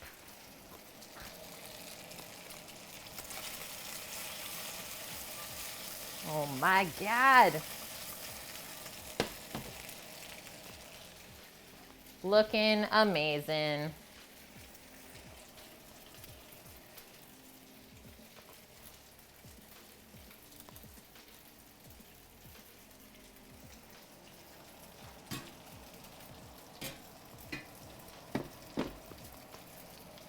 Okay, one more toss, I think.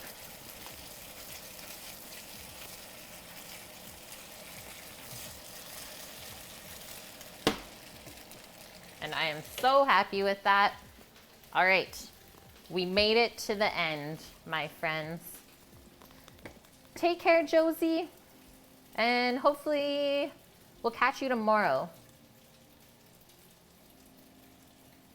Yeah, come on, Titan. Move to Canada. Do it, do it. The end. Yeah, that's it. Hey, iShot, check this out. There's those Perogies.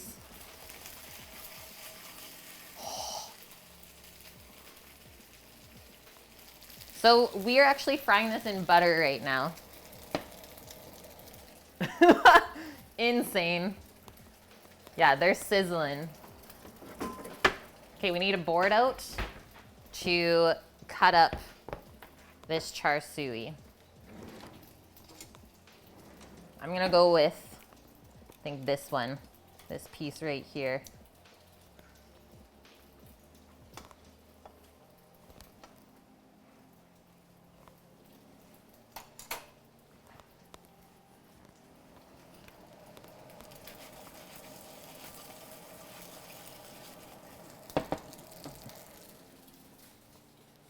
Those are crazy good. Just the sound coming from that. It did turn red. Yeah, I forgot, honestly, that we put the annatto in it, Cooking Girl. Okay, first slice. Oh, man. Oh, my God. Did you just see it squirt juices? Holy. This is insane. Let's put this farther over here. The meat is squirting. I don't know what's going on.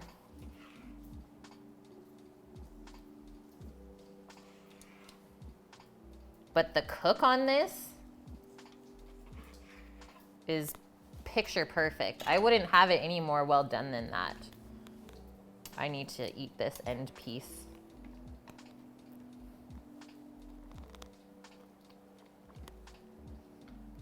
Oh my goodness. The hell? I don't think I have to go out and eat this again.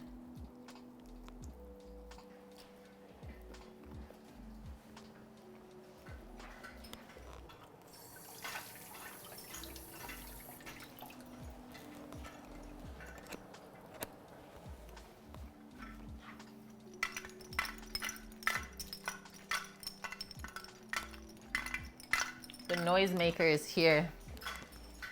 I mean, it's the pork that's really important here too, though. Is like getting good pork. That's what makes it really good. But look at the juices coming out of this. This is crazy.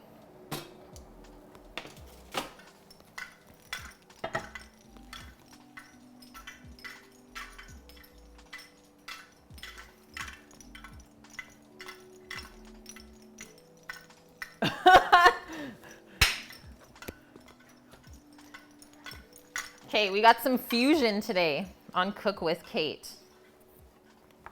What is this? Eastern European fusion with Chinese food?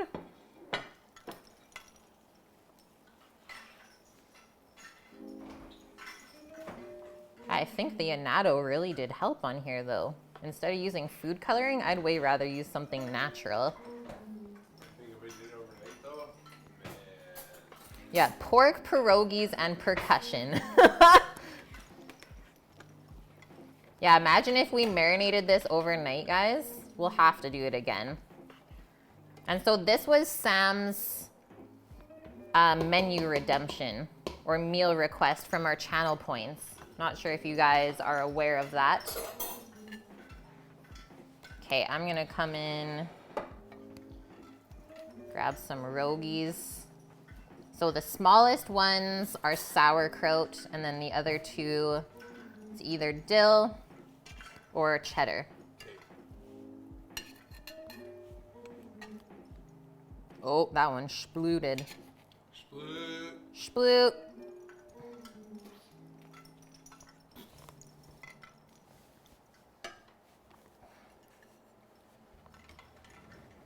What are you doing, grabbing pork?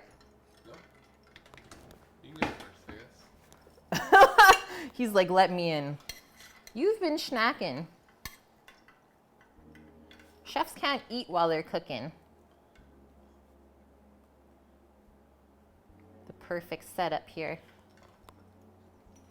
Your son was cracking up to the beard tree. It was his idea. It was Sam's idea. I was shocked. And now just some sprouts, some greenery to fill the rest of the plate because health, I suppose.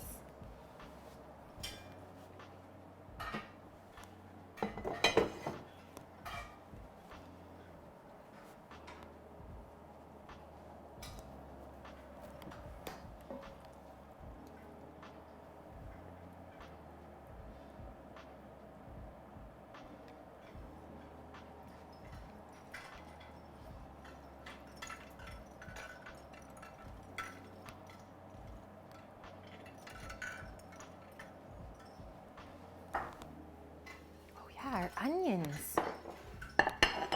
Our onions, guys.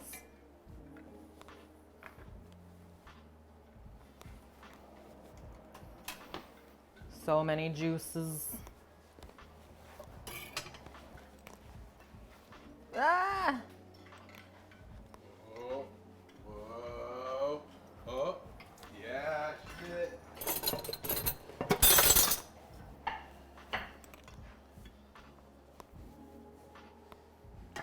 What are we trying with jam?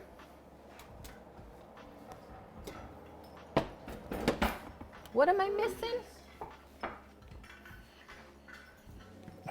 Would you like some pierogies with your sour cream? There's enough there for two of us. Oh. I didn't want your plate all messed up.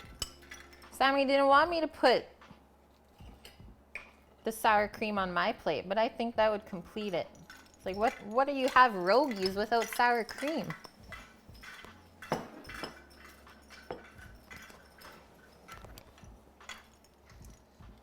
Cheese, potato, and dill with the jam? Interesting. I'm just gonna do this.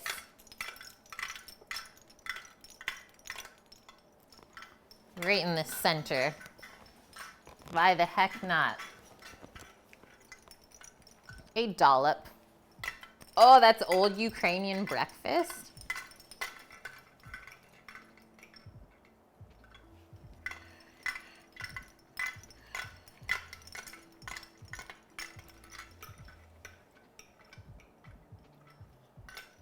A very non-traditional meal of sorts.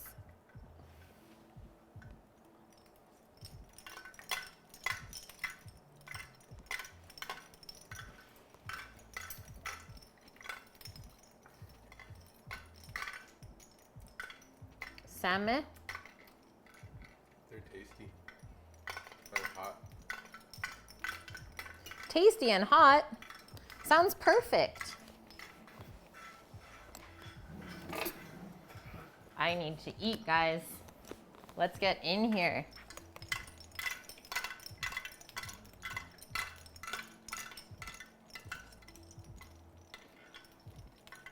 Did you show them the inside of a pierogi yet?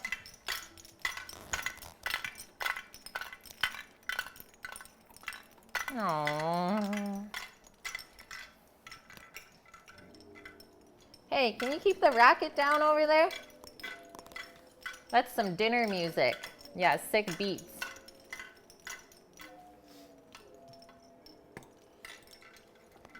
Yeah, we got our starch, veg, and a protein. Exactly, Torino. Pretty balanced. I mean, other than frying the pierogies in butter.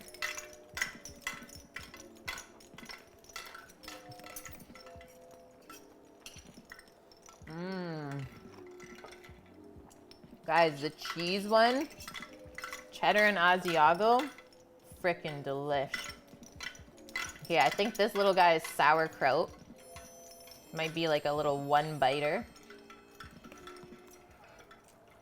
Yeah, that's why it's so dense. A little dip. Thank you for the follow. Der Woden, thank you for the follow. Welcome in.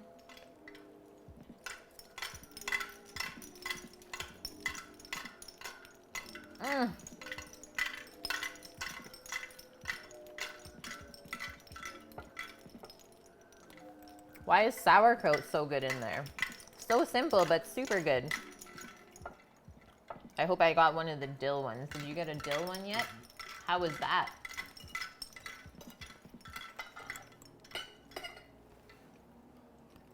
Maybe it's this one.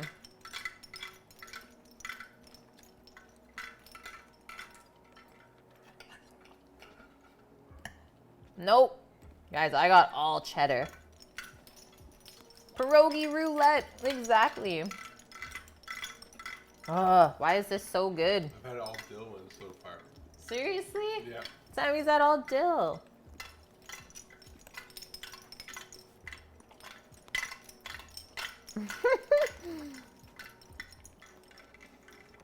Decorate his beard for the wedding.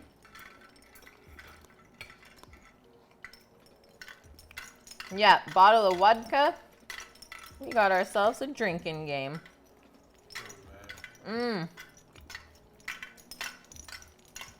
Cut the richness with some sprouts.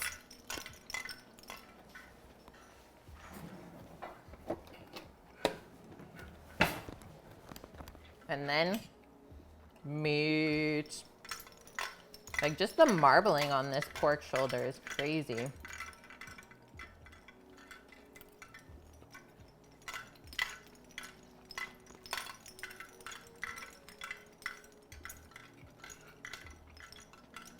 That's heavenly.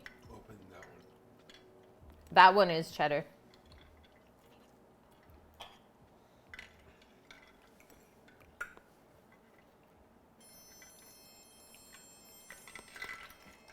The one fork bite. Osman Kit, thank you for the follow. Welcome in. Okay, we got a dill one, a sprout, and a bite of meat. This is gonna be such a big mouthful, but we need to. Do pierogies go well with Chinese pork? We are about to find out. Biggest forkful ever. Yeah, it should go together.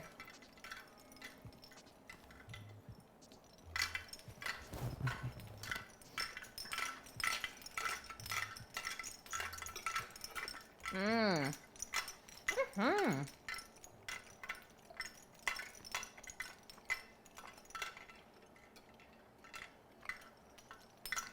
I think the Brussels sprouts were a really good thing to bring both dishes together. That was a massive bite. Yeah, the Brussels sprouts complete the marriage. This guy. I mean, we definitely can't take him out, so we gotta cook for him in the house. If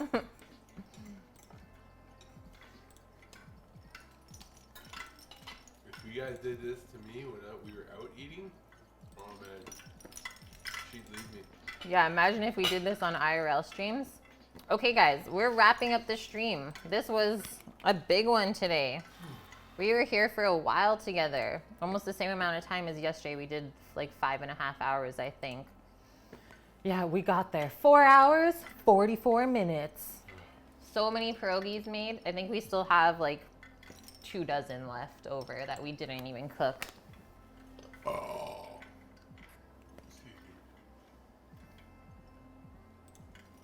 This is why we can't have kids. The man-child's right here. Sushi Day's making cruffins. Cruffins? Cruffins. Yeah, the burp. He's going in for more. Okay, anyone have any suggestions for raids? So I'm not seeing a lot of different people on right now. So it doesn't have to be food and drink either. Marissa Emma. What does she stream? She's from Toronto. Marissa Emma. She's playing Pokemon? Let's go. Okay. She's kind of famous. Let's do this then. Well, does she not know that we're kind of famous too? She's in a band. Cool. Okay, guys, have a wonderful night. Duvetto, thank you for the wonderful day. It was awesome hanging out with you too. I hope you guys learned a bunch about how to make homemade pierogies, the char siu from scratch. And we'll be back tomorrow. We're grilling up scrimps on the barbecue, going with polenta and broccoli. Thank you guys so much for all the bits, the subs, gifted subs as well today. Hope you guys had fun. And if we don't see you before Christmas, happy holidays and Merry Christmas. Thank you, Cookie. That's another 2 entries. Yeah, last minute 2 entries. Thank you very much for the 1,000 biddies. I'm gonna click this button while I write out your 2 entries before we go. Let's go show some love. Spread the love on Twitch. Merry Christmas, everyone.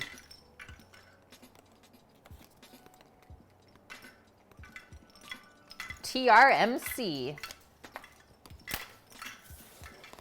Double trouble. All right. Bye, guys. Bye, everyone. Love you all. Thanks for the pierogies, Cookie. They were Yeah. great. Cookie, I hope these pierogies were good enough for you. That's a good recipe. Bye.